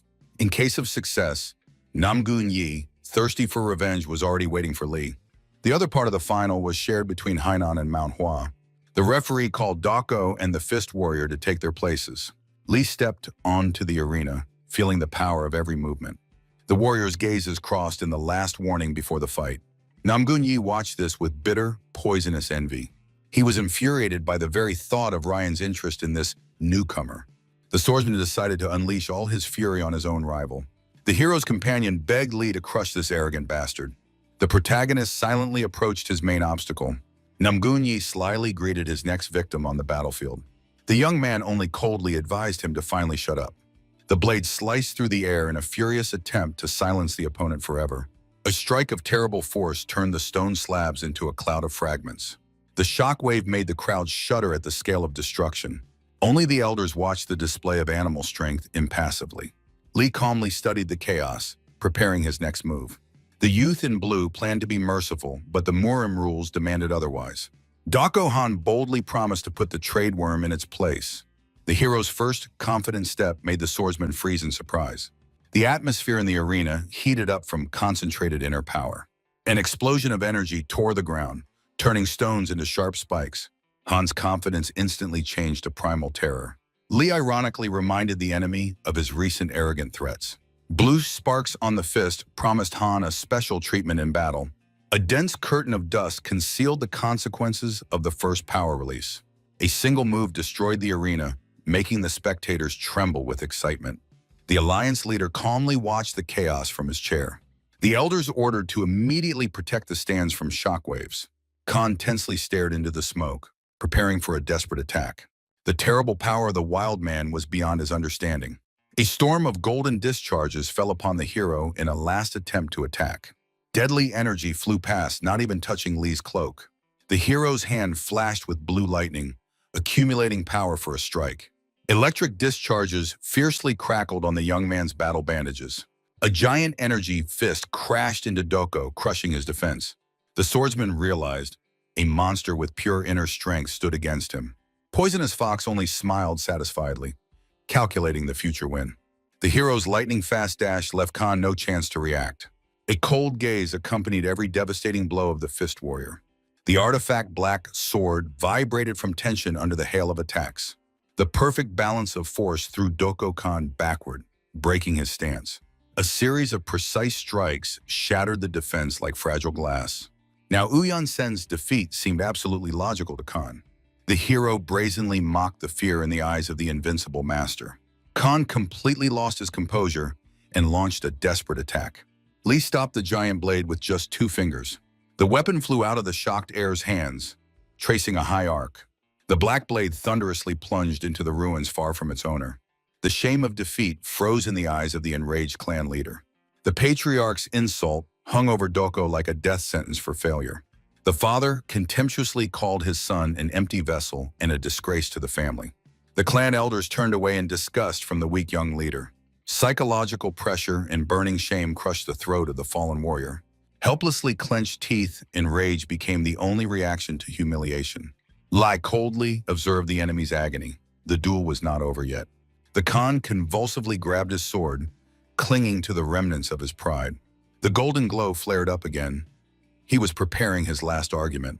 Lady Peck and the masters felt the approach of a real catastrophe. A pillar of energy rose to the heavens under Doko Khan's frantic scream. The art of destroying the heavens fell upon the protagonist like a golden storm. Lee instantly calculated the weak spot in this chaotic concentration of power. He remained motionless, waiting for the decisive moment of collision. The hero calmly pointed out to the enemy the lack of unity between sword and body. Blue discharges once again tightly enveloped the warrior's hand. Khan's mind was scattered, making his attack an empty noise. The blue fist met the golden wave in a dazzling explosion of two elements. The shockwave made everyone present instinctively cover their faces. The fox elegantly hid behind a fan from the raging energy storm. The elders calmly awaited the finale through the cloud of dust. Khan's golden energy dissipated, leaving only deep furrows on the arena. Lee stood in the center of the destruction, completely unharmed. Dako looked at his hands in panic, not understanding the collapse of his technique. The patriarch's voice in his head proclaimed final disappointment. The clan's ghost called him an empty cart, depriving him of the right to inheritance. The psychological breakdown made Khan scream from unbearable inner pain. He bit his lips to the blood, finally admitting his own worthlessness. The hysterical attack was merely a pathetic attempt to escape reality. Lee watched this madness with icy and gloomy detachment. Khan's erratic blows could not even come close to the calm hero. The blue eyes of the fist warrior paralyzed the last will of the broken swordsman. Reality proved too cruel for a child from a sheltered family. The narrator noted, the blades of others' expectations wounded deeper than any enemy sword. A weak soul turned its own weapon into a curse for its master. The discord between an unstrengthened spirit and a strong body inevitably led to collapse. The fist warrior stood unwaveringly over the fallen enemy against the backdrop of a clear sky. His hand flared again with concentrated blue flames of energy. The blue discharges unleashed the protagonist's devastating hidden power. The truth amid the bloody chaos was reflected in the hero's calm gaze. Dako Khan bitterly admitted his total weakness before this power. He finally resigned himself to the cruel reality of devastating defeat. The art of sky destruction demanded complete unity of scattered will. However, Khan decided to make one last desperate orange surge. The shining sword soared upward for the final deadly strike. The swordsman invested the remnants of his life force and anger into the swing.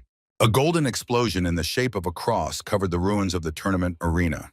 Lee only indulgently praised the enemy for successful concentration. A lightning-fast counter-strike of blue energy pierced the golden storm. The arena shattered into pieces from the clash of two titanic elements. Small stone fragments slowly fell in dead silence after the explosion. Unconscious Khan fell onto the sharp ruins of his own glory. From his eyes, hope for a quick championship disappeared forever. The fallen master realized the unattainable height of the opponent. The figure of Lee seemed to him cosmically distant and absolutely invincible. Even the clan's legacy proved powerless against this inner strength. The bitterness of humiliation froze on the bloodied lips of the defeated. The fist warrior strictly waited until the dust of the last attack settled. The Khan tried to get up, leaving bloody traces on the stone slabs. The maniacal whisper revealed his complete refusal to accept reality. The commanding shout, "Enough!" interrupted this pitiful spectacle. The gray elder of the clan looked at his grandson with deep disappointment. He condemned the shameful hysteria that humiliated the honor of the entire Dako family. The young man shuddered under the devastating psychological pressure of authority. But the tone of the old man suddenly changed to a cold, instructive conclusion. He ordered to consider this defeat a harsh but necessary lesson. The broken Dako humbly accepted the status of the defeated and bowed his head. His massive black sword clattered out of his exhausted fingers. A low bow confirmed the official recognition of complete capitulation. The defeated master left, hiding his tearful face from the crowd. The name of the fist warrior thundered triumphantly under the wild ovation of thousands of people. Allies hurried to congratulate the hero amid the epic ruins of the arena. Namgun-yi only coldly regretted that he was not the one who personally finished Han. A predatory smile concealed the promise to tear Lee's face upon meeting. The view from above revealed the scale of destruction. The arena had turned into a crater. The young man modestly accepted compliments from the admiring Lady Peck. In the shadow of the corridor, Namgun-yi was already preparing his own plan of revenge. He realized Lee perfectly concealed his energy until the decisive moment. The master swore not to repeat the humiliating and inglorious fate of Khan. He analyzed the straightforward and too rough style of the fallen swordsman. But even such brutal strength did not withstand Lee's unwavering will. Namgun acknowledged the enemy's advantage, betting on cunning, and knowledge. The perfect solution finally found its place on the imaginary game board. The memory took him back to the times of the first bitter defeats of distant childhood. Then the young heir painfully experienced his loss in the same way. He tried to understand the secret of his grandfather's infinite wisdom. The sunlit room of the residence held the secrets of the great family strategy. The elder taught, confidence without calculation is the fate of weak dilettantes. The blood of the Namguns obliged not just to fight, but to control the entire course of events. The young man was mesmerized studying the game pieces, grasping the essence of true power. The clan was never meant to become an ordinary pawn in someone else's grand game. He remembered the main thing, to read the opponent's moves and command the entire match. The path of the Namguns was always the path of one who sees the whole picture completely. A new revelation for the upcoming battle flared in the swordsman's eyes with excitement. The plan to destroy the Fist Warrior was finally formed in his mind. Namgun Yi confidently stepped out of the shadows into the dazzling sunlight. He was preparing to draw the dangerous hero into his own cunning game. The crowd went wild in the yin-yang arena, demanding retribution. The fans fiercely urged the fighters to tear each other apart. The Fist Warrior noted the remarkable composure of the new opponent. He flared with a blue aura and was the first to rush into the attack. Bare fists met steel in a dazzling explosion of energy. Namgun confidently blocked the sword strike with a golden dragon. The fighter's feet sliced through the stone, raising clouds of dust. The swordsman prepared to unleash his secret mastery. He concentrated all his inner strength for the third technique. Pillars of blue light suddenly pierced the sky above the arena. The rays intertwined into a deadly web over the battlefield. Namgun activated the legendary 8 strikes of the ruler. The hero froze before the shining barrier, studying the enemy's technique. The spectators were stunned by the scale and complexity of the attack. The magical blade began to drain the spirit of everyone nearby. Namgun boldly suggested to the enemy to try to jump over the trap. The Fist Warrior instantly deciphered the treacherous plan with the jump. Instead, he took a decisive step right into the line of fire. The young man broke through the beams, destroying the swordsman's logic. A devastating fist strike completely shattered the energy shield. Namgun's face twisted in unexpected shock. The protagonist advanced head-on, ignoring the danger. The swordsman desperately tried to stop the madman with a wide swing. The hero firmly planted himself on the ground, preparing a counterattack. He bare-handedly deflected the heavy blade, creating a powerful shockwave. Namgun was thrown back like a leaf during a storm. The young man ironically inquired about his opponent's endurance. The swordsman could not believe that his technique was broken by fists. He desperately tried to regain control over the duel. Every move of the enemy seemed to him completely absurd. Gathering the remnants of his strength, Namgun launched into attack again. The arena turned into a chaotic whirlwind of sparks and strikes. The Fist Warrior skillfully parried every attack, acknowledging the enemy's power. A powerful flash marked another clash of their auras. The hero dreamed of surpassing the Emperor of Swords himself. A daring smile signaled his complete domination. This fight became an ideal training for him before the final. Namgun's strikes cut only the air, not reaching the target. Suddenly, the swordsman felt that he had deciphered the enemy's rhythm. He calculated the sequence of movements, from kicks to palms. Namgun prepared to intercept the next attack. He waited for the palm, preparing his own counterattack. But instead of an open hand, a heavy fist flew at him. The hero mocked the enemy, breaking his expectations with a simple change of movement. Namgun was shocked by the use of sound decoys in battle. His strategic chessboard shattered into 1,000 pieces. All the rules and plans of the Namgun clan turned out to be useless. The final blow unleashed colossal destructive power. A dense cloud of dust covered the battered arena. The crowd could not believe that the elite clan suffered such an easy defeat. Namgun sat helplessly in blood, surrounded by frightened servants. The wound on the forehead testified to the devastating power of the protagonist. The swordsman barely got up, maintaining a serious expression on his face. Lady Peckley watched the beaten warrior with anxiety. The servants supported their master so that he would not fall on the stones. He looked confusedly at his own bloodied hands. The question about the cause of the defeat gave him no peace. His entire perfect world turned out to be just an illusion of control. The entire grand strategy was no bigger than his own palm. Namgun officially acknowledged his defeat with a loud exclamation. The hero praised his courage and promised a new meeting. The fallen swordsman swore to return even stronger. He left the arena, promising to create an unbreakable strategy. The judge declared the Fist Warrior the winner of the semifinal, Friends rushed to congratulate the hero, but he remained focused. Maxion, with the golden sword, stepped forward to meet the winner. The protagonist eagerly accepted the challenge for the final battle. Maxion was puzzled by the opponent's wild energy. He silently turned away from his comrades, preparing for the fight. The swordsman confidently claimed his championship ambitions. The hero only smiled defiantly. The real battle was just beginning. The arena froze in anticipation of the semi-final. Traveler of the Blooming Plum versus the Golden Sand Sword. The hand firmly gripped the golden hilt, throwing a brief challenge to the opponent. Jingyul exploded with a pink aura and launched a frontal attack. The devastating whirlwind onslaught tore through the air, heading straight for the target. Maxion gracefully dodged, letting the deadly energy pass by him. The blades clashed, flooding the arena with a cascade of sparks and waves of plum. Poisonous Fox in the stands only skeptically grimaced at the theatricality of the Huashan fighter. His companion objected.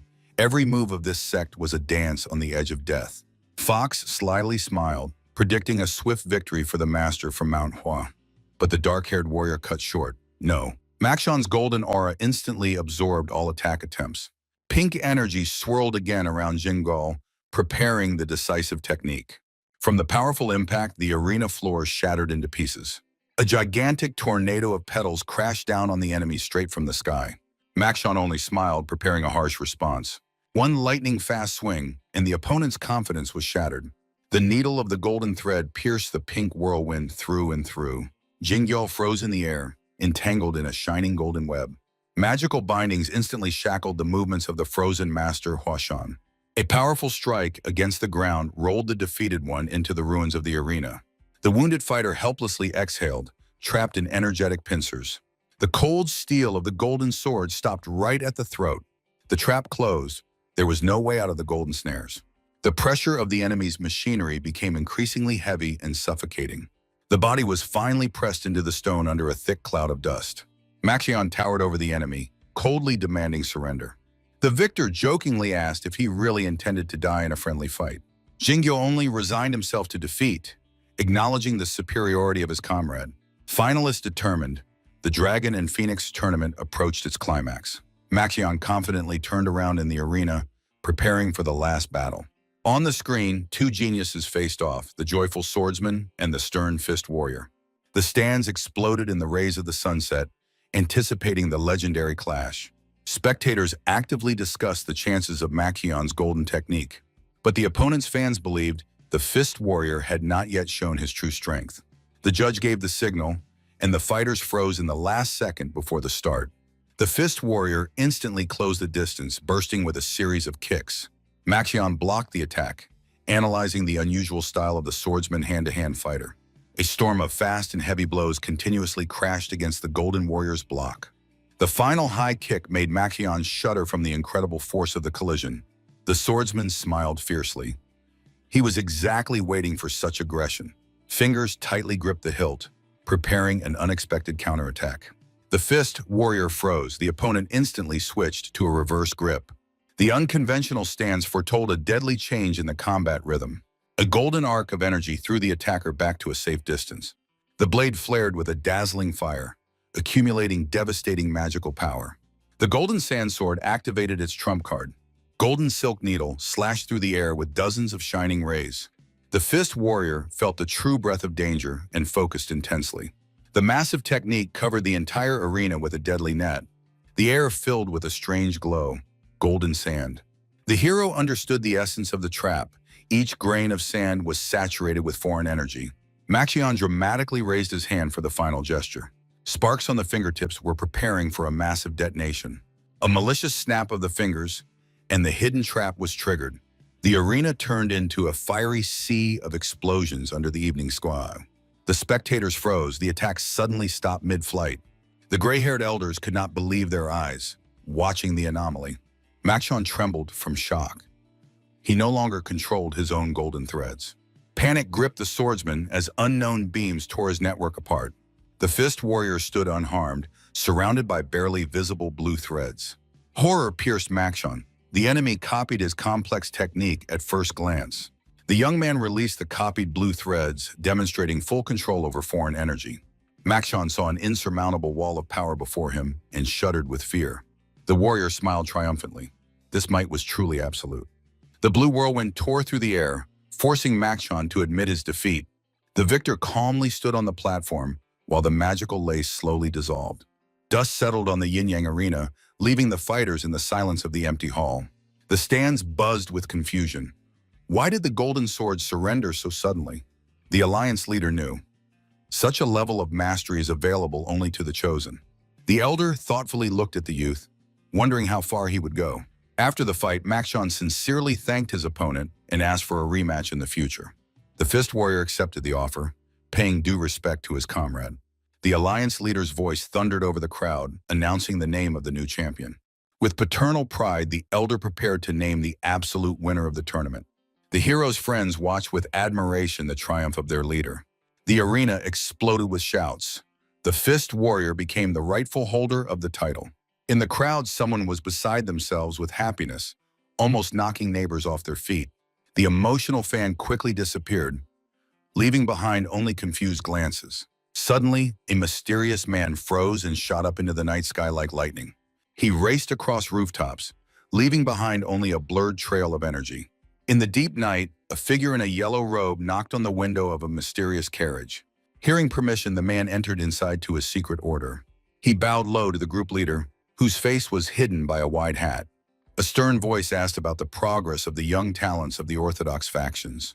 The messenger reported, "These children do not yet pose a real threat to their plan." The leader confirmed the transition to the main phase of the secret operation. A dark shadow fell on the floor as the names of the invincible demons of the past were spoken. Captain Okeon appeared before his subordinates, hiding his face with bloody talismans. He coldly ordered to clean the room and prepare for new tasks. A giant spider on the web became the symbol of a new goal in the Murium Alliance. A deadly formation began to unfold around the Gurren Gorge. At the solemn arena, the finalists were called to receive their well-deserved awards. The Alliance leader prepared luxurious gifts for the best warriors of the generation. Namgun could not believe his ears when his name was announced among the prize winners. The young man received the Supreme Star Blade, feeling the weight of the legendary weapon. The elder gently offered to accept this gift, which deeply moved the swordsman. Namgun was amazed by the leader's generosity towards a representative of another association. He admitted his prejudices were mistaken, feeling sincere remorse. The swordsman accepted the case, vowing to faithfully protect this relic. Next onto the platform came Wei Makchon, maintaining calm and confidence. The leader called him the genius of the century, but the young man modestly pointed to the true winner. Makchon publicly acknowledged the superiority of the Fist Warrior, giving him the palm of victory. The elder laughed cheerfully, and the main hero only shyly looked away. The leader asked if Makchon had chosen a name for his new blade. The young man joyfully named the sword after his martial art, the Golden Sand Sword. The choice was approved, considering such a name ideal for future feats. Finally, the elder's gaze settled on the main hero of the tournament. He ordered the Fist Warrior to stay while the night shadows thickened over the arena. The guards took the perimeter in a tight ring, preparing the place for the ritual. The young man remained alone with the leader, holding a precious box in his hands. The crowd watched the unusual preparations on the platform with surprise. Master Hua explained, the elder would personally guard the reception of the elixir from any threats. The girl was impressed by such care for the young champion. It was a usual matter for the leader. He always took care of gifted youth. Hua admitted, the old man was truly the most outstanding warrior of Zhonghu. The leader ordered the youth not to rush and to fully concentrate on the energy. The warrior silently knelt down, realizing the importance of the moment. He took the lotus position, opening the path for magical transformation. The box opened, revealing to the world the shining, legendary ginseng. The hero, without hesitation, began to absorb the priceless gift, feeling its power. Explosive energy spread through the vessels as he focused on chewing the root. Memories of the traveler's lonely past surfaced in his consciousness. Now he was not alone. A ring of reliable protectors guarded his peace. Friends triumphed in the stands while the alliance leader watched the meditation. On the old man's face shone faith in the future of the new great warrior. A calm smile illuminated the face. Meditation brought long-awaited inner harmony. A blue aura swirled around the body, forming a sphere of colossal power in the center. The world of martial arts revealed itself from a new side, displacing memories of former loneliness. Close up, magical light was already breaking through tightly closed eyelids. The gaze finally flared with the rich neon. The energy was completely mastered by the warrior. The storm subsided, leaving behind only perfect concentration and silence. The fist clenched, sparking blue lightning. Century-old ginseng was absorbed abnormally fast. Against the backdrop of the starry sky, the youth realized the 9th level of mastery was finally conquered. The alliance leader approached with news of readiness, impressed by the student's superhuman progress. The elder did not hide his anxiety. Such rapid absorption of power bordered on madness. The hero assured that everything was fine, and the guards left the arena center amid cheers of admiration. The seriousness of the moment shattered against a comical confession.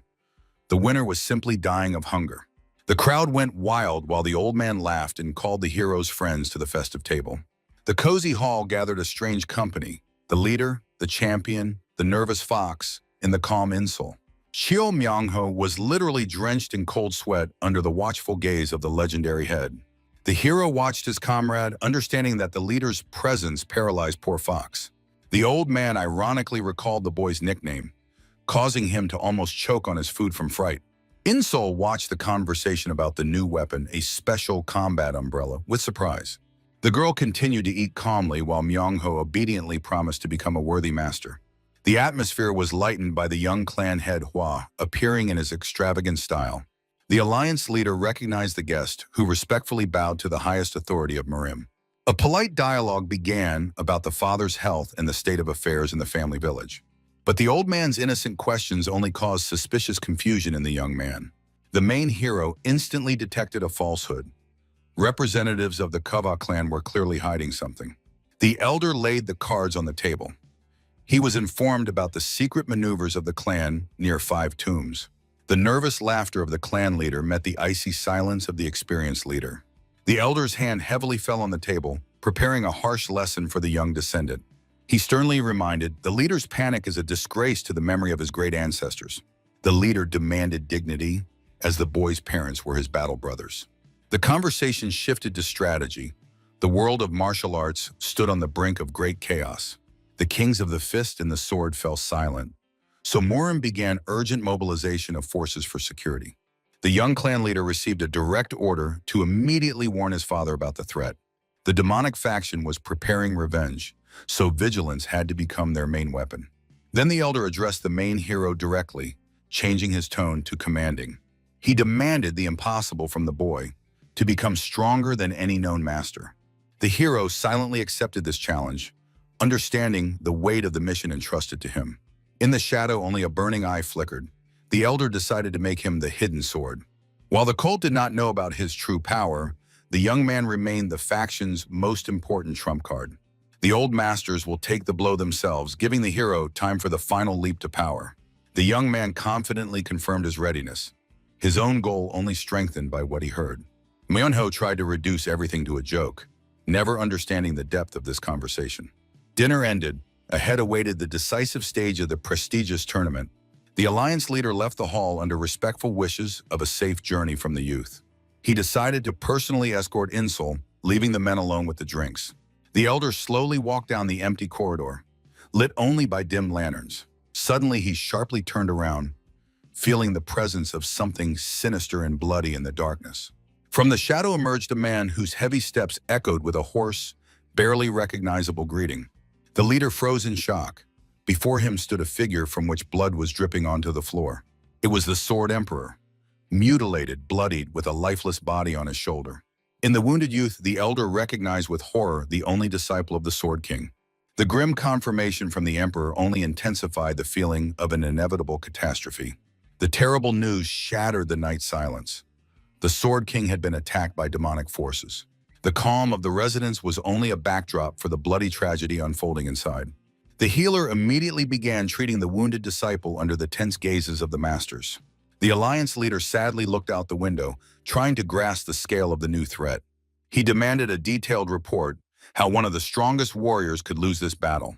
The Sword Emperor confessed he barely survived after a sudden attack by demonic fiends. A flashback showed the night massacre. A crowd of killers led by 2 leaders surrounded the warrior. A chilling fact, even with mortal wounds, the killers in masks refused to die. The leader shuddered. The news about immortal enemies was the worst scenario for Merim. It was not skill, The attackers were kept on their feet by an unknown dark spell. The emperor found only corpses. The residence was slaughtered, and the Sword King disappeared without a trace. The trap snapped shut. One by one, the greatest masters dissolved into the bloody fog. The alliance leader noted with anxiety, the bastards from the demonic faction began the bloody harvest. In the semi-darkness, an order was given to deploy the elite squads of the Cloud and White Dragons. The Cloud Warriors immediately set out to search for enemy traces in the depths of Jianghu. The White Dragon Squad received a mission to protect young talents at the tournament. The old master understood.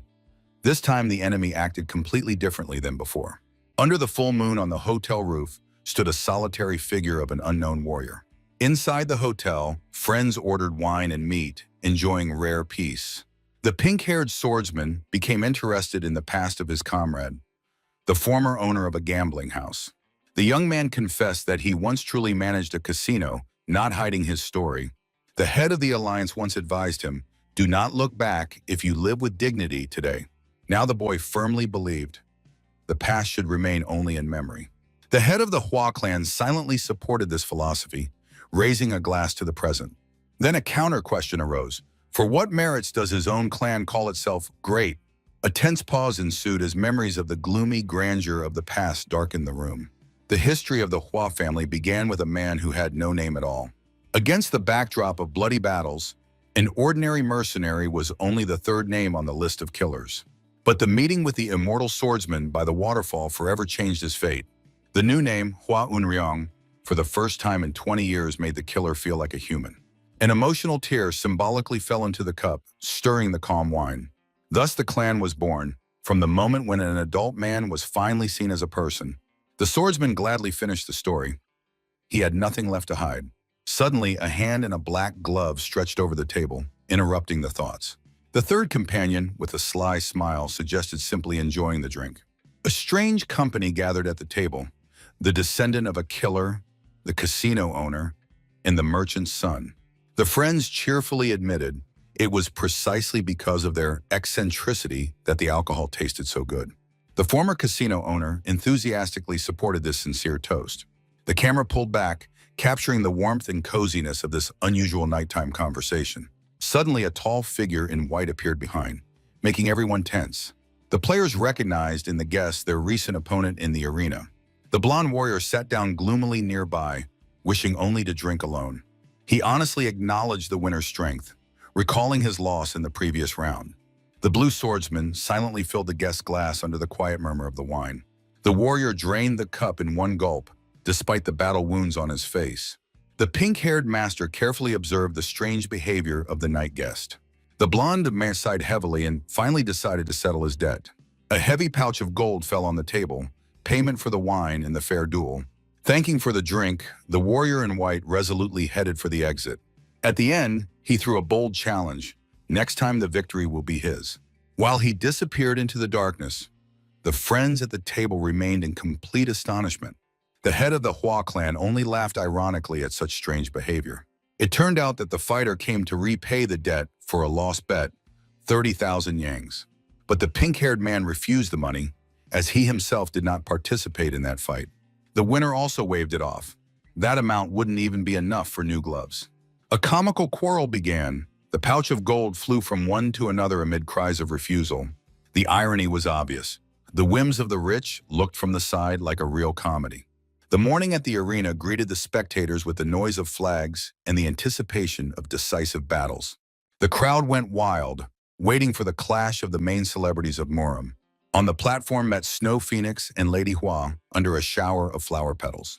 The fox in the stands shouted with delight, passionately cheering for his favorites. Lady Hua exploded with a pink aura, unleashing a series of lightning-fast attacks on Insel. A powerful sword strike almost broke the blonde's block, making her scream. The shockwave split the stone floor right under the shocked girl's feet. With red fire in her eyes, Lady Hua raised her blade for the final execution. An energy explosion raised a cloud of dust, hiding the fighters from the spectators. "It's all over for you!" The cry rang out along with a devastating strike from above. But at the last moment, Insel threw off the sword, clenching her fists for a counterattack. A powerful blow to the torso broke Lady Hua's defense, shaking the entire arena. The sword mistress lost her balance and flew into the broken floor tiles. In the stands, friends froze. No one expected such skill in hand-to-hand combat from the girl. Breathing heavily, Lady Hua only smiled maniacally. She had finally found a worthy rival. Insel proudly replied, "Long ago, a man taught her the basics of body control." The flashback showed a little girl diligently practicing strikes under strict supervision. The young man in the stands shuddered. He finally recognized his own school in these movements. Close up, a barely noticeable warm smile spread across the hero's lips. The happy child with a flower in her hands reminded she had not forgotten a single lesson of his. The woman in the arena confidently clenched her fist, although victory was still far away. The hero hurriedly left his companion, returning to the affairs of the trading group Yunha. The full moon brightly illuminated the night sky above the dense tree crowns.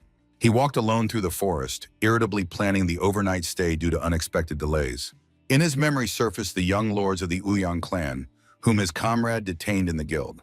The hero recalled the smile of the leader Moyon. His guard still protected the trading house. Calm returned to the warrior. The rear was under the reliable protection of an experienced ally. On the stone bridge, he realized how useful this dangerous journey had turned out to be.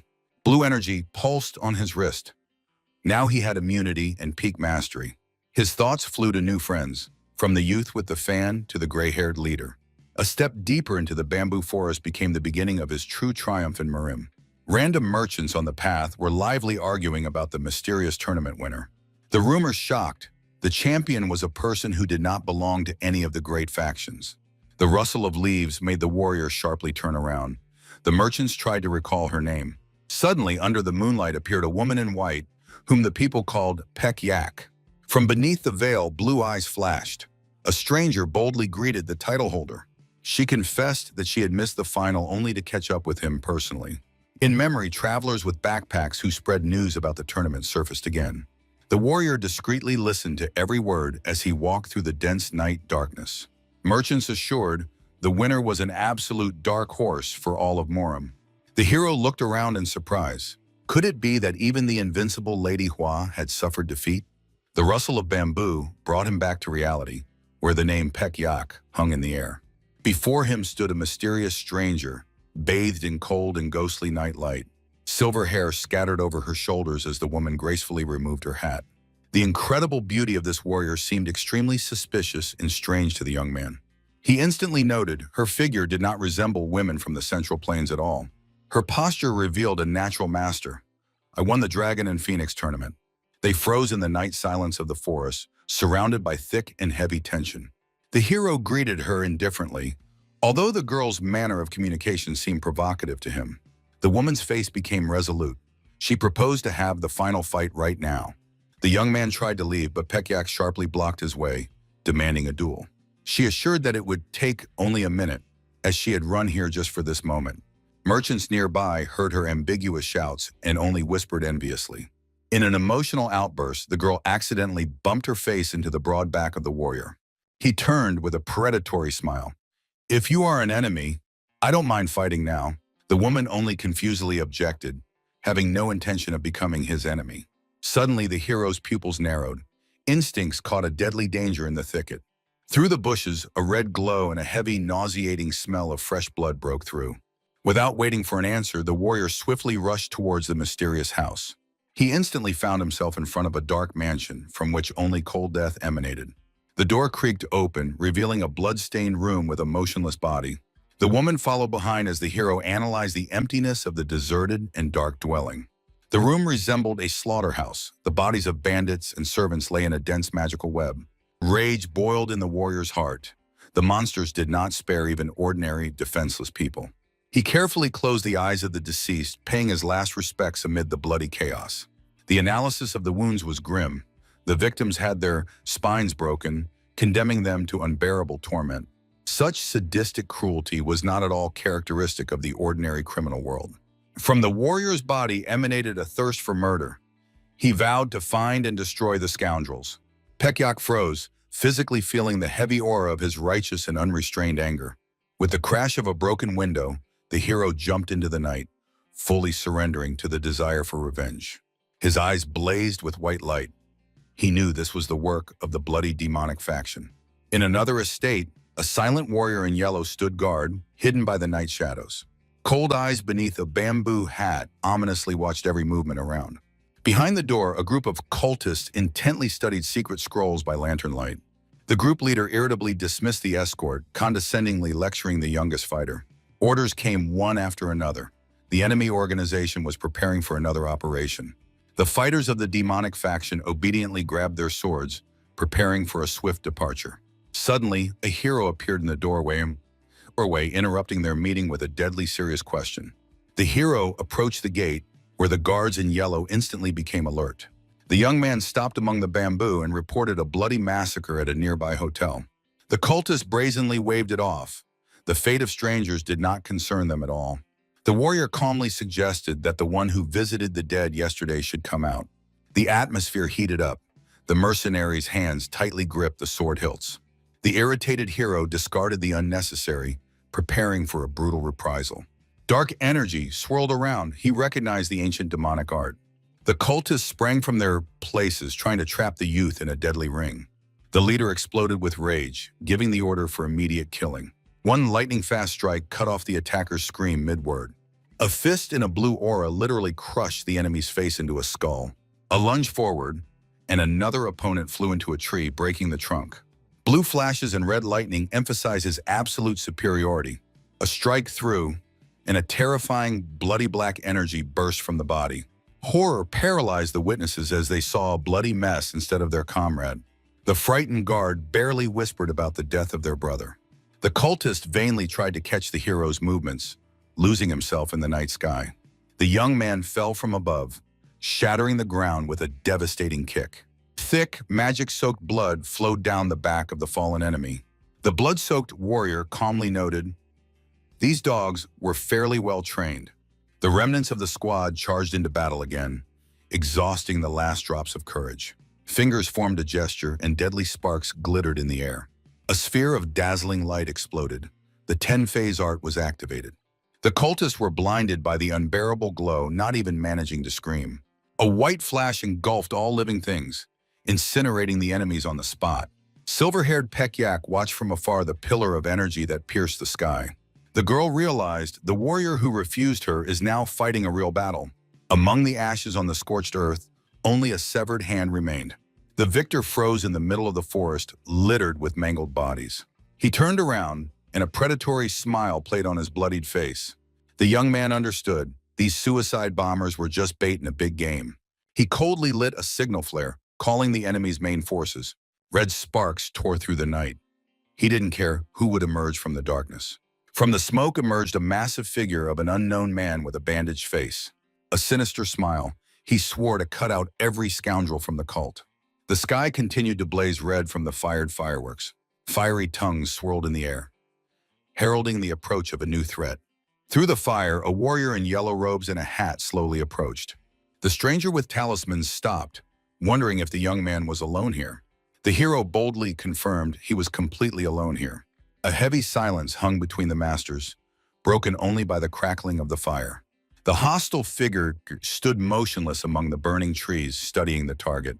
The demon asked again, trying to determine the origin of his opponent. The young man was not afraid at all, maintaining icy calm before the enemy. A verbal duel began for the right to learn the true name of the opponent. Wiping blood, the hero modestly named himself the son of an ordinary merchant.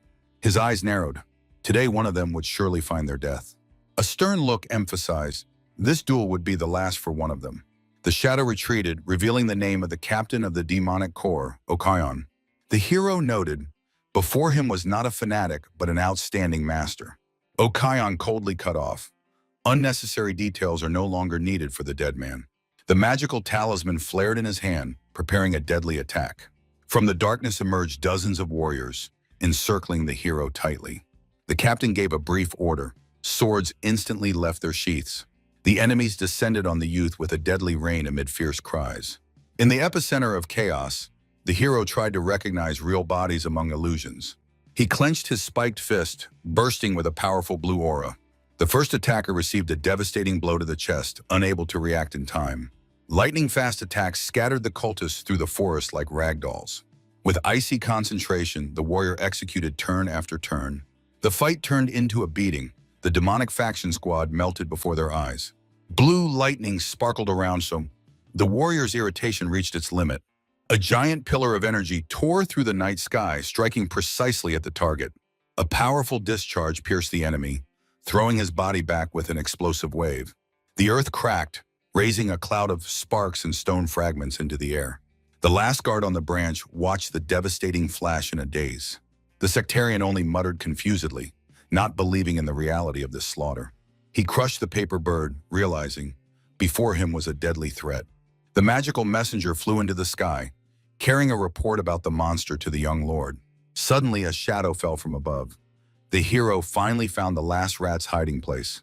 The enemy desperately threw a battle talisman, trying to stop death. The young man instantly appeared behind the victim, piercing her with an icy gaze. The devastating blow embedded the sectarian into the ground, accompanied by a blue explosion. The stones shattered into pieces, covering the arena with a thick column of dust. The bloodied enemy helplessly flew down under a hail of debris. The hero caught up with him in flight, pressing his back against the massive tree trunk.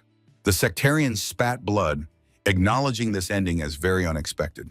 Only mutilated bodies lay around, and the cult operation had failed. The face of the warrior pressed against the tree suddenly flared with magical fire. He tightly gripped the sword, preparing to bear responsibility until his last breath. The young man easily intercepted the blade, preparing his bloody response. The icy calm of the victor hung over the enemy like the Damocles sword. The mention of the palace of myriad demons only further ignited the fire of battle. The sectarian maniacs smiled maniacally, prophesying the power of the demonic faction over the world. The young man's eyes narrowed with rage, catching the glint of the enemy's blade. The blood-red silhouette captured the moment of the final deadly strike. In the dilated pupil of the dead man, the sword blade became the last thing he saw. The merciless dance of death continued until the last sectarian fell. The blood-covered warrior froze in the darkness with a threatening red eye. A grimace of fury distorted his face under the pulsating blue light. He cold-bloodedly raised the sword, despising the names of the demonic lords. Fingers tightly gripped the dagger. Fate was not changed for nothing. The young man was not going to watch as the pitiful demons tried to rule the world. With an angry cry, he drove the weapon into the last opponent. The fist exploded with streams of uncontrollable, destructive blue lightning. The enemy burned in agony, consumed by bursts of magical energy. The final explosion tore the earth apart, putting an end to this battle. Torn leaves and blue sparks slowly dispersed into the night air. The wind scattered only black ash left from the demonic fighters. The hero remained alone under the starlight, wrapped in the quiet glow of the aura. The strange behavior of the faction was alarming. Their thirst for power was abnormal. Fist clenched, the former level of power was no longer enough for war. The sphere of 10 phases, the highest step of enlightenment, became his new goal. Unlimited control over lightning was the only path to victory. The warrior calmly looked into the distance while powerful magic pulsed around him. Suddenly, Pekyak descended from the sky, gracefully interrupting his thoughts. The beauty with blue eyes confessed that she was already tired of chasing it after him. The young man showed the intercepted bird, trying to understand its purpose. Pekyak stopped the messenger in time, who was carrying information about him to the enemies. The hero thanked the girl for ruining the plans of the demonic faction. The bird was reduced to dust, but the girl demanded payment for the service. The woman took a fighting stance, demanding the promised duel. Purple petals swirled above the trees, creating a mystical coziness. In the luxurious rooftop residence under the full moon, a cat lazily stretched. The white beast gracefully ran through the dim red corridors of the palace. The cat carefully slipped into the secret room through the heavy door. The magical scroll brightly burned in the air, illuminating the secret hall. The burning paper fell into the water, causing shock among the powerful silhouettes behind the screen. The voice gloomily stated, "The captain of the secret corps no longer breathes." Panic gripped those present. No one understood how they lost so many people. In the neighboring chambers, the young lord of the palace calmly read a book by the window. The messenger respectfully knocked, bringing news of the disaster. Intelligence confirmed, the entire Okyun squad was destroyed by one unknown master. The lord turned away with regret, calling the captain's death a great loss. The leader appointed a new captain, ordering the immediate reorganization of the broken corps. The subordinate obediently accepted the will of the master, leaving him alone with the candle. The chestnut-haired warrior sighed wearily, The influence of the palace was melting before his eyes. The palace had been raising orphans for years, turning them into deadly weapons of the faction. The majestic building glowed ominously red, hiding gloomy secrets. The former wards, the heavenly demon and the sword demon, betrayed the house, founding their own alliance. Scattered talismans on the water symbolized the shameful failure of the last operation. The leader desperately grabbed his head, feeling the insurmountable chasm between the forces. A white cat quietly approached the master, trying to distract him from gloomy thoughts. The man gently took the animal in his arms, seeking at least a drop of peace. He bitterly compared the cat to the orphans they had raised with the same love. A bloody eye flashed from beneath the hair. Betrayal had become the usual price for their kindness. The images of the three traitors made the leader ponder his own demonic nature. The hand clenched tightly into a fist. He refused to become a pathetic intriguer. The purple gaze was filled with coldness. Traitors did not deserve mercy. The green eye of the cat filled the frame, capturing the master's final decision. The room plunged into impenetrable darkness before the decisive step. The pause lengthened, intensifying the tension before the change of scenery. The red gleam in the eyes confirmed it was time to send the fatal message. A sealed letter appeared on the table, addressed to the leader of the Marine Alliance. The sun illuminated the residence where friends were already waiting for Jingyo's return. The warrior entered the courtyard, immediately asking about the state of affairs in the guild.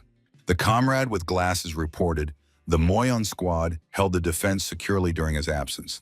Jingyo sincerely thanked the allies for their loyal service and professionalism. The red-haired youth began to complain about the delay, while the warrior calmly spoke about the tournament. The news of the absolute triumph at the Dragon and Phoenix tournament sounded like thunder. Friends froze in silent shock, not believing in such an easy victory of their leader. The redhead, in complete despair, began firing at the box, refusing to accept reality. The smiling girl greeted the hero, but he did not recognize the familiar face at all. Zhonghua reminded about their dramatic meeting in the courtesan's house. Thanks to his intervention, she was able to escape and open her own shop. Jingyo only awkwardly waved off, not considering his act anything special. Huayan hinted, this gratitude is the result of the great trade union he created. The flashback reminded about the founding of the alliance to protect all entrepreneurs of the region. The flag with 3 coins proudly confirmed the success of the collective union. The Yongha clan now had no peace from the huge number of new contracts. The hero modestly attributed all the glory to Huayan's organizational talent. Suddenly, the comrade's gaze changed. He was tormented by one extremely suspicious question. He pointed at the strange silver-haired woman who was relentlessly following the hero. Pekyak bowed elegantly, demonstrating the flawless manners of a master. The girl politely introduced herself to the company, maintaining a mysterious smile. Her calm and confidence instantly drew the attention of those present. She declared that she had come to settle the matter, causing a wave of embarrassment in the hero. The redhead immediately began dreaming of a beautiful daughter-in-law, putting Huayan in an awkward position. The sunny courtyard was filled with jokes about the new relative in their guild. Left alone, Pekyak decisively refused tea in favor of an immediate sparring session. She proposed specific rules, only grabs and bodywork until a fall. Jingyo skeptically warned that he was not going to give in during the tough clinch. The girl suddenly began to undress, causing the warrior to shudder in shock. Pekyak calmly explained, under the clothes there was only a special wrestling uniform. The young man sighed resignedly. This woman was absolutely unpredictable. The girl's eyes flashed with excitement, and she rushed forward in a frontal attack like lightning. Jingyo barely managed to react to her incredible, explosive speed. The clash of the masters raised a cloud of dust, shaking the ground in the yard. Pekyak tried to capture the opponent from above, but the hero remained unshakable. She was already confident in victory when the situation suddenly got out of control. Jingyo intercepted her in the air, easily lifting the opponent by the legs. With an ironic smile, the warrior demonstrated complete domination in the duel. Hanging upside down, Pekyak calmly asked for a second round for a rematch. The hero gently threw her back, preparing to continue this strange sparring. The woman demanded a rematch, and the blue-haired warrior confidently accepted the challenge. The air shuddered from the collision, raising a cloud of dust and blue energy. Pekyak swiftly turned in the attack, burning with the blue fire of determination. The hero smiled fiercely, easily dodging blows thanks to absolute speed. He instantly caught her hands, pulling the opponent close to himself. The young man confidently advised the girl to watch her clothing so as not to give the enemy a chance. Pekyak was embarrassed by the unexpected closeness, only confusedly freezing. The warriors suggested continuing the sparring under the open evening sky. The sunset enveloped the courtyard in crimson shades, creating a backdrop for training. Both were breathing heavily from fatigue, preparing for the final round. The hero acknowledged his advantage in close combat, but the girl demanded an energy battle. The warrior's fist flashed like lightning. He had long wanted to test her inner strength. Suddenly, a giant ice block burst from the ground, creating a cold barrier. The youth shuddered from shock. Before him appeared the forgotten art of ice. He recalled her magical bird. The girl was a master of ice techniques. Pekyak calmly watched him while the hero warned of a harsh response. The blue aura sparkled with tension. The warrior recognized an ancient secret power in the ice. The ice cracked, and the youth remembered rumors about masters who joined the demons. An explosion of energy destroyed the barrier. The warrior directly asked if she was of the blood of the heavenly demon. The girl maintained icy calm and quietly confirmed his suspicion. She proudly declared herself a descendant of the very first heavenly demon. Pekyak confidently spoke about the magnificent heritage of her legendary lineage. "I am a descendant of Pekmujin." These words cut through the silence of the evening forest. The hero froze at the name of the legend, while the girl mocked the absurdity of his title. A flashback revealed Pekmujin, the god of battles whose ice inspired terror and awe. Next generations disgraced his teachings, turning the techniques into demonic magic. Mujin was the strongest in his era, and Lady Pek turned out to be his direct heir. She stood surrounded by icy shards radiating cold grandeur. The warrior noted, the Pate clan on the Central Plains had not been heard of for many years. In the middle of the empty courtyard, the girl finally began her long story. The scene changed to a cozy room where friends gathered around a generous table. Pekyak was enjoying chewing a chicken leg, shining with gastronomic happiness. She praised the Yanha cuisine while the hero's other companions cast jealous glances at her. The warrior returned to business, asking why her clan went into exile. The young man understood. The girl came to the tournament with a secret and important purpose. Pekyak explained their bright art of ice was mistakenly branded as demonic. The clan became a victim of prejudice. Their gift was considered hostile magic of sectarians. Isolation in the mountains led to the fading of strength due to the absence of rivals and elixirs. The girl returned to the plains to restore the glory of her lineage and her own power. She sought to correct injustice, which surprised the young warrior. A sharp movement and a thin beam of magical ice pierced the air above the table. The ice needle perfectly pinned the insect, demonstrating refined control. Pekyak vowed to personally destroy the demonic faction to cleanse the family name. The hero thoughtfully repeated her plan, looking at the starry night sky. A sly smile appeared on the youth's lips. He appreciated her cold determination. The warrior approved the idea, anticipating a fruitful alliance in the upcoming joint struggle. Pekyak did not expect such quick support from her recent enemy. The heroes discussed strategy while the embarrassed girl complained about the sudden heat. The time was late, and the ice mistress decided to return to her temporary dwelling. She stepped out of the gate, bathed in the soft, silvery light of the night moon. Suddenly, a shadow in a hat jumped down from the roof, radiating a blue aura. It was Pek Renin, the guardian who was troubled by the hostess's reddened face. The girl awkwardly excused herself, blaming everything on intense training. During the walk, Pekyak admitted the hero was hiding his true power in the tournament. The guardian was surprised by the young man's strength, asking about the details of their meeting. The girl closed her eyes, immersed in her own ambiguous thoughts. A comical dialogue about a full belly of delicious food ended with general laughter. The morning greeted the mountains with bright sun, finally driving away the night darkness. Pekyak warmed up in the fresh air, regretting yesterday's excessive dinner. She admired the lake view, which shone in the first rays of dawn. The place turned out to be perfect for peace, as confirmed by the ice master herself. Stepping onto the edge of the cliff, the girl decided to start active training. With a scream, she rushed down, not noticing the main hero below. Seeing the young man, Pekyak realized in horror her landing would be catastrophic. The hero caught Pekyak in midair, saving her from a hard fall. He anxiously checked the girl's condition while she tried to recover from the shock. The master apologized for the unexpected meeting on the sunny shore of the lake. A joint walk revealed Morning training by the water was her long-standing habit. A peaceful silence settled between them. They walked side by side under the cloudy sky. Pekyak decided to change the pace and was the first to confidently take off. One burst, and the girl disappeared, leaving the warrior in complete confusion. Her incredible speed made the hero sincerely admire the skill of his companion. On the lake's surface, icy snowflakes froze, mystical traces of her steps. The woman gracefully glided over the water, using a unique movement technique. But suddenly a voice sounded behind her. Jinyon was very close. He caught up with her, noting the incredible lightness of each of her steps. Pekyak froze in surprise. Someone managed to match her speed. The hero enjoyed the excitement, although maintaining such a pace was difficult even for him. The warrior's compliment made the girl shyly turn away, hiding her blush. The desire to win flared up with new strength, and both dashed forward again.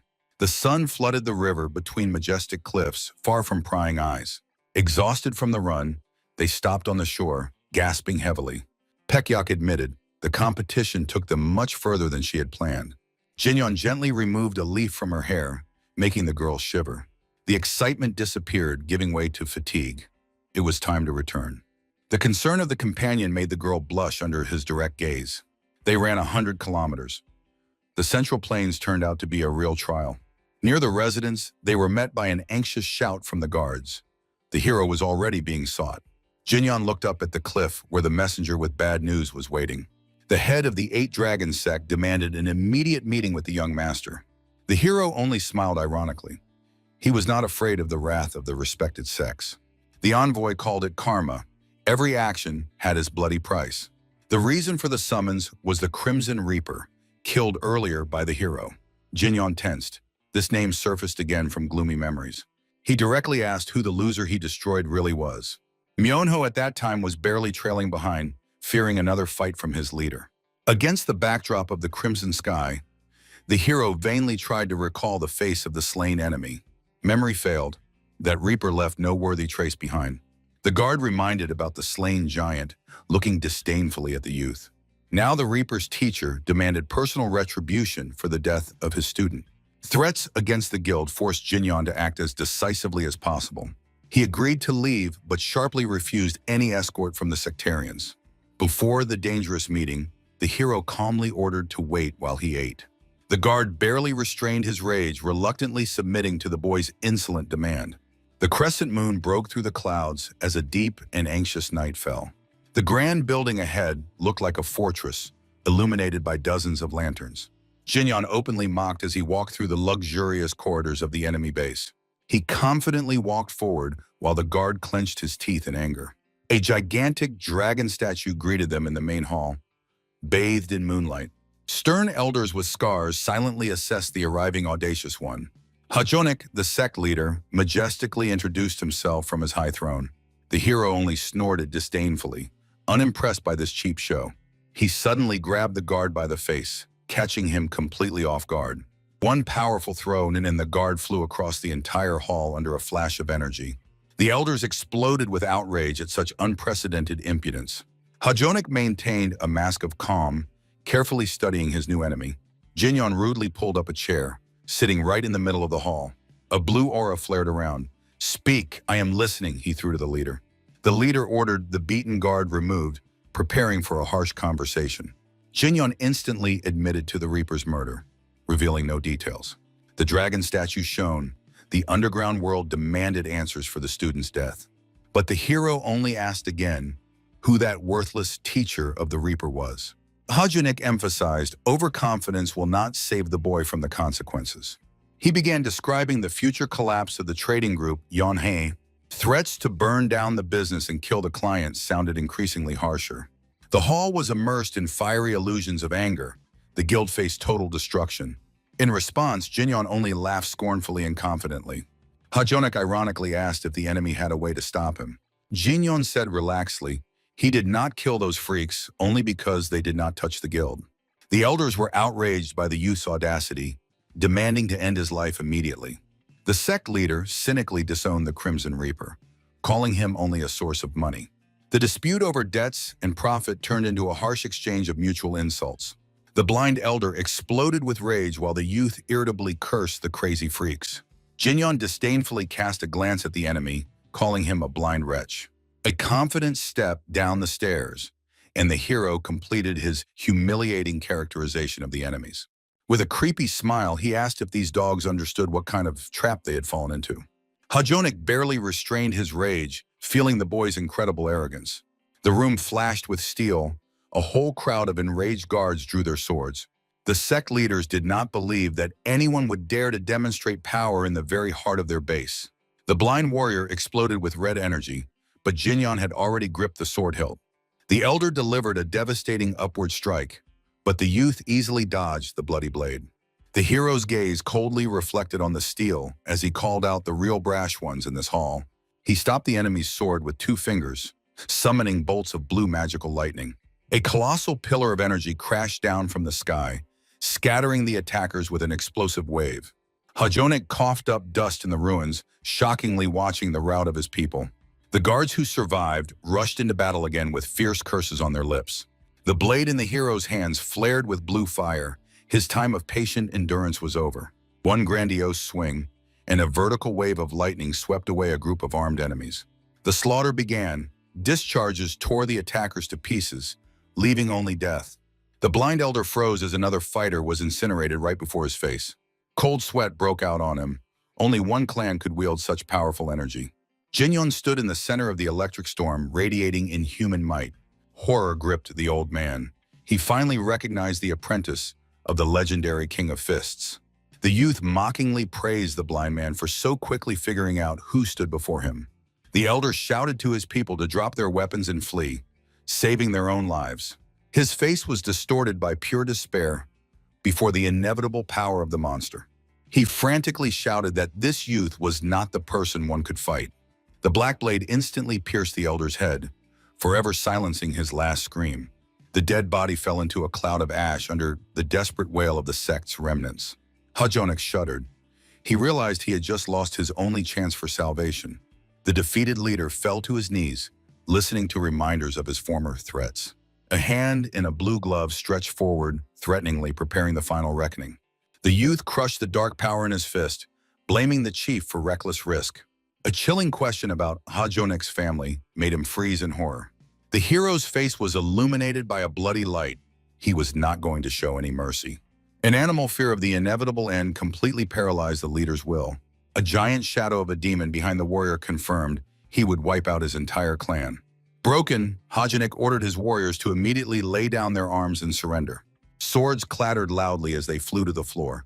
The sect capitulated before a single warrior. The leader bowed down to the very ground, swearing to obey every order of the victor. Jinyon indifferently remarked that from now on he would speak to them only in the language of the underground. He ironically urged Hajonik to keep his word and avenge the blind man. The hero's moral pressure finally crushed the leader, demanding immediate action.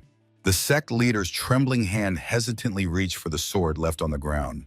With a cry of pain, he plunged the blade into his own flesh, sprinkling the hall with fresh blood. Jinyon mercilessly watched this act of desperate self-punishment. Dripping with blood, Hajonik vowed to cut off his fingers for every careless lie of his. The sect members obediently began to mutilate their bodies, submitting to the will of the new master.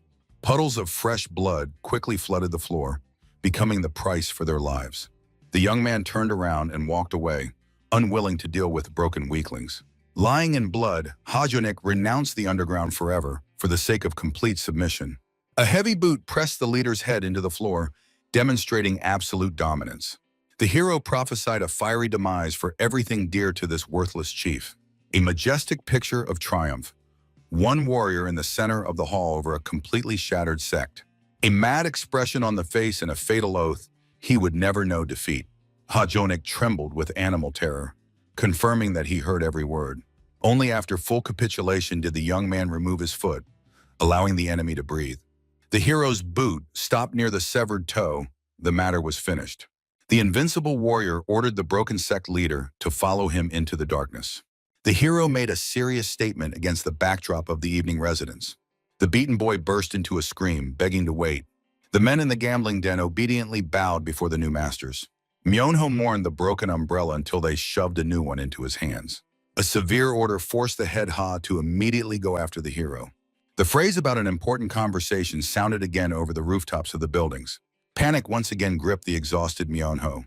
The absurdity of the situation in the gambling house caused only irritation. Three men silently sipped food at one table. Myeonho recalled the devastating strike of the blue lightning that hit him in the jaw. The hero replied dryly that he was busy with urgent matters. Myeonho's gaze stopped on a strange man nearby. The protagonist officially introduced the formidable head of the Eight Dragon sect. Myeonho's face spread into a mocking smile. He burst out laughing, mocking the childish name of the enemy sect. While the boy rolled on the floor, the hero allowed Ha-jonik to beat him later. Irritated, Myeonho finally got up and composed himself. He propped up his chin, not understanding why no one shared his amusement. Chief Ha reported about 200 subordinates in his unit. The hero directly asked if Ha could defeat Myeonho in a duel. The affirmative answer from the chief instantly angered the ambitious boy. The order was clear. Myeonho was to spar with the best fighters of the underground. The sect leader promised to buy rare elixirs for the student at his own expense. The hero demanded to make Myeonho the new leader of the Nine Dragon sect. He once again emphasized respect for his student. Ha-jonik swore allegiance, ignoring Myeonho's panicked shouts. The boy protested, unwilling to learn from the underground freak. The hero cut in. Every received hit would count as training. The fate of future sparrings was left to the discretion of the fighters themselves. A dark aura thickened. The time had come to investigate the disappearance of the masters. The main task became the search for connections between the underground and the demonic school. Ha-jonik swore to use all methods to find the truth. Before leaving, the hero decided to add one last important detail. The grim question, "Understood?" made Chief Ha break out in a cold sweat. The protagonist left, leaving behind a heavy atmosphere of silence. Myeonho was surprised by the lack of pride in the once formidable underground boss. Ha-jonik admitted, arguing with the disciple of the King of Fists is suicide. In the underground, they knew no clan survived after a conflict with this master. The hero's status shocked Myeonho, causing him to freeze. Suddenly, a cunning and insidious plan was born in the boy's mind. He decided to manipulate Head Ha to make his life easier.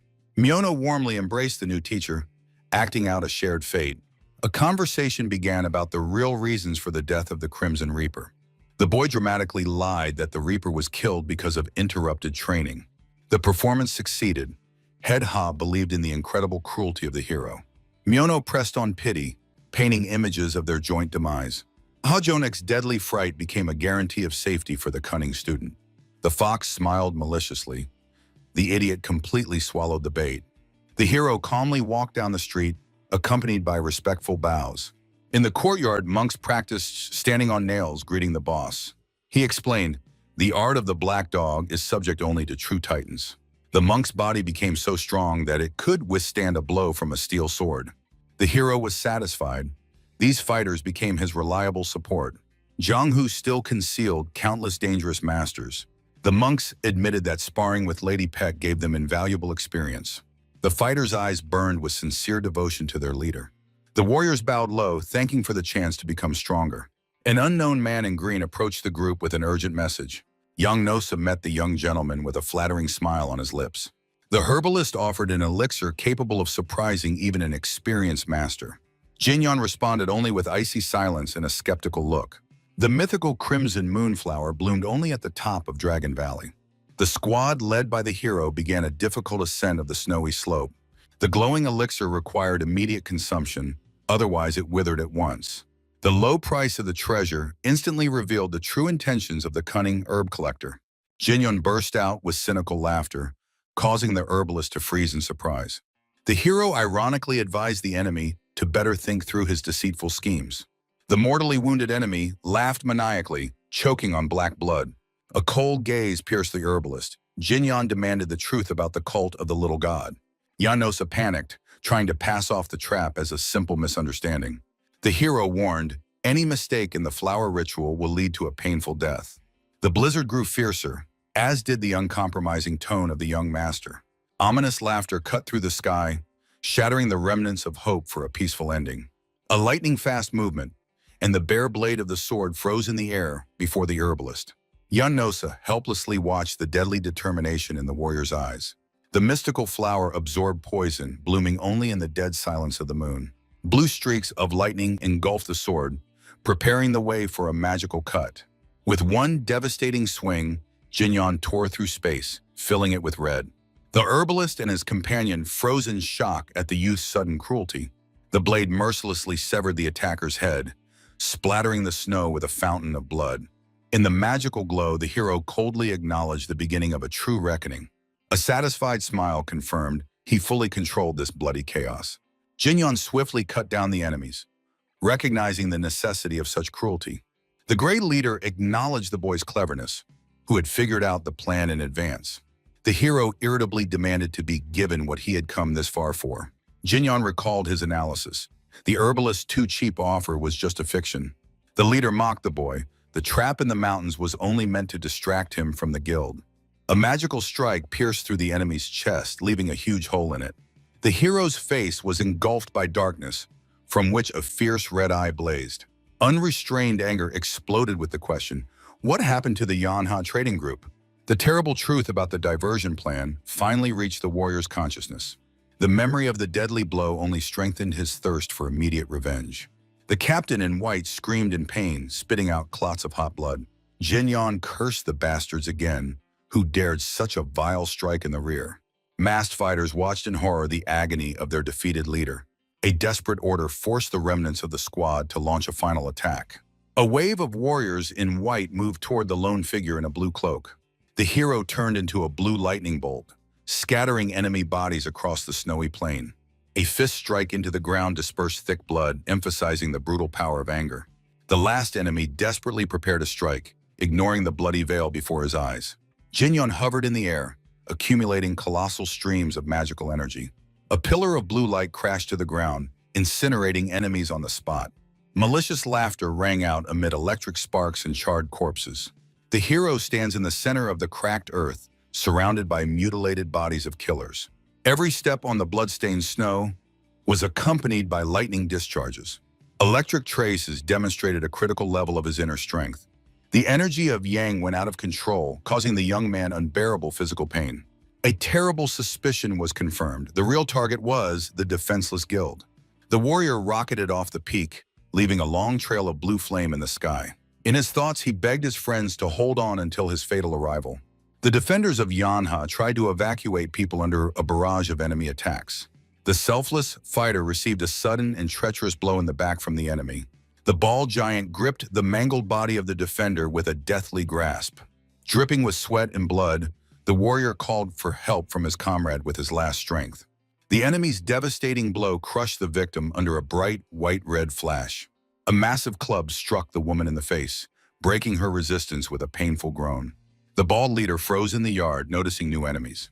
He desperately ordered his subordinates to overwhelm the guards with numbers, but confidence instantly changed to animal terror. Through the ranks of warriors, Pek Yak walked gracefully. The girl calmly assessed the attackers surrounding the guild. She recognized them as unorthodox mercenaries thirsty for murder. Frightened merchants assured that they were seeing these bandits for the first time. The companion ordered the people to hide, entrusting the fight to the young lady.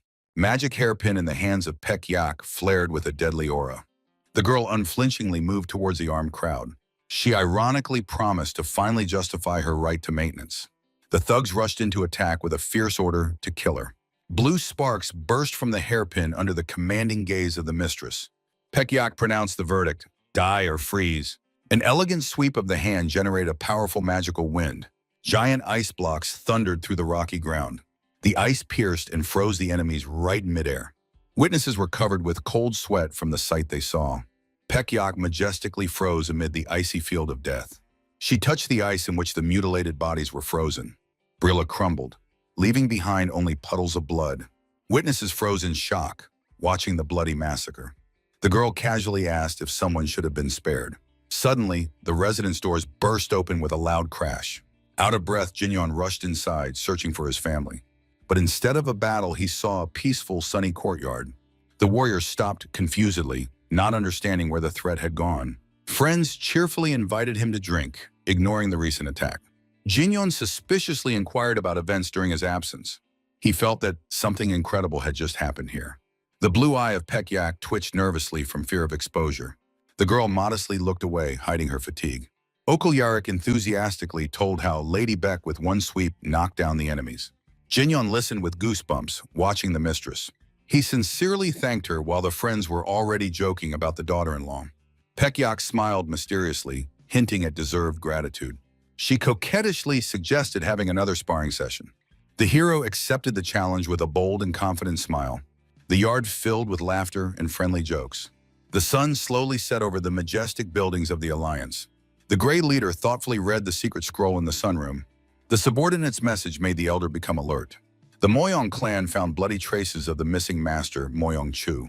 The leader anxiously awaited confirmation of this news. In the night forest, the warriors discovered the outline of a torn body. An abandoned sword and remnants of belongings testified to the intervention of demons.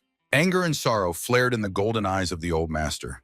The body disappeared, leaving only clothes and white bone dust. The leader realized the enemies had prepared a treacherous trap for them. He took out the torn parchment, a mysterious message from the enemy.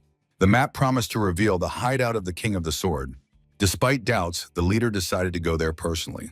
An order was sounded to immediately gather troops for the mission. The operation to rescue the king began under the cover of fog. The prisoner's eyes slowly opened after a long oblivion. The bound man meditated in a damp cave by candlelight. The mysterious overseer greeted the prisoner with a sinister smile. A dark figure approached the Sword King, mocking his fate. The Sword King stood in semi-darkness, hiding his tense gaze behind a thick shadow. Shackled in heavy chains, he meditated on a stone ledge of the damp prison. A barely audible, heavy breath escaped from his lips. The moonlight caught his silhouette, accompanied by the sneers of an invisible enemy. He maintained an icy calm, but his eyes burned with a threatening yellow fire. The stranger mocked the conditions of captivity, while the king demanded to name a name. He carelessly declared that he had long renounced his own name. From now on, the world was ruled by only one nickname, the Sword Demon. The Sword King thoughtfully whispered this audacious name. He recalled the enemy's sudden attack, which left no room for error. He realized the enemy's affiliation with the demonic faction and asked about the reason for his survival. The demon sought to surpass the sword god, and for that he needed constant practice. He admitted that he had not yet seen the true skill of the captured master. A ring of masked assassins closed in around the king. The demon offered the prisoner a cruel game in exchange for freedom. He promised to give a chance to exterminate his people one by one. The Sword King accepted the challenge with a barely noticeable stern smile. The demon firmly gripped the shoulder of one of his subordinates. A harsh order was given: kill the king or accept death. The assassin silently obeyed, preparing his blade. The king asked if his comrades had died the same way, the Fist King and Moyan Chu. The demon ironically recalled the battle with the Fist King. He acknowledged the skill of the fallen enemy, which he could not leave unpunished. The king lowered his eyes, realizing the loss of close friends. The killer slowly drew the steel. The hall was flooded with the powerful golden glow of the king's inner energy. He swore to take the enemies with him to hell. The ninja dashed forward like lightning. The old master gripped the hilt of the blade with a death grip. Dark energy enveloped the attacker during the devastating lunge. The swords clashed with thunder, scattering sparks. The fighters' gazes crossed in a silent confrontation. A chaotic dance of steel began in the darkness of the cave. The king noted the incredible training of the young swordsman. He realized that ordinary warriors would not last even a second. A sharp change of stance opened the way for a counterattack. The golden energy reached its peak, demonstrating a true chasm in power. A dazzling flash engulfed both silhouettes. The master's facial expression changed to pure shock. The blade pierced the ninja's throat but did not leave even a scratch. Taking advantage of the confusion, the assassin prepared a retaliatory strike. The stone hall trembled from the powerful explosion of energies. The king let out a hoarse groan from the devastating pain. He collapsed onto the cold floor among the rock fragments. The assassin coldly lowered the weapon under the master's watch. The master could not believe that he was thrown off from such an unstable position. The enemy mocked old age until the demon interrupted him. The demon became angry because the subordinate prematurely revealed the secret of invulnerability. He grabbed the killer by the face, demanding better acting. The king realized with horror before him were not humans, but fanatical monsters. The demon noted that the prisoner had enough time for a short rest. He allowed the subordinate to continue the game but forbade killing the master. The king unleashed his fury and curses, gritting his teeth in helplessness. Only a maniacal smile responded. The leader headed to the exit, leaving the prisoner surrounded by enemies. The king disdainfully threw a question about hypocritical politeness over his shoulder. The demon admitted that the game of politeness simply amused him. The doors closed under the ominous gaze of purple eyes. In complete darkness, only the eyes of the killers remained, glowing violet. A peaceful sunset illuminated the balcony of a distant residence. An elderly man tried to drown his anxiety in wine. The silence was broken by the voice of an unexpected guest, the leader of the Heavenly Sword Alliance. The leader of the Heavenly Sword paid tribute to the ally, but he only snapped back irritably. The red-eyed warrior immediately understood. The comrade came not for liquor, but for a new target. While the enemies waited for relaxation, the leader had already chosen his next prey. The next target was the legendary Sword Emperor, Namgunwoo. The ally doubted success, but the association had already discovered planted traces of Moyeonchu. The killers scoured the wasteland, luring the main forces of the Namgun clan into a trap. 50 fighters were sacrificed to clear the way to the main goal. The path to the Emperor was open. The trap was closing like the jaws of a predator. The conspirators complained about the coldness of their lord, dreaming of greater help and rivers of blood. A predatory deathbed smile played on the man's face. Against the backdrop of a crimson sunset, a fatal question about the murder of the palace's own leader was raised. The red-eyed one did not hurry, counting on the chaos that the young heir would sow. The magical web was to become the pretext for the final betrayal of the Palace of Myriad Demons. They celebrated the upcoming coup despite doubts about the young master's courage. The conspirators decided to act in pairs to personally neutralize the strongest enemy. The red-eyed one squinted, clarifying who exactly would deliver the final blow to the Emperor. In response, only a quiet, serpentine laugh was heard. The man confidently declared that this role belonged to him, mocking his friend's concessions. He promised eternal loyalty, even if the whole world was engulfed by demonic darkness. The friend stood up, preparing to retreat toward the enemy clan. His path lay to Namgun. He intended to end the life of the Sword Emperor today. The red-eyed one suspiciously watched him, sensing something unspoken. His gaze flared with rage, accompanying the cruel order to finish off the Sword King. The conspirators dispersed in different directions under the last rays of the sun. The leader of the Heavenly Sword walked alone, immersed in gloomy thoughts. He was gnawed by doubts about the nature of their friendship and the heritage of the Heavenly Demon. The night forest greeted him with oppressive silence and shadows of mountain peaks. He tried to suppress in himself the belief that true loyalty was possible among demons. The purple eye flared. He decided to cast aside weakness for the sake of the great plan. The cold moonlight illuminated the stone gate where the reckoning was to take place. A sudden sound of footsteps behind him made him instantly grab his weapon. Despite the danger, he boldly greeted the uninvited guest. From the darkness emerged the mighty figure of the leader of the alliance, enveloped in a blue aura. The golden eyes of the old master radiated unwavering readiness to kill. Tension reached its peak. Both warriors froze in anticipation of the first move. The warrior of the demonic faction continued to be ironic, hiding anxiety behind a smile. He could not believe that the head of the alliance himself had appeared on his path. The old master focused, preparing a devastating strike. An icy voice advised the enemy to be extremely careful. The fight erupted instantly. The speed of the warrior shocked even experienced observers. A real hell unfolded in the clearing under a barrage of attacks from ninja assassins. A magical explosion of blue energy split the ground, raising clouds of dust. The master leapt lightning fast from the epicenter, cutting through the air currents. The assassins intercepted him in the sky. The clang of steel shattered the night silence. Defending himself, the warrior realized the alliance could not find this place without a traitor. Memories of the cowardly young master of the palace instantly surfaced in his mind. The suspicion was confirmed. It was the vile betrayal of the heir. The attacker swooped down from above with a victorious cry, exposing his back. With one sweep, a blue arc of energy cut the enemy in half right in midair. The other ninjas froze, stunned by the ease with which their comrade perished. The warrior launched a counterattack, enveloping his blade with a sinister purple aura. A powerful whirlwind of energy scattered the opponents in all directions. The blue and purple forces collided, flooding the forest with dazzling flashes. The head of the alliance ordered his fighters to retreat, taking the main fight upon himself. The assassins obediently vanished into the shadows, leaving the masters alone. The warrior of the demonic faction mockingly greeted the intervention of the old master. Eye to eye, hatred reached boiling point before the final duel. The hum of battle magic rolled over the night mountains, announcing the beginning of the end. A grand explosion of the clash of two energies tore the space around.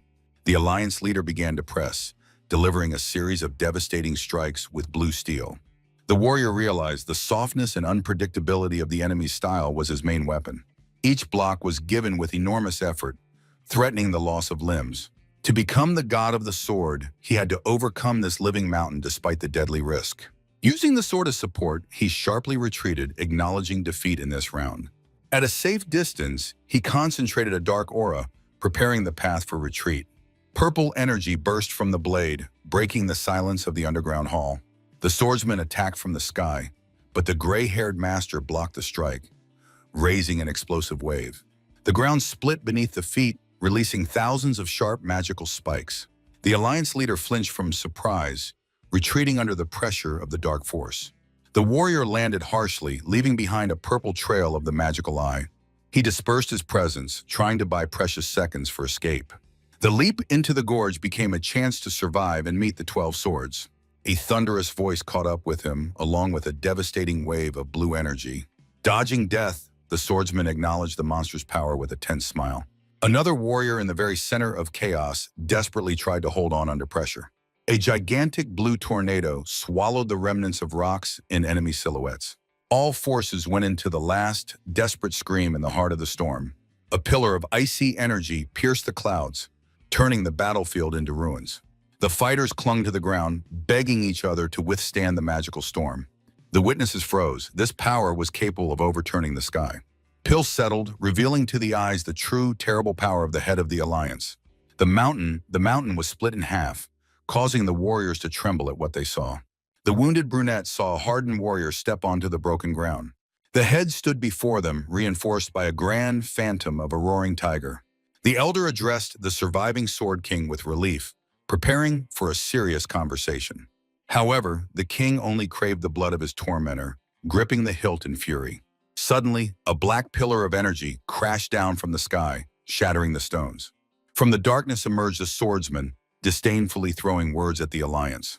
Bloodied, with a burning eye, he ordered everyone to disappear immediately. The mad warrior sprinkled the blade with his own blood, activating an ancient spell. An explosion of violet power blew away the rock fragments, filling the space with chaos. The master realized the enemy had decided to erase the entire area from the face of the earth. A dazzling flash engulfed the remnants of the gorge, leaving only emptiness. When the dust settled, only the wind ruled over the dead peaks. The head of the Alliance scattered stones, comparing the agility of demons to rats.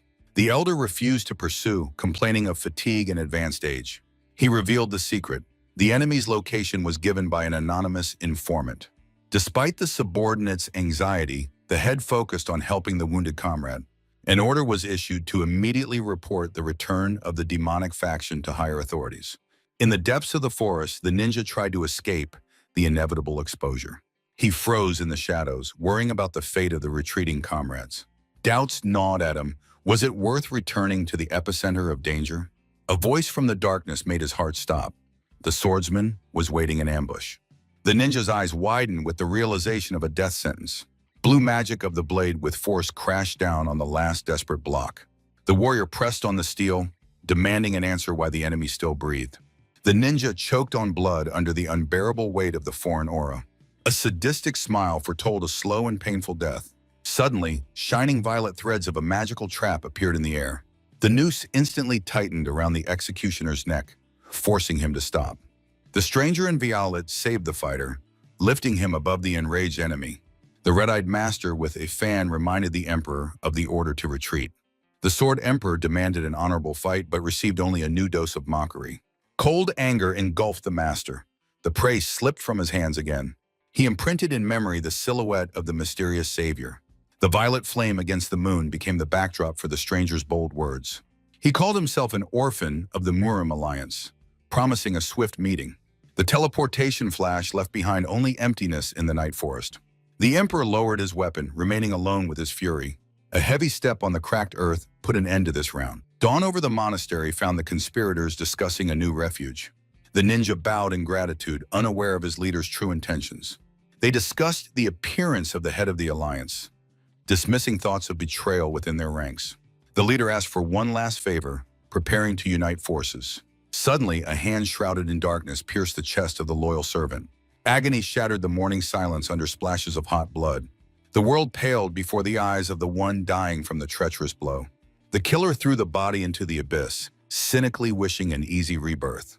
The Sword Emperor indifferently watched the fall, mumbling under his breath. Warm rays of the sun illuminated the mountains, hiding a bloody secret. The raft slowly carried two figures down the river, awaiting the gathering of scattered forces.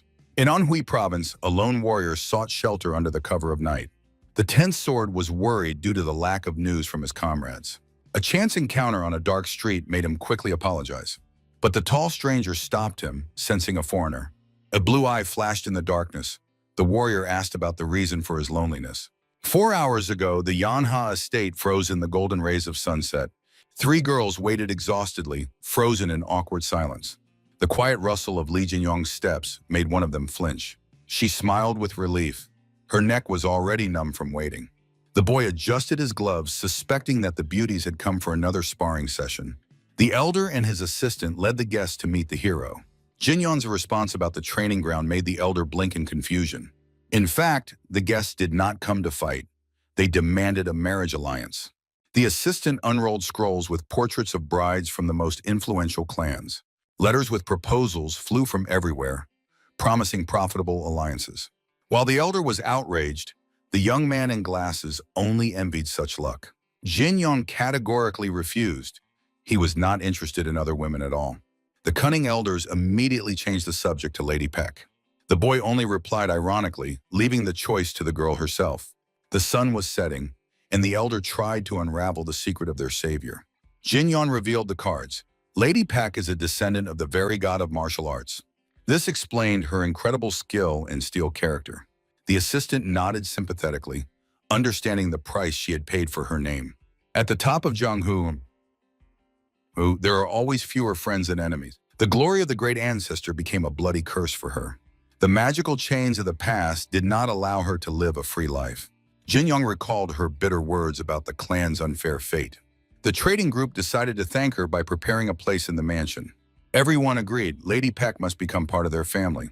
Tired of the conversations, Jinyong decided to withdraw to his own affairs. He went to training without even looking at the disappointed brides. One of the girls lowered her eyes in depression. Her presence was simply ignored. The elder looked slyly after the apprentice, devising a new plan. He suggested the assistant figure out the girls himself, throwing him into the heat. In the night silence, a mysterious stranger in a hat watched the hero. Jinyong was looking for a gift for Lady Peck and accidentally bumped into a passerby. A blue flash in the eyes made him stop. The aura was suspicious. The stranger gripped a sword with a strange metal plaque. The bloody hieroglyph on the token seemed too familiar to Jinyong. A gloomy scene from the past tournament surfaced in memory. Under the bamboo hat, a creepy smile twisted. The plaque finally confirmed the worst suspicions. Rage overwhelmed the mind. One of those freaks stood before him. Wrapped in a blue aura, Jinyong coldly stopped the enemy with a question. The stranger flashed violet eyes, surprised by such audacity. The boy's magical pressure increased. He demanded to know where the rest of the killers were. The cultist only snapped irritably, unwilling to waste time on the madman. Using a teleportation technique, he tried to dissolve into the darkness. The shadow instantly flew onto the roofs, trying to disappear. The enemy was sure that the boy was just lucky to stay alive. A powerful leap was supposed to put an end to this encounter. Enjoying the flight, the fugitive suddenly noticed the chase with horror. Jinyong flew parallel, gathering lightning in his fist. A powerful collision shook the sky. The sword barely withstood the blow. The stunned enemy finally realized before him was no ordinary master. A sharp magical push threw the opponent backward. With a demonic smile on his face, Jinyong began the hunt. A devastating kick to the chest sent the enemy into a steep dive. The body pierced the ground, leaving behind only a crater and dust. The metal token in the hero's hands confirmed affiliation with the demonic faction. The defeated enemy spat curses, preparing a bloody counterattack. The earth cracked from dark, furious energy. The purple aura of the sword sliced through the air in a frenzied assault. In the forest, two elements clashed, blue lightning against dark flames. Jinyong easily read every move. The enemies grew stronger, but not for him. He gracefully avoided the blade, demonstrating absolute superiority. The blue energy in his palms found every vulnerable point of the opponent. A grand explosion of blue fire incinerated the enemy's position. The victor pressed the cultist to the shattered ground, thrusting the sword as the final argument. The gaze froze. He was fighting to the death, but the enemy stood firm. The hands sparkled with lightning. Ordinary steel was powerless here. A sinister purple aura began to compress the space around the hero. The enemy's shadow crashed down from above, but the young man vanished into thin air. A graceful landing in a cloud of dust. Hair froze in the dynamics of movement. A daring smile and an ironic, well, well. The ground cracked beneath the cultist's feet. He couldn't believe he was seeing the energy of the outgoing fist. Dark veins pulsed on the enemy's cheeks. He began to suspect something. Magic streamed from his hands. Where did the boy get such knowledge? The purple sword blazed, and the villain studied the stranger's lightning technique. A mad snarl. He recognized the student of the King of the Fist. The cultist mockingly asked if the boy wanted to die like his teacher. No, a short word and discharges of blue death on the knuckles. A pillar of dazzling lightning tore the sky, covering the enemy. Rage overflowed. At the sight of demonic degenerates, control vanished. Eyes burned with the desire for revenge. He wanted to kill them all. The desire to kill became physically unbearable. The cultist rushed into attack with a frenzied scream. The shockwave from the clash of fist and blades shook the air. The enemy was thrown back. He desperately tried to stay on his feet. The cultist's veins glowed from tension. He was on the edge. Not a second of peace. A new strike from the sky in flashes of light. A grand explosion shattered the stones to pieces. A direct hit to the chest. The cultist only laughed, boasting of his invulnerability. Then the fist instantly moved to his snout. Calm voice.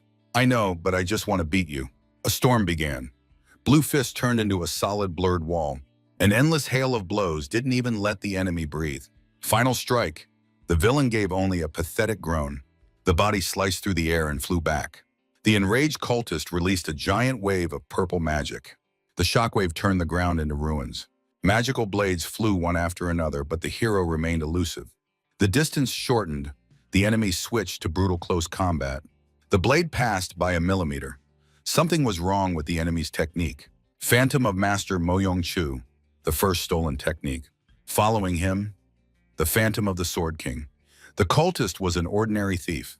Finally, the spirit of the ruler of the Green Forest appeared. A disgusting cocktail of righteous and dark styles, complete helplessness. A strike to the ground, a new treachery was being prepared. The enemy released a concentration of aura. You think too much. A dazzling flash of violet energy covered the hero. Dust rose to the very sky, sweeping everything around. The cultist laughed smugly, celebrating a premature victory. The smoke cleared. The young man stopped the enemy's attack with one hand. Triumph changed to primal horror and confusion. The enemy began to retreat before the majestic power. Sweat in panic. The energy of the lightning was too powerful. Behind the young man stood the phantom of the legendary Fist King. How many have you killed and how many techniques have you stolen? A stern question sounded. The villain only grinned cynically. He never counted the victims. The purple flame once again engulfed his sword. Your power will also become mine, he shouted in madness. A colossal arc of dark energy flew towards the hero. Rocky immovability. The dome of lightning reliably held the defense. Bitter disappointment. The stolen techniques looked pathetic. The memory of his own death in a past life burned his heart. A beam of pure energy tore the darkness apart. Blood was boiling. Revenge was near. The technique of 10 stages of lightning. Divine level. The fourth stage is the inevitable reckoning for everything. The power shattered the purple attack, turning stones into ashes. A wave of light was advancing, leaving no chance. A gaze full of awareness of one's own death. A dazzling glow, the enemy dissolved into oblivion. A gigantic explosion tore the earth apart, sending tons of molten rock into the sky. A massive crater smoked with blue energy, and on its edge stood the victor. The mangled enemy choked on blood among the rocks, emitting only helpless groans. Jinyan slowly approached the fallen opponent, marking each step. With a last desperate effort, the cultist tried to use dark telekinesis. A purple ghostly palm materialized in the air, aimed at the hero's chest. The boy went straight through, not even slowing down under the protection of the energy barrier. With a single wave of his hand, he cut through the magical attack, demonstrating the complete worthlessness of the enemy. An iron grip closed around the cultist's throat, forcing him to wheeze in pain. The young man's face was hidden by a cold, almost demonic smile of a predator. The blue glow of his eyes blinded. He found a weak spot in the bloodied gaze of the victim. Without a trace of pity, Jinyon thrust his fingers into the enemy's eyes, tearing the night with a frantic scream. To the question about his true identity, the cultist responded only with a mad laugh. A new bolt of lightning to the face instantly cut short that disgusting laughter. Icy calm and a simple choice, truth or immediate death. The opponent, whose face had become a bloody mess, began begging for death. A brief understood, and the final dazzling bolt flew into the enemy's head. A colossal pillar of energy finally scorched the remnants of life at the battlefield. Only the broken sword hilt on the cracked ground reminded of the fierce clash. Jinyong stood alone in the center of the scorched crater, gazing at the ashes. Having confirmed the enemy's death, he calmly adjusted the dragon-ornamented bracers. The boy took the blood-stained token. The answers were already in his hands. The light changed. An exquisite plaque in an unknown pavilion foretold a new threat. In the shadow appeared a scarred warrior with a black blade, the legendary sword demon. Anhui province was immersed in the red light of lanterns and the noise of the night market. Namgun Hui met with his subordinate in tense silence. His eyes narrowed from gloomy thoughts that gave him no peace. A laconic reply, "Nothing," and the carriage disappeared behind the gate of the luxurious building. The territory of the Unsho Pavilion looked too calm for a place of conspiracy. A majestic, multi-tiered pagoda towered in the center, bathed in a bloody glow. Inside, a man in purple attire studied secret scrolls. He greeted the guest with a cunning smile and an ironic remark about being busy. The sword demon entered the office, bringing news of the arrival of the Sword Emperor. The pursuit was relentless, which thoroughly exhausted the scarred warrior. The loss of 10 swords was a painful blow to their organization. The man with the scythe raged over the huge losses and the impossibility of retrieving the weapons. The sword demon suspected that behind this was the young master of the Palace of 10,000 Demons. The lord of the palace stepped out of the shadows, and his son had already begun his own game. A new name appeared in the report, which made the conspirators wary. The man in purple pointed to the map, preparing a new move. Li Jinyong, the eldest son of the Yonghe trading group, became the main target. Rumors about the young lord spread faster than the wind. His formidable image began to interfere with serious players. The sword demon had never heard of him before, doubting the importance of this figure. But the boy already had too many enemies to survive for long. The Kuyang clan had already hired a guild of assassins for his elimination. The hand in rings clenched the box while Jinyon's fate hung by a thread. Reinforcements were called, and the chances of rescue were melting before their eyes. The conversation returned to the main report and strategy for the future. Namgun Hui planned to challenge the Emperor of Blades despite the danger. However, the man with the red eyes advised waiting, sensing a trap. The mighty Yu Zhonghan had already entered the game, preparing an ambush. The sword demon gritted his teeth. He hated hiding in the shadows. A fist strike on the table revealed his uncontrollable rage at the inaction. They were not hiding, but waiting for the moment when the prey would come into their hands. The thirst for blood demanded murders, not simple thefts of technology. A man with a fan proposed a new bait for the Emperor of Blades. This proposal made the sword demon turn around with interest. The title of demonic god required decisive steps and great sacrifices. The plan was simple: to absorb the Emperor's power and become invincible. The next target was to be the Palace of 10,000 Demons, mountains of corpses and burning ruins. Such was the price of absolute might. The sword demon could not believe his ears, struck by the scale of ambitions. Tea poured into cups while the conspirators sealed their bloody alliance. To become a god, one had to surpass the level of emperors and absorb their power. Reflections on the divine level were mirrored in the calm water. A drop broke the silence, falling into the bamboo cup. The man with red eyes dreamed of the complete collapse of the righteous Muramu. The sword demon silently studied his drink, preparing a plan of action. The absorption of the strongest enemies was supposed to erase any doubts. The dark aura confirmed the time for hesitation was gone forever. The conspirators were preparing to show the world their true power. The destitute exiles became those who prepared the final destruction. A sinister laugh cut through the night. Even a god needs at least one ally. The cups clashed with a metallic ring, sealing the bloody pact. The beginning of the apocalypse was only a matter of time. On the night roofs, a hand tightly gripped the handle of a massive umbrella. A strange master in pink sliced through the air with his unusual weapon. A sharp lunge and a battle snarl. The training was in full swing. Suddenly, his stomach twisted treacherously from last night's dinner. The cold meal turned out to be a fatal mistake for the warrior's stomach. Despite the discomfort, he stubbornly refused to interrupt the training. The memory of humiliation by the leader of the 8 dragons only added fuel to the fire. A scream into the void about his own significance did not help to quell the rage. The promise of revenge froze on his lips when someone appeared from the fog. A wild scream of horror. Before him stood a figure with blue eyes. It turned out to be Lady Peck, sincerely surprised by such panic from the master. The coward recognized the ghost as a living person with relief. Shame overwhelmed him completely, and the fright almost led to an embarrassment. He attacked the girl with accusations while she grimaced at the suspicious smell. She contemptuously called him a weakling and went her own way. Lady Peck turned away with disgust, leaving the loser alone with his majesty. Dakchan Hori proudly tossed his umbrella, trying to save face. He comically scurried into the darkness, accompanied by a contemptuous psycho. From the shadow of the yard emerged Li Jinyong, wearily greeting his companion. A weary look and bloodied hands revealed a recent fight. The young man confirmed his return, inquiring about the waiting time. The girl was horrified, noticing fresh blood on his knuckles. She anxiously grabbed his hands, demanding immediate explanations. The boy calmly recounted the killing of a cultist in his caustic blood. His awkward gesture made the girl shyly recoil. Lady Peck's sincere reaction brought a warm and tired smile to his face. They decided to continue the conversation on the way. Despite the dirt and blood, he firmly took her hand. A blush flooded her cheeks, but she did not let go of the palm. In the night silence, he asked tenderly if her hands were cold. A soft smile finally dispelled the gloomy thoughts about the battle. Under the blooming sakura, the couple retreated into the depths of the night estate. By the lake, he revealed the secret. The enemy is invulnerable except for the eyes. Lady Peck also had news. Her sister Lan was already gathering data about the factions.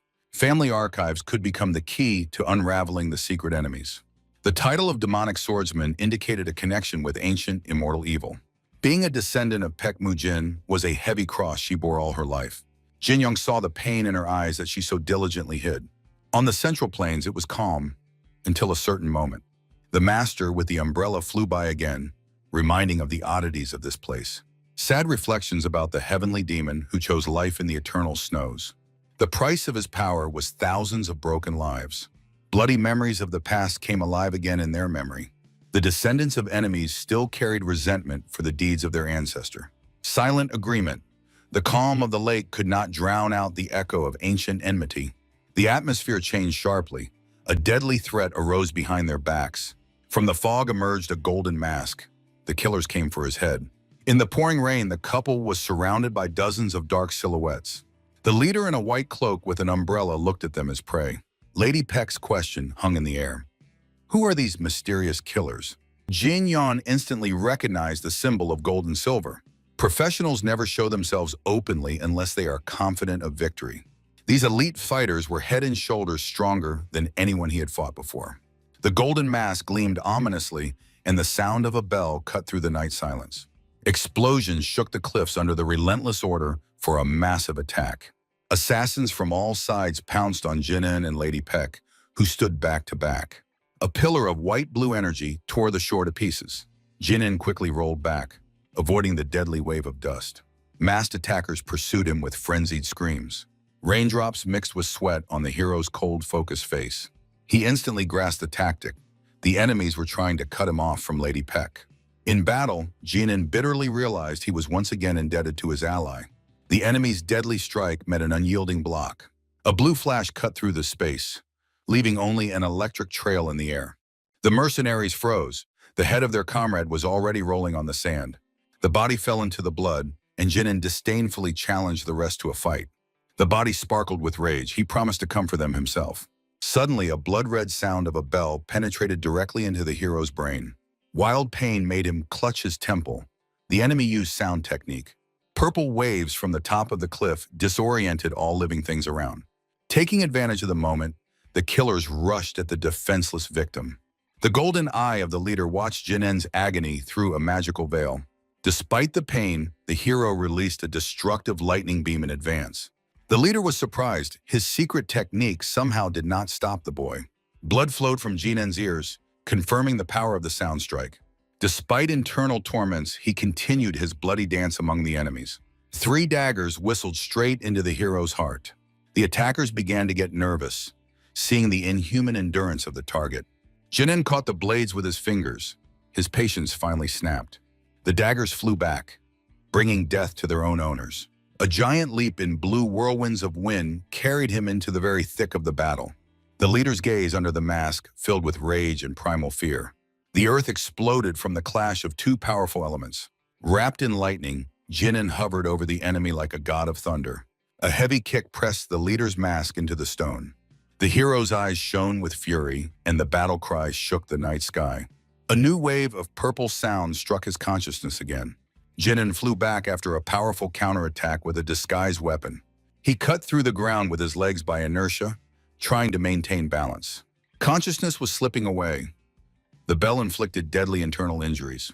The leader of the killers folded the umbrella, preparing to finish the job in close combat. The metal tip stuck into the rock. The trap closed on the wounded.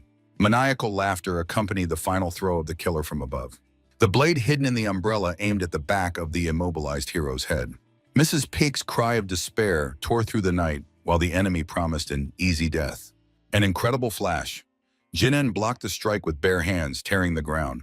The leader's shock was the last emotion before the boy smiled. He calmly wiped the blood, cursing the damn bell.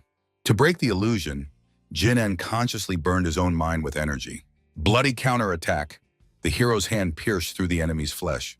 The wild scream of the leader drowned in a fountain of blood under the icy gaze.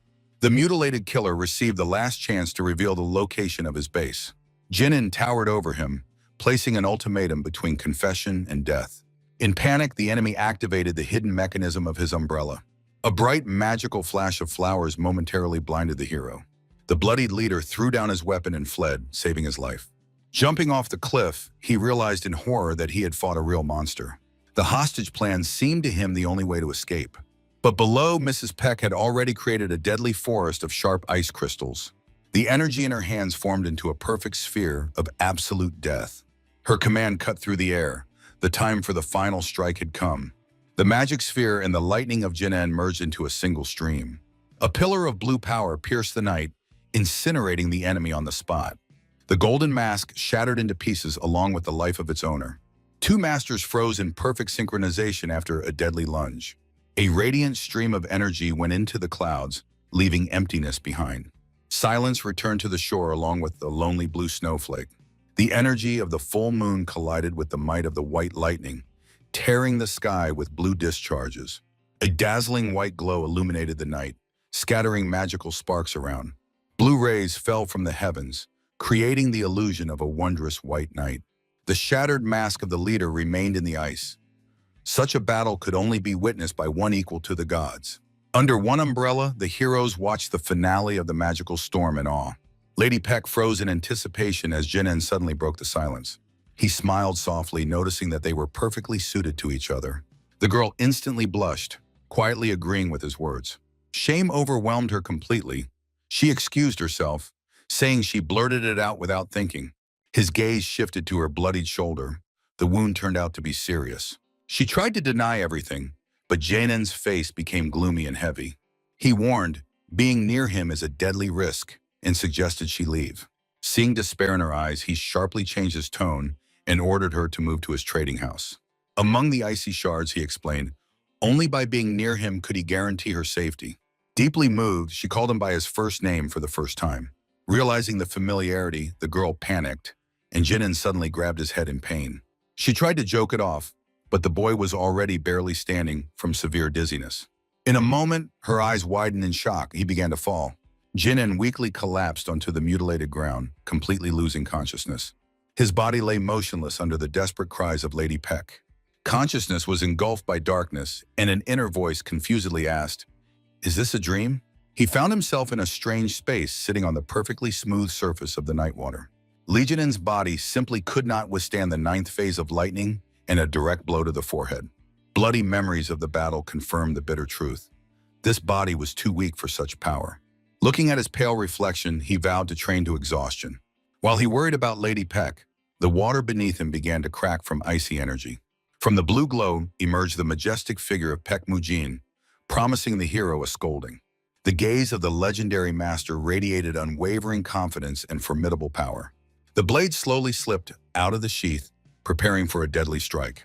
Jinan instinctively felt the approach of an absolute threat.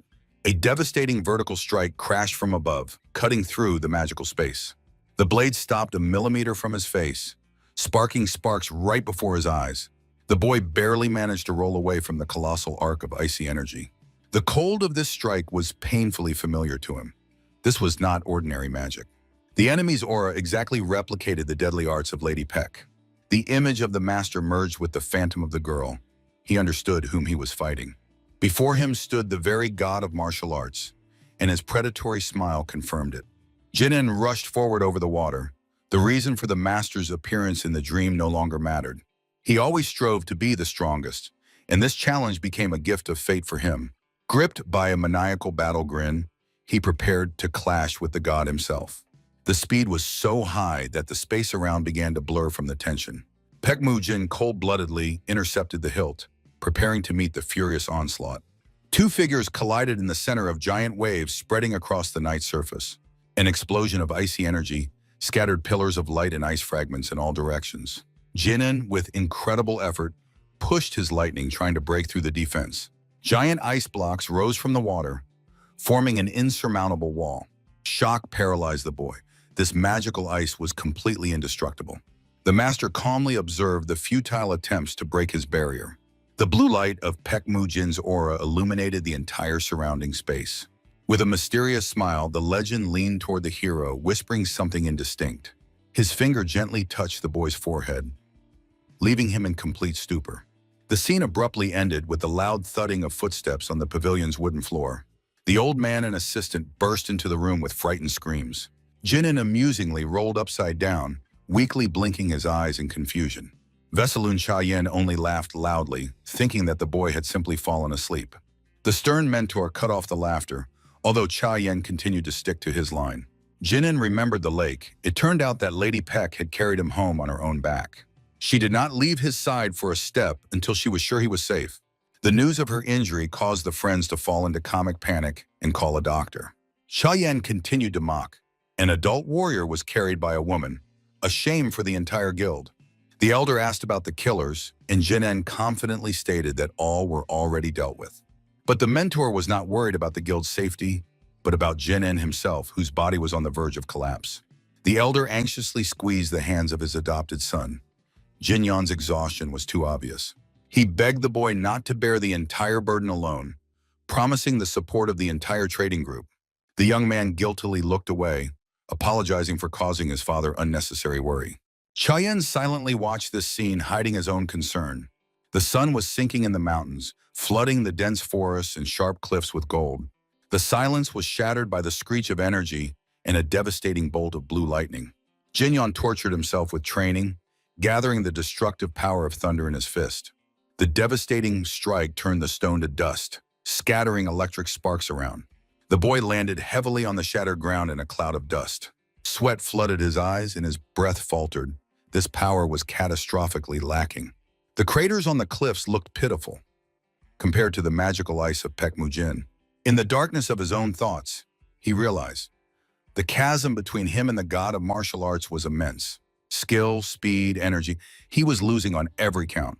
A mocking question echoed in his head. Was he really satisfied with the meager successes of his past life? The lightning bolt struck the ground again. It had to break through the invisible wall of his own limit. The stones began to levitate in a wild aura. The vow to become the strongest was above all else. The body betrayed first. A coughing fit tore out a blood clot, stopping the training. Strength left him. He fell to his knees in the center of the crater with a silent "why" in his thoughts. Red drops fell on the stones. The 10th level was once again unreachable. Despair and rage mixed in his gaze. He did not understand what exactly was blocking his way. Through the thick fog, a familiar voice of his brother broke through to consciousness. The frightened Chayon grabbed his face, trying to bring him to his senses. The brother was outraged by his recklessness, not understanding how one could destroy their own body like that. Lightning in the mountains was visible even from the mansion. It was impossible to hide such power. Jinyong promised to finish, looking at the ruins of the cliff beneath his feet. Chaeyeon's glasses gleamed slyly. He came not just to interfere. He proposed a competition to dispel the gloomy thoughts of his sworn brother. Arm wrestling on a flat stone was Chaoyun's only chance for a symbolic victory. But already in a moment, he was crying out in pain. Jinyon could not hold back the force in time. Rubbing his swollen palm, Chaoyun respectfully acknowledged his brother's strength. He seriously asked, why does the master of such power punish himself so harshly? On the way back, the boy confessed that he lost to the god of martial arts in his own dream. Chaoyun was shocked. His brother tortured himself only because of a defeat in a dream. However, in reality, there were enemies, against whom the current strength was insufficient for victory. Falling before Lady Bayek became for him the highest expression of his own helplessness. He felt miserable, unable to overcome even his own inner limit. Chaoyun reminded him of the greatness of the day when he returned to Hero. The dazzling victory over the Gaiyan clan was forever engraved in the brother's memory. Then Jinyon looked like the strongest warrior in the whole world. The brother asked him to stop frowning.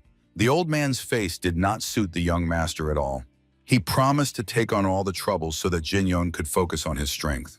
For the first time that day, a confident smile appeared on the hero's face. The knocking of fists in the golden rays of the sun sealed their unwavering trust. Night covered the residence with silver moonlight and silence. Li Jinyon finally fell asleep, restoring his body ravaged by exhaustion.